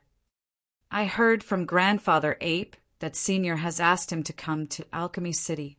"I am here for that," Yi Futian replied. What weapon do you want? I can forge anything for Yuan Hong. Yu Qi smiled and said. I would like to borrow Senior's saint instrument, Yi Futian replied. The Alchemy City was the Baron State's holy land for armory. Sage Dozhan had once said that the Alchemy City had saint-level ritual implements. A strange expression appeared on Yu Qi's face. The number of saint instruments in the Baron State was few and far between. It was an extremely precious item. Yi Futian said that he wanted to borrow a saint instrument. It sounded extremely ludicrous. Even if Shui Yi asked him for it, he might not lend it to him. You should understand what a saint instrument means, Yu Qi said to Yi Futian. What did the experts from the Jisheng Cliffs come all the way for? For saint items. The Alchemy City's saint instrument was the same as the Zhuge family's. They were both saint-level ritual implements, and not just ritual implements that had been used by saints. Senior also knows about my relationship with Brother Shui. After this matter, I will definitely return it to Senior. Other than that, I am willing to use a battle technique in exchange for it, the Ape Clan's 81 strikes of heaven-traversing staff techniques, Yi Futian said. What does Senior think about that? Although the 81 strikes of heaven-traversing staff techniques is indeed a high-level attacking technique, it does not have much use to me and is far inferior to the saint instrument, Yu Qi replied.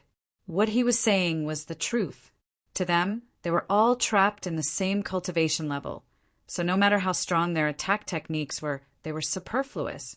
On the other hand, the saint instruments were more pragmatic.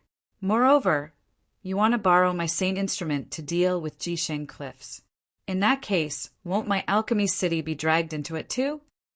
Yu Qi continued, I do not wish to be involved.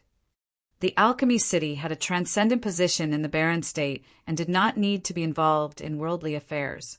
Nobody would touch the alchemy city. On this matter, I owe Senior a favor. In the future, if Senior has any wishes, I will accommodate them. Yi Futian said, looking at Yu Qi. Oh! Yu Qi smiled and asked, What would I want a favor from you for? The divine path. Yi Futian looked at Yu Qi and replied, In the future, I will definitely enter the divine path. If there is a chance, I will do my best to assist Senior to enter that plane. Yu Qi stared at Yi Futian. To him, the saint plane was indeed attractive. However, it was extremely hard to attain. How many geniuses from the Baron State had tried to attain the divine path but had ended up dead? However, with Yi Futian's potential, it was indeed possible. Father! She called out to him from beside him. Father-in-law! Shui Yi also called out to him and said, Father-in-law should know who my master was brought away by back then. Master has definitely seen the most elite figures. But when little brother joined us, Master once said little brother was the person he was waiting for. Father-in-law saw my third brother's potential when he fought with Bai Luli that day. Even so, Master's hopes for little brother were still higher than for third brother. Is that not enough to prove something? Shui Yi continued. The palace has placed its hopes on Bai Luli. Father-in-law can make a gamble on little brother's future. Back then, the Divine Sky City's top 3 schools, Starry School Chief Chin, Yuan did that as well. Yu Qi looked at his daughter and son-in-law. These two fellows, this was a saint instrument. Did they know what it meant? What if you fail?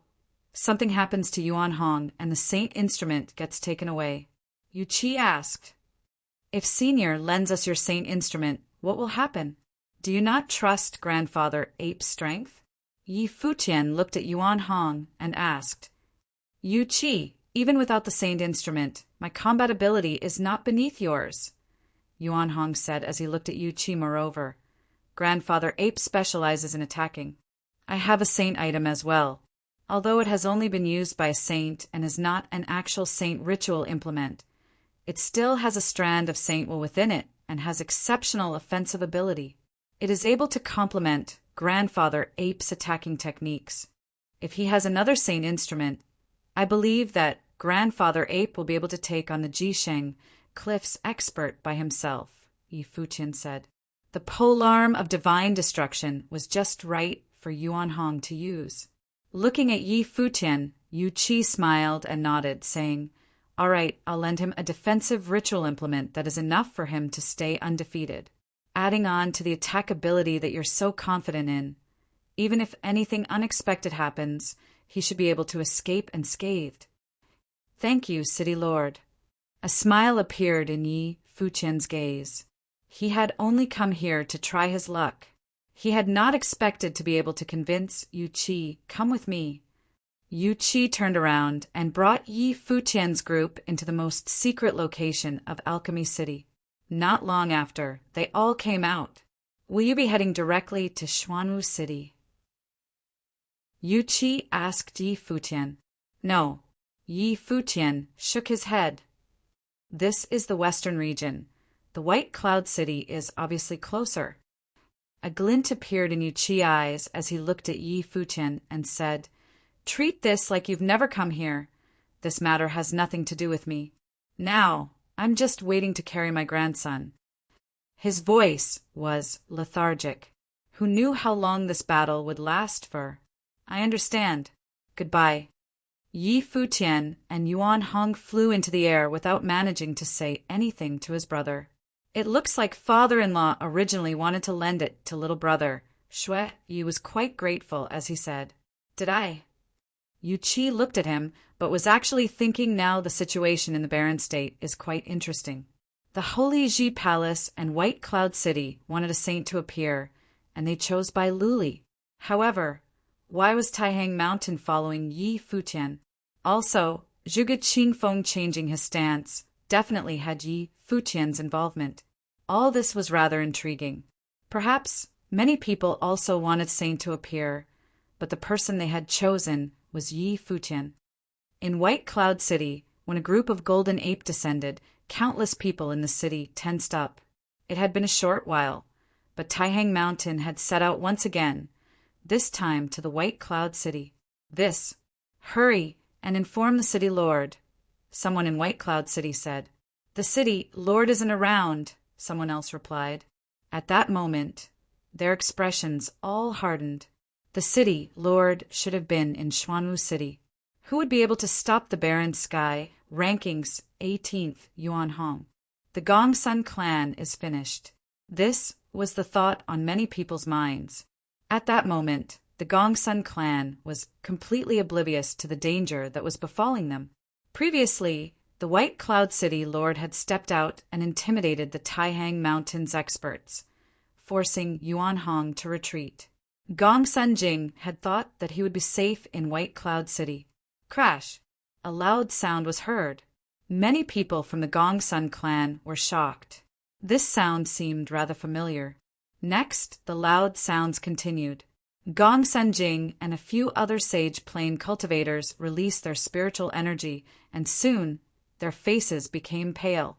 "Clan members, listen up, go now." Gongsun Jing immediately gave the order, and as his voice landed, he saw a golden light glaring in the air. An immeasurably huge golden figure came down from the skies, just like a demon god. "Yuan Hong, why can't you just give us a way out?" Gongsun Jing's body flew into the air, and he was in despair. Now, the White Cloud City Lord was not around. Who would have expected Yuan Hong to come again? "When you sent people to kill me, did you think about that?" A voice sounded, and only then did Gongsun Jing see a handsome teen on Yuan Hong's back. It was Yi Futian. Gongsun Jing was in despair. He had not expected that Yuan Hong's relationship with Yi Futian was this close. Why was this so? He could not understand. A giant rod swung down from Yuan Hong's hands and crushed down from the skies. At that moment, the sky was filled with shadows of the rod and smashed down onto the Gongsun clan, covering the skies and surrounding the entire clan residence. "I regret it." Gongsun Jing howled and wanted to block it at the expense of his life. However, the rod shadows landed, and he was completely powerless before it. He was crushed to death, and the remaining shadows landed on the Gongsun clan. In a split second, the newly built residence had become debris. "Yuan Hong!" a voice sounded from far away. The Yun clan leader, Yun Hao, had rushed over and shouted in anger, "Are you crazy?" "To the city lord office," Yi Futian said. Yuan Hong nodded and started walking towards the White Cloud City Lord office. As he heard that, Yun Hao's expression became flustered. He had just noticed that this time Yuan Hong had come to the White Cloud City, not just for the Gongsun clan. Chapter 686. The 10,009th year of the Divine Prefecture calendar was fated to be tumultuous. The barren state appeared to not have the same end-of-year atmosphere as the previous year. The 10,009th year of the Divine Prefecture calendar was fated to be tumultuous. The barren state appeared to not have the same end-of-year atmosphere as the previous year. The barren state would welcome a storm. However, the White Cloud City Lord office was still in a festive mood. The White Cloud City Lord was the fourth on the barren sky ranking and one of the most influential figures in the entire barren state. No matter what happened outside, the place where his clan resided could handle the situation calmly. This was the authority and status brought to them by power. The City Lord office would not have any sense of crisis. After all, who would dare touch the White Cloud City? As such, even though an ear-splitting sound could be heard outside the City Lord office, as though the earth was shaking, they still did not realize what had happened. Many people ordered their subordinates to have a look.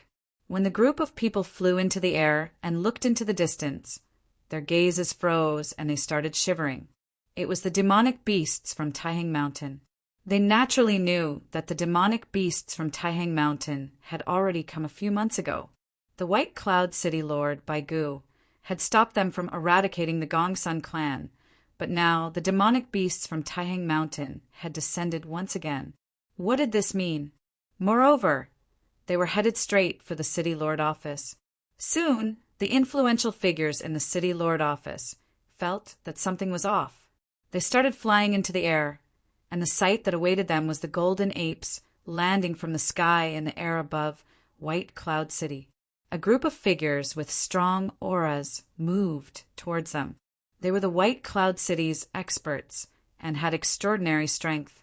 "What is Taihang Mountain doing in our White Cloud City Lord office?" Someone looked at Yuan Hong and asked. "Go in," Yi Futian said. Yuan Hong stepped forward into the City Lord office. With a deafening crash, the gate to the City Lord office was smashed to smithereens and cracks appeared in the ground. "You impudent!" someone shouted, and Yuan Hong looked at the person. His golden eyes filled with demonic qi, causing the other party to shudder. "Yuan Hong!" Yun Hao followed him all the way and looked at Yuan Hong, saying, "White Cloud City has no enmity towards Taihang Mountain. You're not afraid that the City Lord will assault Taihang Mountain if you invade the City Lord office? You're still here." Yi Futian looked at Yun Hao and asked. Yun Hao's gaze moved towards the teen on Yuan Hong's back. He appeared to just realize that what Taihang Mountain was doing was this teen's will. He was the deciding figure. "Still not going to Xuanwu City?" Yi Futian smiled coldly and said, "Help me to tell the White Cloud City Lord that I'll be here for a few days. If a hair falls from my third brother or second sister's head, as long as he has participated, I will make sure that the White Cloud City Lord office is destroyed." Yun Hao stared at Yi Futian. A noble plain cultivator actually dared to claim that he would destroy the White Cloud City Lord office. Although it sounded like a joke, Yi Futian had really done it. Now the younger generation actually dared to be this crazy. "You dare!" an expert from the White Cloud City shouted and raged. Yi Futian actually dared to make such ravings. "Too noisy. Make them shut up," Yi Futian said coldly. Yuan Hong stepped forward, and a giant golden foot crushed down on the person who had spoken. Within a second, the heavens had formed an overbearing might and crushed down alongside the foot. The expert had a terrified expression as he felt his body being restrained by the power of the heavens. Bang! With an echo, a strong sage plane expert had been trampled to the ground, creating a human-shaped hole. If it was not for Yuan Hong withdrawing his foot in time, it would have crushed the other party. In an instant, the people in the residence all fell silent and watched Yuan Hong blankly. He really dared.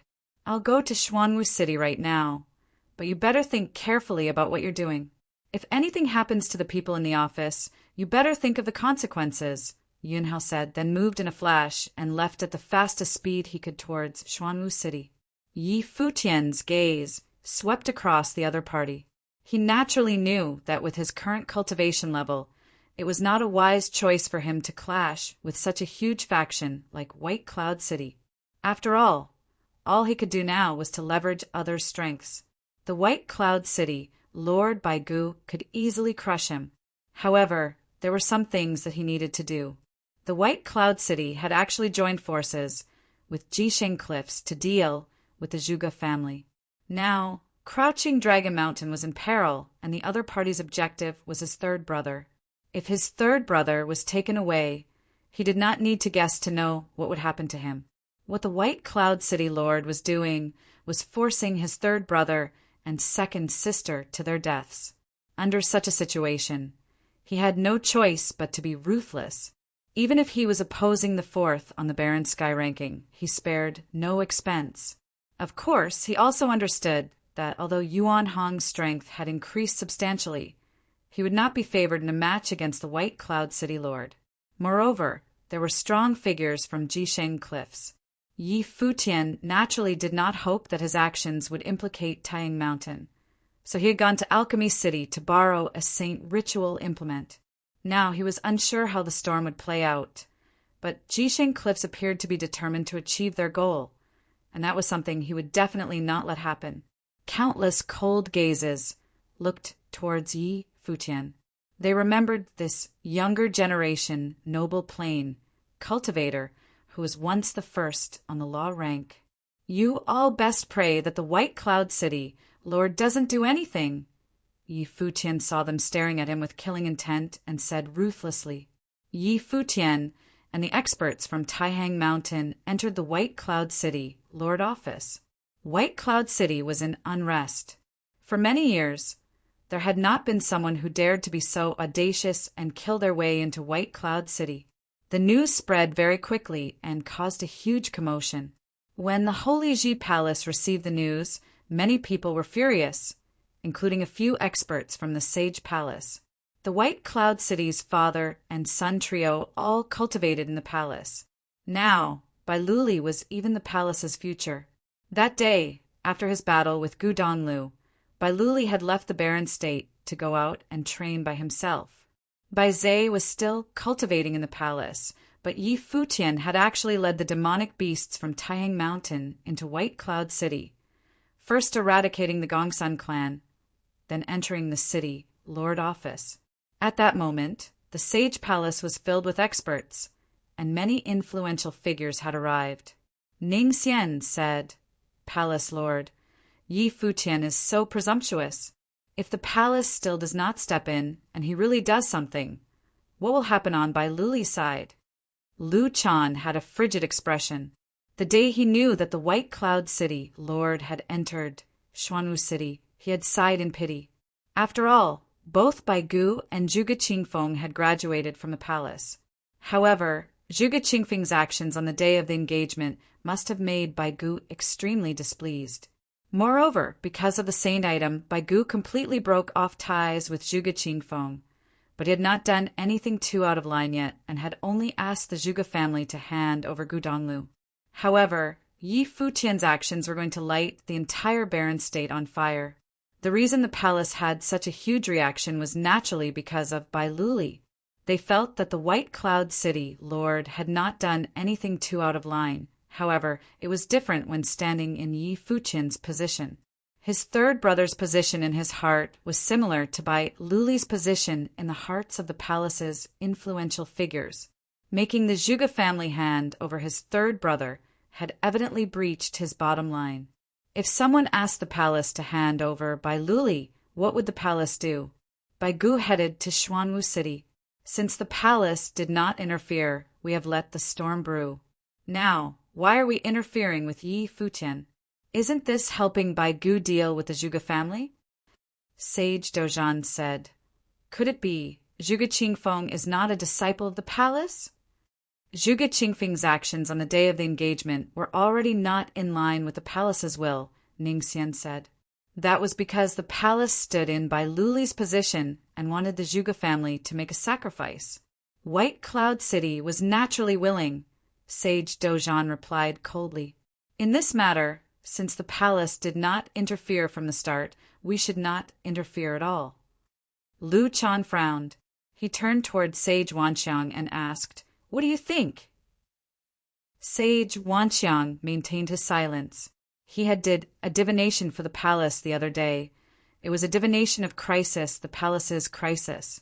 It was probably very hard for them to avoid it, but he was unsure where the crisis would come from. However, as of now, it seemed that the highest possibility was that the crisis came from Jisheng Cliffs. After all, the only force that could shake the palace now was the Yu State's holy land, Jisheng Cliffs. You make a decision by yourself in this matter. Sage Wanxiang did not say anything more. Now, the situation in the barren state was complicated and turmoil had already spread. He wondered how long more it was to the palace's crisis. What about you two? Lu Chan then looked at Sage Daozong and the Sword Demon. Since Wanxiang doesn't know, how could we know what to do? Sage Daozong shook his head bitterly, sighing in his heart. The White Cloud City, Lord and Zhuge Qingfeng, by Luli and Yi Futian, 2 generations of geniuses, both standing at opposing ends. This storm had involved 2 generations of people. The Sword Demon was also silent. Although he valued Bai Luli, he also appreciated Yi Futian. Yi Wuqian was his disciple as well and showed potential. What a pity! The 2 of them could have created a generation together, but they were now on opposing sides. If Bai Luli knew that Yi Futian had led Taihang Mountain's clan into his house, what would he think? Lu Chan. A frail voice sounded, and Lu Chan turned around. Everyone's expression became somber, and they turned around and looked in that direction. "Brother," Lu Chan called out. The person who had spoken was the real palace lord of the Holy Ji Palace, the first on the barren sky ranking. Since the palace's will has already been unfulfilled, what is there to hesitate about? There are some things that we must do even if we know they are wrong. As long as our mindset is flawless, it is correct. Luli will be the next palace lord of the Holy Ji Palace, so nothing bad must befall his family. I hope that I can witness a saint being born in the barren state before I die. The voice sounded gradually. It was heavy yet solemn, but there was an undoubtedly firm will behind it. The barren state, having a saint, that was his desire. Even as the first on the barren sky ranking, he had experienced danger on the divine path. He did not wish that the palace would become a thing of the past after he died. If that was so, he would be letting his master down. Yes, brother. Lu Chan bowed slightly, coming to a decision in his mind. His brother was right. Since he had already made up his decision a long time ago, what was he hesitating about? Tianqing, Sword Demon, bring a few people from your palaces to White Cloud City and get Yi Futian to leave White Cloud City. Try your best not to injure him, Lu Chan said. Yes. Sage Tianqing nodded. The Sword Demon was helpless. Why him? He did not want to see this kind of situation. Dozhan, don't interfere with this. I've already told them not to injure Yi Futian, Lu Chan said and looked towards Sage Dozhan. Sage Dozhan looked profoundly at Lu Chan, but eventually did not say anything. Although they would not injure Yi Futian, the palace's stand was equivalent to pushing Yi Futian to the opposite side. Chapter 687. Xuanwu City, outside Crouching Dragon Mountain. Xuanwu City, outside Crouching Dragon Mountain. A group of people stood in the air, looking down upon the Zhuge family on Crouching Dragon Mountain. The 2 teens at the front were 2 of the 9 sons of Jisheng Cliffs, Qin Zhong and Zhan Shao. Brother, this time, Uncle Master has joined forces with White Cloud City Lord. They should be able to take down Crouching Dragon Mountain. Zhan Shao looked at the 2 figures who had stepped towards the Crouching Dragon Mountain and let out a faint smile. White Cloud City, Lord, was rather interesting. That day, he had gone to White Cloud City to discuss some terms. If White Cloud City Lord was willing to offer a helping hand, his Uncle Master Kong Yao would help out his son Bai Luli when he was trying to attain the level of a saint. Evidently, Bai Gu had been tempted by that. Everyone in the 9 states knew how dangerous the divine path was and how many elite geniuses would be there. His Uncle Master was an elite figure, the 9th on the sage ranking. Coupled with Jisheng Cliff's power, if he promised to take care of Bai Luli, it would be equivalent to another safeguard for Bai Luli. However, White Cloud City Lord had claimed that he would come to Xuanwu City to apply pressure on Zhuge Qingfeng. If they could cause the Zhuge family to concede without a fight and hand over Gudonglu, he would agree. Otherwise, if a fight broke out, he wanted the saint instrument in Zhuge Qingfeng's hands. If it did not become an all-out fight, they would not have completely fallen out, so he could accept the first condition. The White Cloud City Lord evidently knew what it meant, so once war broke out, he would immediately try to take Zhuge Qingfeng out. He would then snatch the saint instrument. It seemed like he had everything thought out. Although the treasure in the White Cloud City Lord's hands is not a saint-level one, it also falls into the classification of a saint instrument. Adding on his Uncle Master's strength, the battle was originally unfair, so there will be no tension. Qin Zhong opened his mouth and said, "On Crouching Dragon Mountain, 2 experts had already descended and countless people were watching with astonishment. Would the Zhuge family be wiped out in this storm? Younger brother, I'll try to persuade you once again. Gu Donglu robbed the Yu State's holy item and ruined Luli's marriage. You should know what kind of person he is. It's still not too late to regret and hand him over. Do not continue your errors." The White Cloud City Lord stood in the air, looking down upon the Zhuge family. Zhuge Qingfeng stood there with an indifferent expression in his eyes. He had not expected the first person from the barren state to deal with him would be his brother. Everything was really unpredictable. "Clan leader, let's hand him over," many people from the Zhuge family said as they looked at Zhuge Qingfeng. "Zhuge Qingfeng, you can't be thinking of using the entire Zhuge family's future as a wager for one person." A figure from the older generation looked at Zhuge Qingfeng and asked. Evidently, they agreed with handing Gu Donglu over. "There is no way to obtain the best of both worlds. Since I have already decided, there is no need to persuade me," Zhuge Qingfeng said. "Are you really trying to ruin the Zhuge family?" Someone shouted at him. "We haven't even tried. How will we know if we will fail? If I am defeated, I hope that brother and Kong Yao will not indiscriminately kill innocent people, seeing as we are all from the 9 states' holy lands." If he was defeated, he was willing to sacrifice his life. If he survived this calamity, the barren state would definitely return to an era with saints. His Zhuge family would definitely have a saint. He did not know what Yi Futian's relationship with Emperor Yi Qing was. But no matter what it was, the saint plane was definitely not the end point for him. "Since little brother is willing to sacrifice yourself for a cause, I will fulfill your wish," Bai Gu replied emotionlessly. In an instant, both he and Kong Yao released a monstrous might, shrouding all of Crouching Dragon Mountain. "Do it," Zhuge Qingfeng said. An 8 trigrams formation appeared and surrounded Crouching Dragon Mountain with many shadows moving at the same time. Kong Yao stepped forward and countless statues of gods appeared in the area, the heavens feeling as though it would collapse. The boundless gravity crushed down upon everyone in the Zhuge family. A sage plane figures could reach the heavens. One thought could manifest itself as rule power in the surroundings. "Wait a minute." At that moment, a voice sounded. Kong Yao frowned, and the White Cloud City Lord looked back and saw a figure descending rapidly. He frowned as well and asked, "Yun Hao, why are you here?" "Yi Futian has brought Yuan Hong from Taiyang Mountain and many other golden apes into White Cloud City, eradicating the Gongsun clan.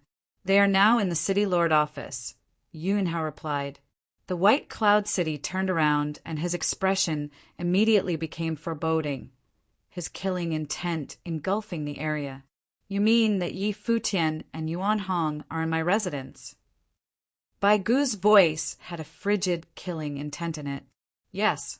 Yun Hao nodded. He also asked me to bring a message. If anything happens to his brother and sister, as long as the city lord has participated, he will make sure that the city lord office is destroyed. Bai Gu raised his head and looked in the distance, a horrifying killing intent emanating from him and roaring in the skies. Nobody had ever dared to barge into White Cloud City. Apart from the Holy Ji Palace and the Ice Temple, he, Bai Gu, had the highest rank on the Barren Sky ranking. Now, a kid in the noble plane dared to barge into his residence and threaten him, the fourth on the Barren Sky ranking, with his family's lives. What a joke! Both he and Yuan Hong were courting death. Brother Kong, I can only temporarily give up on this matter. Bai Gu turned to Kong Yao and said, I'll be back after I kill that bastard. Kong Yao frowned. They were already preparing to strike. But such an interference appeared suddenly. Who was it that dared touch White Cloud City? Who was Yi Futian? Why had he never heard of such a person? Shouldn't he be an expert on the Barren Sky ranking? Moreover, who were his brother and sister? Bai Gu turned around and left, leaving after images in the sky and heinous killing intent. Everyone could see how infuriated the White Cloud City Lord was. In the Zhuge family, Zhuge Qingfeng also had a shocked expression. He had not expected the little fellow to strike White Cloud City now. It had temporarily alleviated the situation here. However, Yuan Hong would find it very hard to deal with Bai Gu. Wasn't this putting himself in danger? Gu Donglu and Zhuge Mingyue looked at each other. Little brother had actually gone to White Cloud City. They were very worried about him. This incident started because of me. Gu Donglu sighed. If it really reached the worst-case scenario, he would resolve the matter himself. Don't overthink. Zhuge Mingyue held his hand and said, Little brother knows his limits. He won't do something that is beyond him. Okay. Gu Donglu nodded lightly. Although he was now a high-level sage, his cultivation level was still too low. Kong Yao looked at Zhuge Qingfeng, thinking how lucky the Zhuge family was. He stepped back and the pressure disappeared from the Zhuge family. Kong Yao walked to Zhan Xiao and asked, Who is Yi Futian? Zhan Xiao had arrived in the Barren State earlier than him, so he should know more than him. Zhan Xiao's expression became unnatural. Of course he knew who Yi Futian was, but it was because he knew who he was that he found it strange. A noble plain cultivator had actually managed to turn the situation around and foil his plan. He is Gu Donglio's little brother who used to cultivate in the Holy Ji Palace and was expelled by the palace because of Bai Luli and Gu Donglio's enmity. According to many people in the Barren State, he is the number one noble in the Barren State, Zhan Xiao replied. However, a mere noble plain cultivator dares to interfere with our Jisheng Cliffs matters and threaten the White Cloud City Lord. How reckless. A noble plain cultivator? Kong Yao's expression became confused as well. It was ludicrous that a noble plain would be able to ruin their plans. The Barren State's number one noble. Qin Zhong asked curiously, So that means that the palace's Shimen Hanjiang is not the strongest noble in the Barren State. Previously, when he dominated Shimen Hanjiang, he had asked if the palace's disciples could represent the Barren State's highest standards. But Lu Chan had not given him a straightforward reply, and the palace's disciples did not acknowledge him either. Before Shimen Hanjiang, the first on the law rank was Yi Futian. Shimen Hanjiang's first on the law rank was replaced by him. It was rumored that the difference in potential between Shimen Hanjiang and Yi Futian was huge and could not even be compared. Zhan Xiao continued, Of course, no matter how outstanding he is, he cannot compare with little brother. Why care about the Barren State's nobles? It's not that I care. Qin Zhong shook his head and replied, The number one noble in the Barren State. He wanted to experience it. Although he did not feel that there was any noble in the Barren State who could be stronger than him, Yi Futian must have had exceptional combat ability to be titled the first in the Barren State. Let's wait for Baigu to settle matters on his end, Kong Yao said impatiently. He had originally wanted to settle the Barren State issue quickly, but he had not expected so many hiccups to appear. In White Cloud City, Baigu had not arrived, but the people from the Holy Ji Palace had.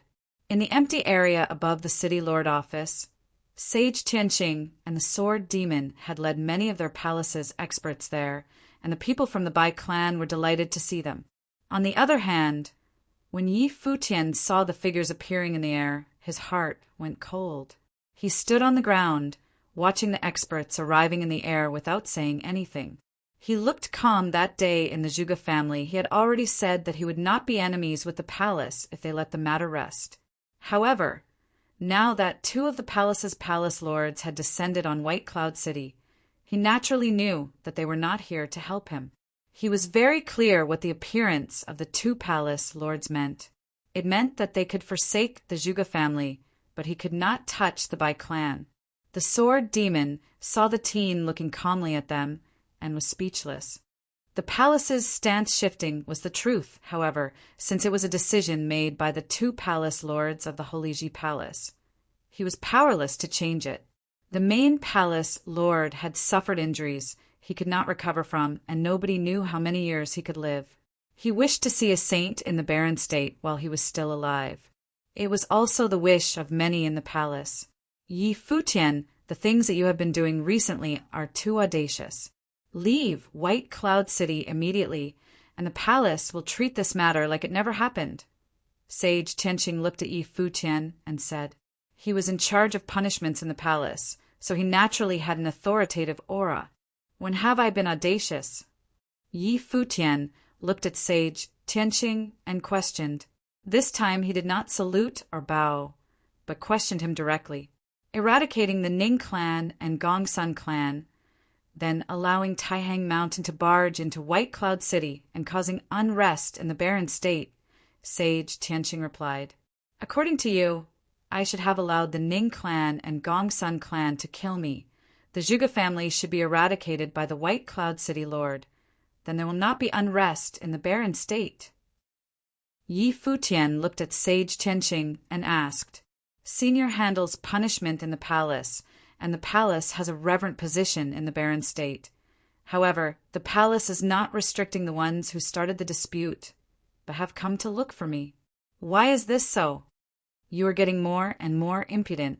The assistant palace lord has asked me not to injure you on account that you were once a disciple of the palace. We have already shown mercy, Sage Tianqing replied. I have entered White Cloud City. The Holy Ji Palace may not harm me, but what about the White Cloud City Lord? Yi Futian smiled and asked, Is the palace going to shield me from the White Cloud City Lord's anger? Sage Tianqing did not reply. Yi Futian had a self-mocking smile and said, In a conflict between two parties, the palace only restricts one side. What a joke! Once one has their self-interest at heart, their actions will no longer be fair and just. Since the palace now has its interests, there is no longer any need to keep up the facade of righteousness. Yi Futian said slowly. When the two palace lords appeared, the palace was no longer a holy land. The Holy Ji Palace's self-interest was naturally Bai Luli. Chapter 688. Yi Futian was thoroughly disappointed. In order to have Bai Luli become a saint, not only was the Holy Ji Palace fine with sacrificing Zhuge Mingyue, but they were even all right with sacrificing the entire Zhuge family. When the city lord of White Cloud City descended upon Xuanwu City, the Holy Ji Palace would have intervened if that was not the case. He came to White Cloud City to confront the Holy Ji Palace. Yi Futian was thoroughly disappointed. In order to have Bai Lili become a saint, not only was the Holy Ji Palace fine with sacrificing Zhuge Mingyue, but they were even all right with sacrificing the entire Zhuge family. When the city lord of White Cloud City descended upon Xuanwu City, the Holy Ji Palace would have intervened if that was not the case. He came to White Cloud City to confront the Holy Ji Palace. The Holy Ji Palace is free of personal agendas, Sage Tianqing said plainly. The two palace lords were ready to do anything in order to nurture a saint for barren state. Sage Tianqing did not find that to be something personal. It was the mission of the Holy Ji Palace, a great endeavor undertaken for the good of all. He understood that some of Yi Futian's words made sense, but sacrifices needed to be made in order to get certain things done, and it was something inevitable. If I refuse to leave, what do the two of you plan on doing? Yi Futian was in no mood to argue any longer. He went straight for the core of the problem instead. Then we will have to remove you by force, Sage Tianqing said. Yi Futian laughed. He looked at the two palace lords of the Holy Ji Palace and said, "If that is the case, please, after you." Yi Futian, while Yuan Hong ranks 18th on the Barren Sky ranking, the Sword Demon and I are also mighty ones ranked on the Barren Sky ranking. We are both not that far in rank compared to him. If we were to fight Yuan Hong, he would definitely lose. Furthermore, when you came into White Cloud City, did you not think about the city lord who is ranked 4th? Didn't you think you would end up dragging Taihang Mountain into this? The lord of Tianqing Pavilion said, "Yi Futian, I advise you to give up now. If you were to really become a saint in the future, you would be able to reclaim everything you've lost," the sword demon said, looking at Yi Futian. He was speaking genuinely from his heart, as he did not wish for Yi Futian to be embroiled in this maelstrom. The circumstances worsened by the second, and he was concerned that there was no way for Yi Futian to back away if the young man insisted on getting himself into it. It would be a pity for him to die as a noble. If I become a saint in the future, what is lost will remain lost. There will be no point to any of it by then. You of all should understand that cultivators need to listen to their heart, and there are things that should never be done. If the Holy Ji Palace decided to go on with it, then there is no need for both of you to hesitate anymore. Yi Futian then went on to address Yuan Hong. "Grandpa Yuan, I assume you've never used the 9 heavenly attacks in battle before, right? I'd like to see you use those techniques today." "Very well." Yuan Hong nodded. "Where would you like to see the show?" "I'll take a seat somewhere on you." Yi Futian leaped and landed on Yuan Hong's shoulder. He was attempting to develop comprehension of the powers of sages, and there was no better chance at the moment for him to do that than to witness the battle between sages that was about to happen. While he had developed comprehension of said plane from many sages, those were still powers left behind by sages of old, and they were poor substitutes of what could be gained from seeing a true battle being fought. Boom! Yuan Hong stepped forward and took to the air. Sage Tianqing and the Sword Demon shot up in the air as well, coming to face Yuan Hong. The battle between the 3 mighty ones on the barren sky ranking attracted the attention of many below. Many outside the city lord office looked up in the air while feeling the tremors within.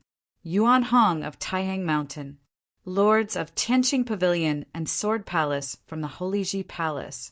The huge golden body stood tall in the air, and Yuan Hong's might spread far and wide. He extended his hand and coalesced spiritual qi into a staff, brimming with immeasurable power from top to bottom. Sage Tianqing did not dare let his guard down. He knew too well of the potency of the 81 strikes of heaven-traversing staff techniques, which was the signature skill of the apes of Taihang Mountain. The set of techniques was an offensive skill of unparalleled power.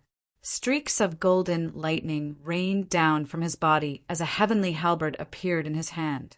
Golden lightning was unleashed from the weapon, like punishing lights imbued with unfathomable, devastating power. The power spread far and wide in the air. The sky soon looked like doomsday was near as the scene turned to be an appalling one. It seemed like it could have even easily torn any conventional sage apart. Yi Futian stood on Yuan Hong's back. A golden screen of light covered his body, protecting him from external encroachment. Despite the measures taken, Yi Futian was still able to sense the punishing power of rules permeating the air at the moment, which was similar to that student who tried to assassinate him back then. The magnitude of the skill's power, however, was several orders of magnitude higher when it was being used by Sage Tianqing himself. He had no doubt that if he dared to even take a step outside, a flash of light would have rained down on him right there, and then reducing him to ash. "Punish!" Sage Tianqing said with a cold voice. Endless light of punishment rained down like crosses of light, enabling no place for escape. Such overpowering spells could have only been fended off by sheer defensive powers. Futian took a look at the light of punishment raining down on them. It was a terrible spell of rules which was capable of wiping out a whole army effortlessly. It was also a testament to the sheer ferocity of top-class mighty ones. Yuan Hong burst with terrifying martial arts, while as he swung his staff about, countless shadows of staffs appeared in the air. The shadows materialized as light screens covering his entire body. Stifling noises were heard throughout the sky, and whoever was watching the fight, inside or out of the city lord office of White Cloud City, was able to feel a suffocating pressure permeating the air. The winds howled, and the forces between the heavens and the earth roared. Dazzling lights sparked as the light of punishment hit the screen of staff shadows, yet totally incapable of penetrating it. Sage Tianqing's eyes turned incredibly serious in a second as he felt terrifying pressure bearing down. One shadow of golden great ape after another appeared in the air. They were all conjured by Yuan Hong, and everyone below was able to tell that they were not tangible constructs. The shadows were simply illusory products of martial arts will. However, when many of the incredibly huge golden great apes danced about with their golden staffs, the visual impact was one that had many feeling that the air itself was on the verge of being split apart by the staff. It was a stunning sight to behold, and the hearts of many raced. Yuan Hong is more powerful than he once was. The expressions of Sage Tianqing and the sword demon turned solemn. More terrifying light of punishment rained down on them as the shadows filled the air. Sage Tianqing held tightly onto his halberd. Endless light of punishment fell onto the halberd, and terrifying lights penetrated the air as his might grew increasingly strong. "Sword demon, I might need your help in this," Sage Tianqing said. The sword demon nodded. He was able to feel that the aura bursting from Yuan Hong was a little too fearsome. Storms of blades whipped about in the air all of a sudden. They danced in a crazed manner in the air, yet were unable to penetrate the staff shadows filling the air. "We can't wait any longer," Sage Tianqing said. His body vanished right as he spoke. The sword demon's body seemed to have moved with him as they went catching Yuan Hong in a pincer attack. At that very moment, the thousands of staff shadows coalesced into one staff. The overwhelming force encased everything in its vicinity as if the air was about to burst. Light from the heavenly halberd pierced the air, and the sword of a sword demon lashed out with ferocious force. Endless sword aura swirled in the air as it cut apart anything in its path. When their attacks met that one staff, everyone was able to feel the intensity with the attacks. The boundless force from the staff threw both of them off. "That is so powerful," Futian mumbled to himself. While Yuan Hong's experience with the 9 heavenly attacks was far less than his, the ape's high plane level and understanding of the martial arts was not something Futian could have compared with. Furthermore, the 9 heavenly attacks evolved from the 81 strikes of heaven-traversing staff techniques. Yuan Hong had been steeped in that signature technique of his people enough to be able to easily grasp their evolved form. What Yuan Hong demonstrated right there and then was bringing the attacks of the 81 strikes of heaven-traversing staff techniques to new heights, and the force packed within was even more fearsome. Sage Tianqing's arm went somewhat numb. He knew how powerful his halberd techniques were, but the halberd of punishment, known for its devastating power of destruction, was utterly incapable of breaking the attack of that staff technique. They later found that Yuan Hong never stopped attacking. The ape took a step in the air, coalescing an even more powerful storm of martial arts with the residual raging force. The air felt even more unbearable right there and then. It was yet another whip with the staff. The myriad of staff shadows went straight for Sage Tianqing. His expression turned incredibly serious as he burst with blinding light from his body, heading for Yuan Hong. He brought his halberd to bear once again, like a rainbow shooting up at the sky, penetrating everything in its path. The sword demon stopped attacking and stared at Yuan Hong. The aura permeating the ape's body had not dissipated yet, but the pressure grew increasingly strong. Boom! Yuan Hong headed straight for him. Devastating sword aura appeared in the surroundings of the sword demon's body. Countless black mirages appeared in the sky at the very next moment. Streaks of black sword shadows appeared as they cut through the air, encasing Yuan Hong within. Yuan Hong swept away with his staff. The staff shadows in the air covered every angle around him, shattering all incoming sword aura. Yuan Hong stepped forward once more. When Sage Tianqing made his way back, he felt the might around Yuan Hong to have grown to a critical point. Yuan Hong danced about with his staff, encasing everything in the space, all of them occupied with the shadows of his staff. At that very moment, both Sage Tianqing and the sword demon felt covered by the will of the staff. Bam! A stifling sound was heard as Yuan Hong's fifth attack hit the air. Both of them felt the endless staff shadows hit them squarely before the attack even connected. They burst forth with their full power, attacking the shadows of the staff as if they were real. Both felt irresistible force being brought down onto them. A thunderous rumble was heard as their bodies ended up being thrown far away. They grunted and blood was seen at the corner of their mouths. Their internal organs felt rattled as they struggled to quiet their breaths. The thousands of techniques were helpless before sheer overwhelming power. Despite them having many tricks and tactics up their sleeves, they were nothing before Yuan Hong's overwhelming staff techniques. They did not even get to use the tricks they had with them. If both of you want for me to leave White Cloud City, then I'm sorry. But I cannot comply with that, Yi Futian said, looking at Sage Tianqing and the sword demon, who were both thrown off.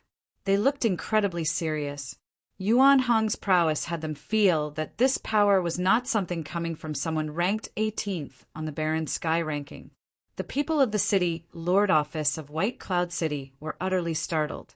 Despite having two lords from the palace and pavilions from the Holy Ji Palace on their side, they were still incapable of kicking Yi Futian out from White Cloud City.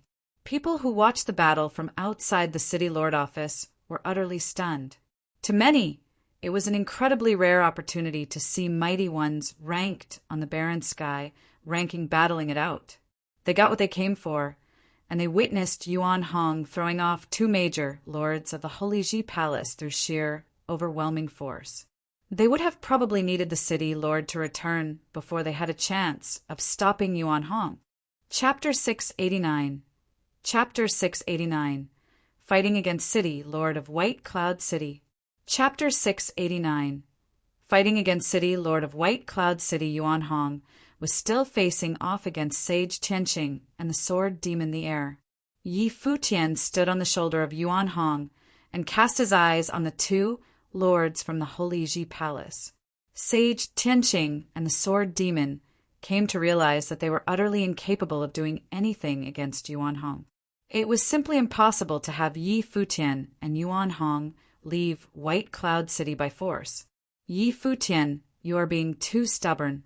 If you get embroiled in all of this as a noble, you will probably never get a chance to back away, Sage Tianqing said, looking at Yi Futian.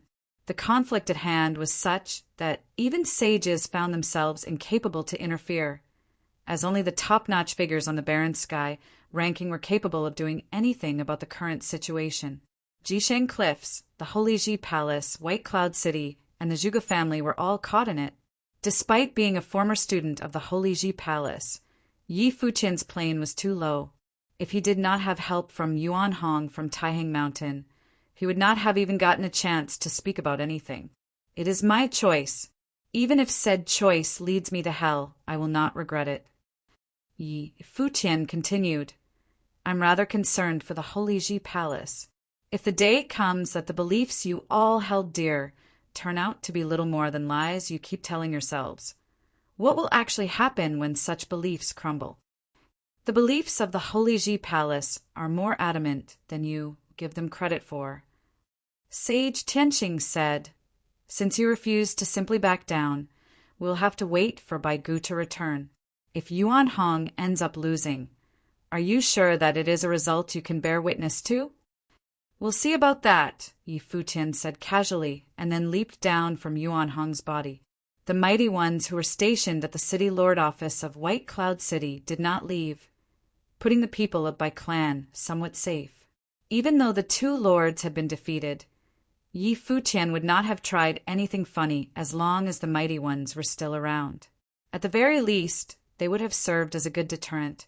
Right there and then, they only had to wait for the city lord to return, then go about killing Yuan Hong and Yi Futian, before going up to slaughter the forces of Taihang Mountain. Time passed, and White Cloud City was still in madness. Many descended near the city lord office, looking at the regal, imposing estate. They never thought someone would have come messing around with the Bai clan, the clan with figures ranked 4th and 10th on the Baron Sky ranking. Furthermore, the person who did so was none other than a youth in the noble plane. It was craziness like no other, yet Yi Futian went through with it nonetheless. A terrifying rumble with the clouds came from far above the airspace of White Cloud City, coming all the way to the Bai clan estate like a terrifying wave in the air. Many turned to look where the fearsome torrent eventually ended. The rumbling noise was heard, and the torrent finally stopped. The city lord was found standing imposingly in the air. His gray eyes gazed at the ground below, filled with murderous intent, as cold as ice. The city lord is here. The people of White Cloud City were shaken. They never saw the city lord so angry before. It was anyone's guess how angry he actually was, knowing that someone invaded the Bai clan estate. A gray eye appeared in the air, and it was none other than the Eye of Devastation. The eye stared at where Yuan Hong and Yi Futian stood, and the space they occupied seemed to have been put under lockdown all of a sudden. Yuan Hong, Yi Futian, and the rest of the mighty ones from Taihang Mountain seemed to have been isolated from the world, trapped in the gray world. At that very moment, Yi Futian felt as if a fearsome hand of devastation reached out for his mind. He turned pale and grunted. Against a top-notch sage who was a spirit elementalist, Yi Futian's plane rendered him utterly helpless. Yuan Hong cast his eyes at Bai Gu before stepping on the ground. Cracks formed on the city lord office with a rumble. Many grunted at the same time, feeling their hearts weighing heavily in their chests. There were many who just went pale and puked blood right there and then. "Yuan Hong, do you have a death wish?" Bai Gu finally opened his mouth, his voice filled to the brim with murderous intent. "Come at him one more time, and I'll end your Bai clan right here, right now," Yuan Hong said as his golden eyes locked onto Bai Gu. Bai Gu's murderous eyes glanced at Yi Futian. He did not pay him any heed back when they were in the Zhuge family estate, as Yi Futian was simply one of the younger generations in the noble plane. It hardly mattered what he was able to do back then. However, things were different now. Yi Futian had actually brought people from Taihang Mountain and thrown his weight around in the Bai clan estate, threatening him. That infuriated Bai Gu to no end, and he deemed that Yi Futian must die to pay for what he did. As such, he had no hesitations in killing Yi Futian, just like how a human would step on an ant. But it was apparent that Yuan Hong intended to cover Yi Futian. If Bai Gu moved against Yi Futian, Yuan Hong would move against the Bai clan. "If that is the case, I will simply go about killing you first," Bai Gu said coldly. Streaks of incredibly terrifying runes sparkled as soon as he finished talking, bombarding Yuan Hong's surroundings and splitting the earth where he stood. The very ground that Yuan Hong was standing on was uprooted by Bai Gu, lifting the ape high up in the air slowly. Many were stunned at that very scene. It spoke volumes about the wrath of the city, lord of White Cloud City. "Wait for me down there," Yuan Hong said to Yi Futian. Yi Futian nodded and jumped from the body of the ape. The other golden great apes had him surrounded. But it was actually unnecessary, as no one would have dared move against him before Bai Gu defeated Yuan Hong. The piece of land Yuan Hong stood on continued being moving in the air like a lone island. It was uprooted from the ground and forcefully taken away from the Bai clan by Bai Gu. It was apparent that Bai Gu did not wish for his family to be caught in this. The Eye of Devastation controlled the flow of spiritual qi, locking down the worldly power around Yuan Hong. At the very same time, shadows of extremely terrifying ancient gods of darkness appeared in the air, all of them coursing with devastating power all over their bodies. Bai Gu was Bai Luli's father, and he stepped foot into the sage hall as well, studying under the palace lord of the Holy Ji Palace. As such, the powers that both father and son studied were rather similar in nature. Yuan Hong, what you did today will cause the apes to disappear from the barren state altogether, Bai Gu said coldly as his rage boiled inside. The shadows of the ancient gods of darkness went straight for Yuan Hong. Worse still, Yuan Hong's spiritual will seem to be assailed by formless hands of darkness. Boom! Yuan Hong took one step forward. The huge rocks under his feet were turned to dust right there, and then as extremely raging demonic aura swirled in the air, pressuring the air they occupied. Golden lights burst from his body, and with a roar of the ape, formless will attack raged. The ears of anyone below, within earshot, trembled.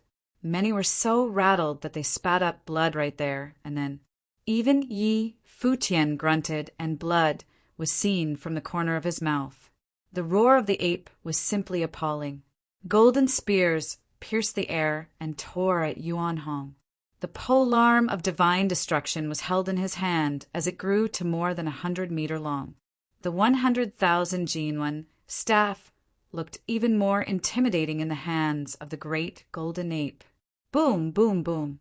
Yuan Hong's huge body ran in the air as if it was treading on flat land. Every single step caused a rumble, and a heaven-shattering force gathered about him as he ran. His incredibly huge body leaped into the air, and shadows of staffs were conjured from the polearm of divine devastation in an instant. He then went straight for one of the great ancient gods around. The body of the ancient god crumbled with a rumble as Yuan Hong whacked it with a staff. Bai Gu glared at Yuan Hong with cold eyes. He knew from the fight he had with Yuan Hong several months ago that the ape's power had grown considerably. The second life spirit was unleashed, a huge spell scroll, emanating terrifying aura from within, as if a painting was being drawn right there and then. There was another treasure melded within the life spirit, treasure of saints. Dazzling lights burst, covering the air around it as if endless runes emerged in the sky. Lock! Bai Gu uttered with an ice-cold voice. The spell scroll burst forth, locking the air around, forming a spell barrier with Yuan Hong at the center. Yuan Hong stepped on the air again with yet another roar. Countless shadows of golden great apes appeared around him. They all lashed out with a staff attack in the air. A stifling rumble was heard as the barrier was shattered. However, things were far from over. Yet another huge skyscraping spell scroll went for Yuan Hong, with every rune inscribed in it imbued with extreme power of destruction. Bai Gu clenched his fist. Many spell scrolls exploded in an instant. The space they occupied seemed to have been torn apart right there and then. Dark cracks formed in the air, emanating bone-chilling, horrifying, devastating might from within the cracks. What is that? Futian looked at the air above him. The city lord was indeed a figure ranked fourth on the barren sky ranking. The spells of rule's attacks he commanded were frightening. Yuan Hong, however, swung the polearm of divine devastation about in that space of destruction. Thunderous rumbles were continuously heard from the sky. Terrifying power of destruction blocked out the sight of many, and only a dazzling form of a golden ape could be vaguely seen. They then saw the incredibly huge body of that golden ape going out against Bai Gu, bringing with him a staff attack meant for killing a god. Bai Gu stood where he was, looking at Yuan Hong with cold eyes. The painting of the spell scroll behind him unleashed blinding beams of light, conjuring many other scrolls of the same kind. Boundless spiritual chi of rules descended upon them. Baigu's eye was in total control of all powers within that space, revving to the extreme. "Great summoning spell," Baigu said. A shadow of an ancient god appeared before every spell scroll painting. In that instant, all the ancient gods became filled with raging power, heading straight for Yuan Hong. Shadows of ancient gods were seen in Baigu's eyes as he looked forward and said, "Yuan Hong, now experience the newest power I have come to develop, the Heaven Destruction Print." As soon as he finished, many of the ancient gods' immensely huge bodies went charging at Yuan Hong and lashed out with enormous palm prints. The prints resonated, making the air around them vibrate. Many looked at the scene and thought that the city lord was indeed a figure ranked fourth on the barren sky ranking. He was near invincible at his current plane. Yuan Hong swung the polearm of divine devastation about, bringing shadows of staffs to block out the sky, lashing out from the air. A rumble was heard in the air, but it was not the end of things. He seemed to be training with his staff techniques in the air. Golden storms whipped about, and a build-up of incredible force about to tear everything apart was felt. When the sixth attack of the 9 heavenly attacks was unleashed, a beam of light cut through the air. Yuan Hong held onto the polearm of divine devastation and swept before him. The staff shadows cleaved right through those terrifying ancient god prints in the middle, before lashing out at the shadows of the ancient gods themselves. The bodies of the summoned ancient gods continued to crumble from the blinding golden light conjured. Terrifying force went straight for Baigu himself. The air rumbled for a bit as Baigu was sent flying. The eyes of many stared at Yuan Hong. He was like an immutable, golden, demonic god standing there. On that day, he defeated the city lord who ranked fourth on the barren sky ranking. 1 Jin, an old Chinese measurement unit. Chapter 690. Sage Tianqing and the Sword Demon stared the battlefield in the air. The Sword Demon had been there to see Yi Futian in action back when he was entering the Holy Ji Palace 4 years ago.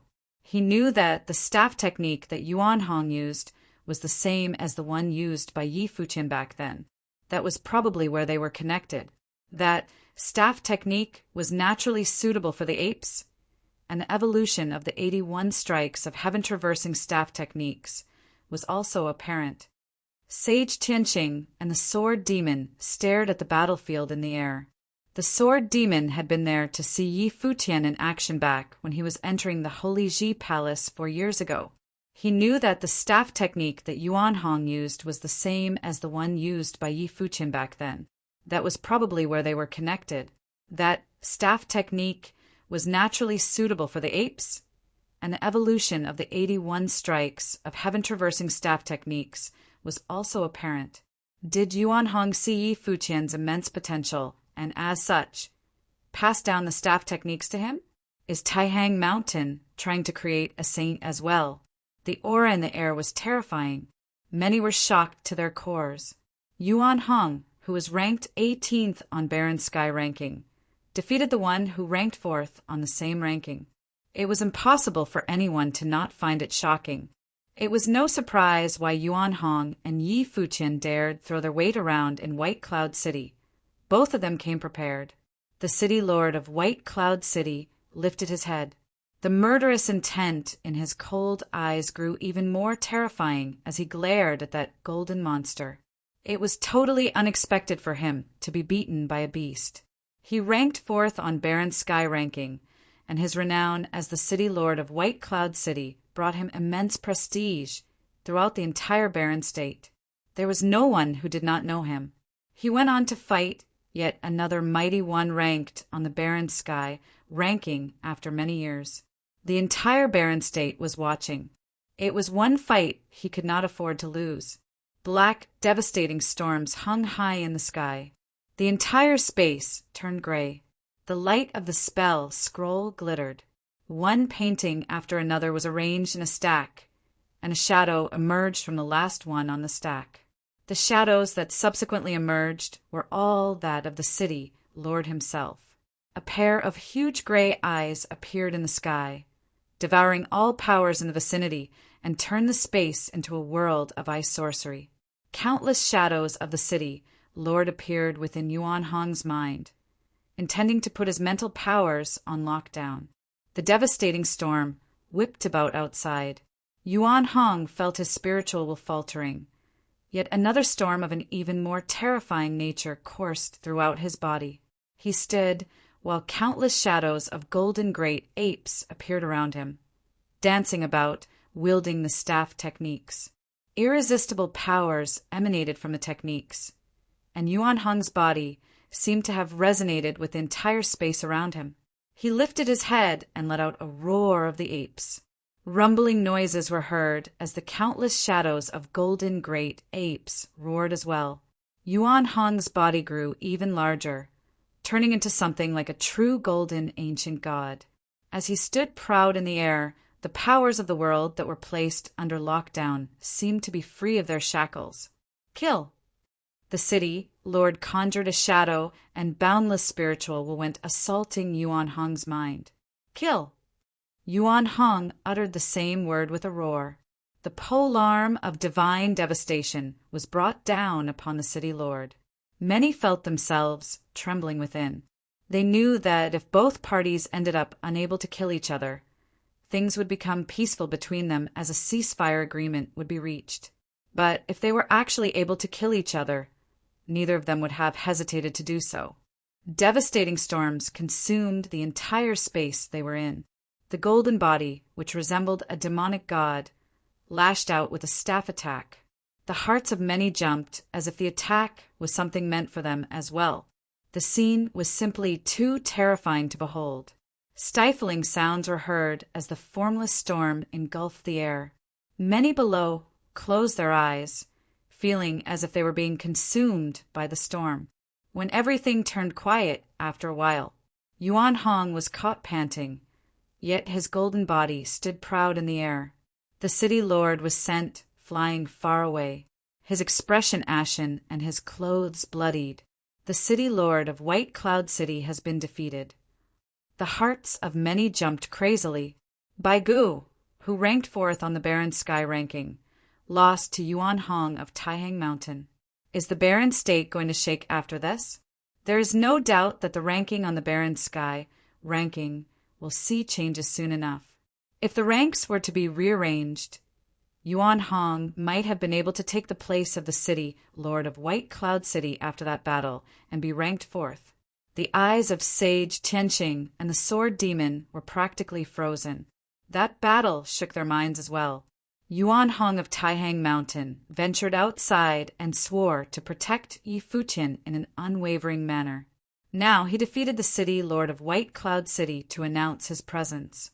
Even the Holy Ji Palace would have been unable to ignore him after all that. You planning to snuff out Taihang Mountain?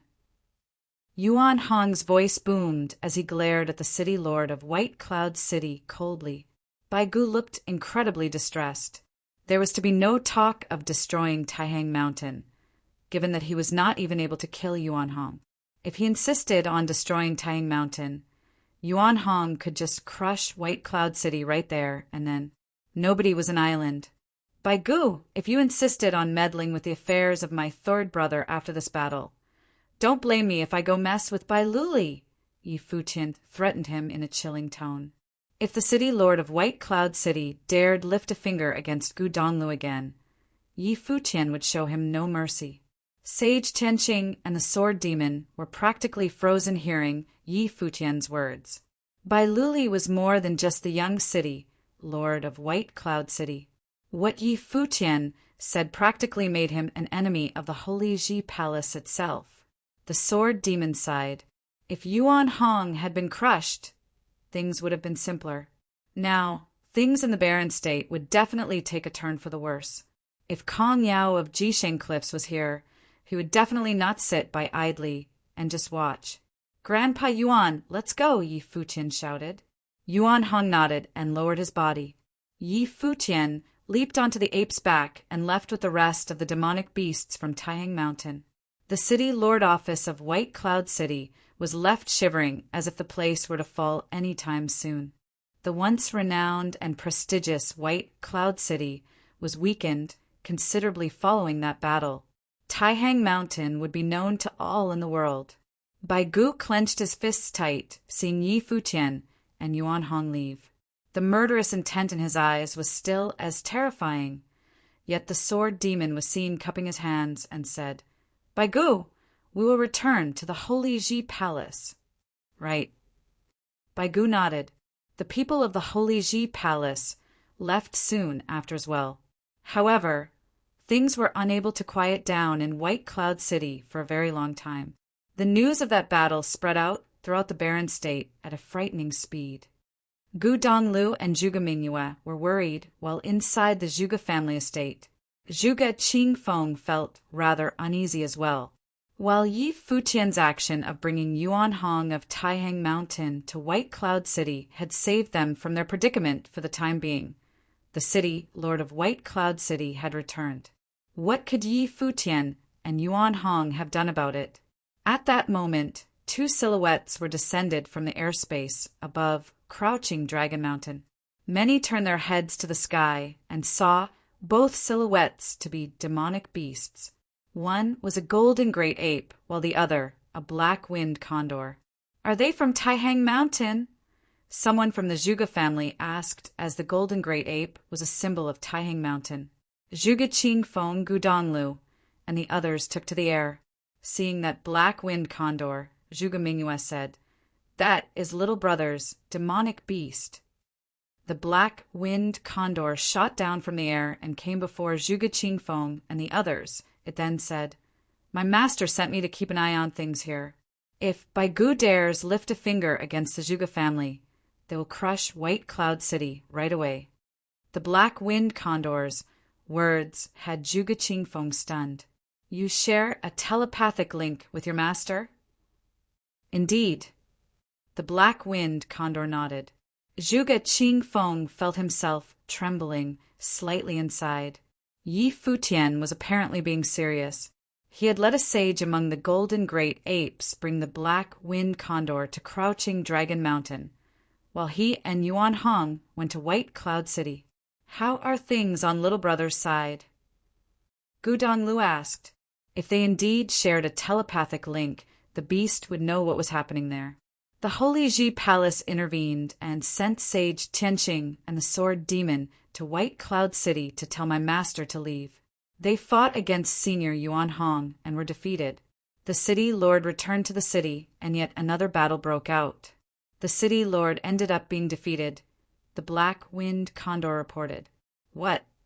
Surprise was seen in Zhuge Qingfeng's eyes. "Are you saying that Yuan Hong defeated Bai Gu?" "Indeed. Senior Yuan Hong of Taihang Mountain has just left White Cloud City with my master. They are heading for Xuanwu City." The black-winged condor nodded and elaborated. Zhuge Qingfeng breathed a sigh of relief. He had not expected things to unfold as such. However, he was hardly happy about how things turned out. In fact, he felt rather bothered about it all. The Holy Ji Palace had gotten themselves involved in this, and he knew well what that meant. The Holy Ji Palace's participation saddened him. "Little brother loved creating miracles," Zhuge Mingyue said with a smile.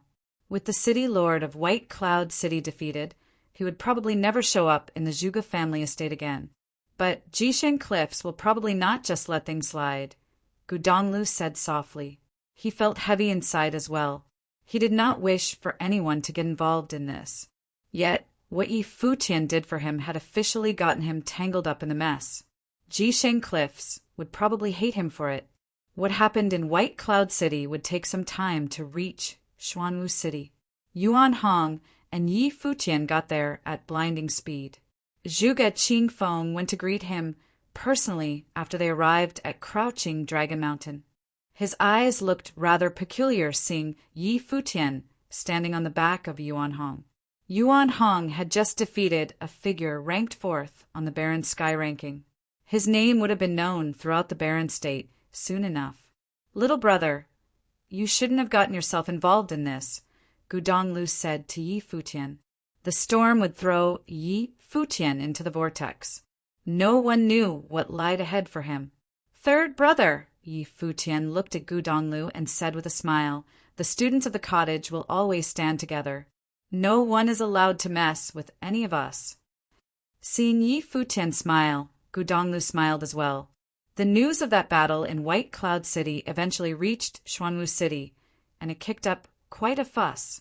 Furthermore, the news became the talk of the barren state. The peace that had been kept in the barren state was falling apart. The mighty ones from Jixing Cliffs residing in Xuanwu City had, of course, caught wind of the news. Kong Yao had not anticipated that Yuan Hong, who ranked 18th on the Barren Sky ranking, was actually able to defeat Bai Gu. Their plans had obviously failed.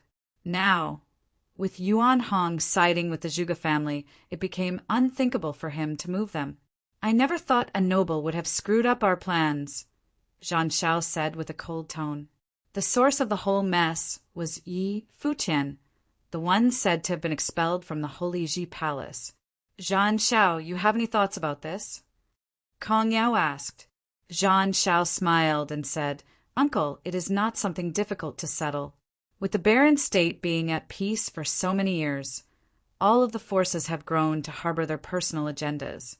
Yi Futian had offended quite a number of them. Since he insists on getting involved in this, we will simply proceed to make a bigger mess out of the barren state and have the forces of barren state move against the Zhuge family.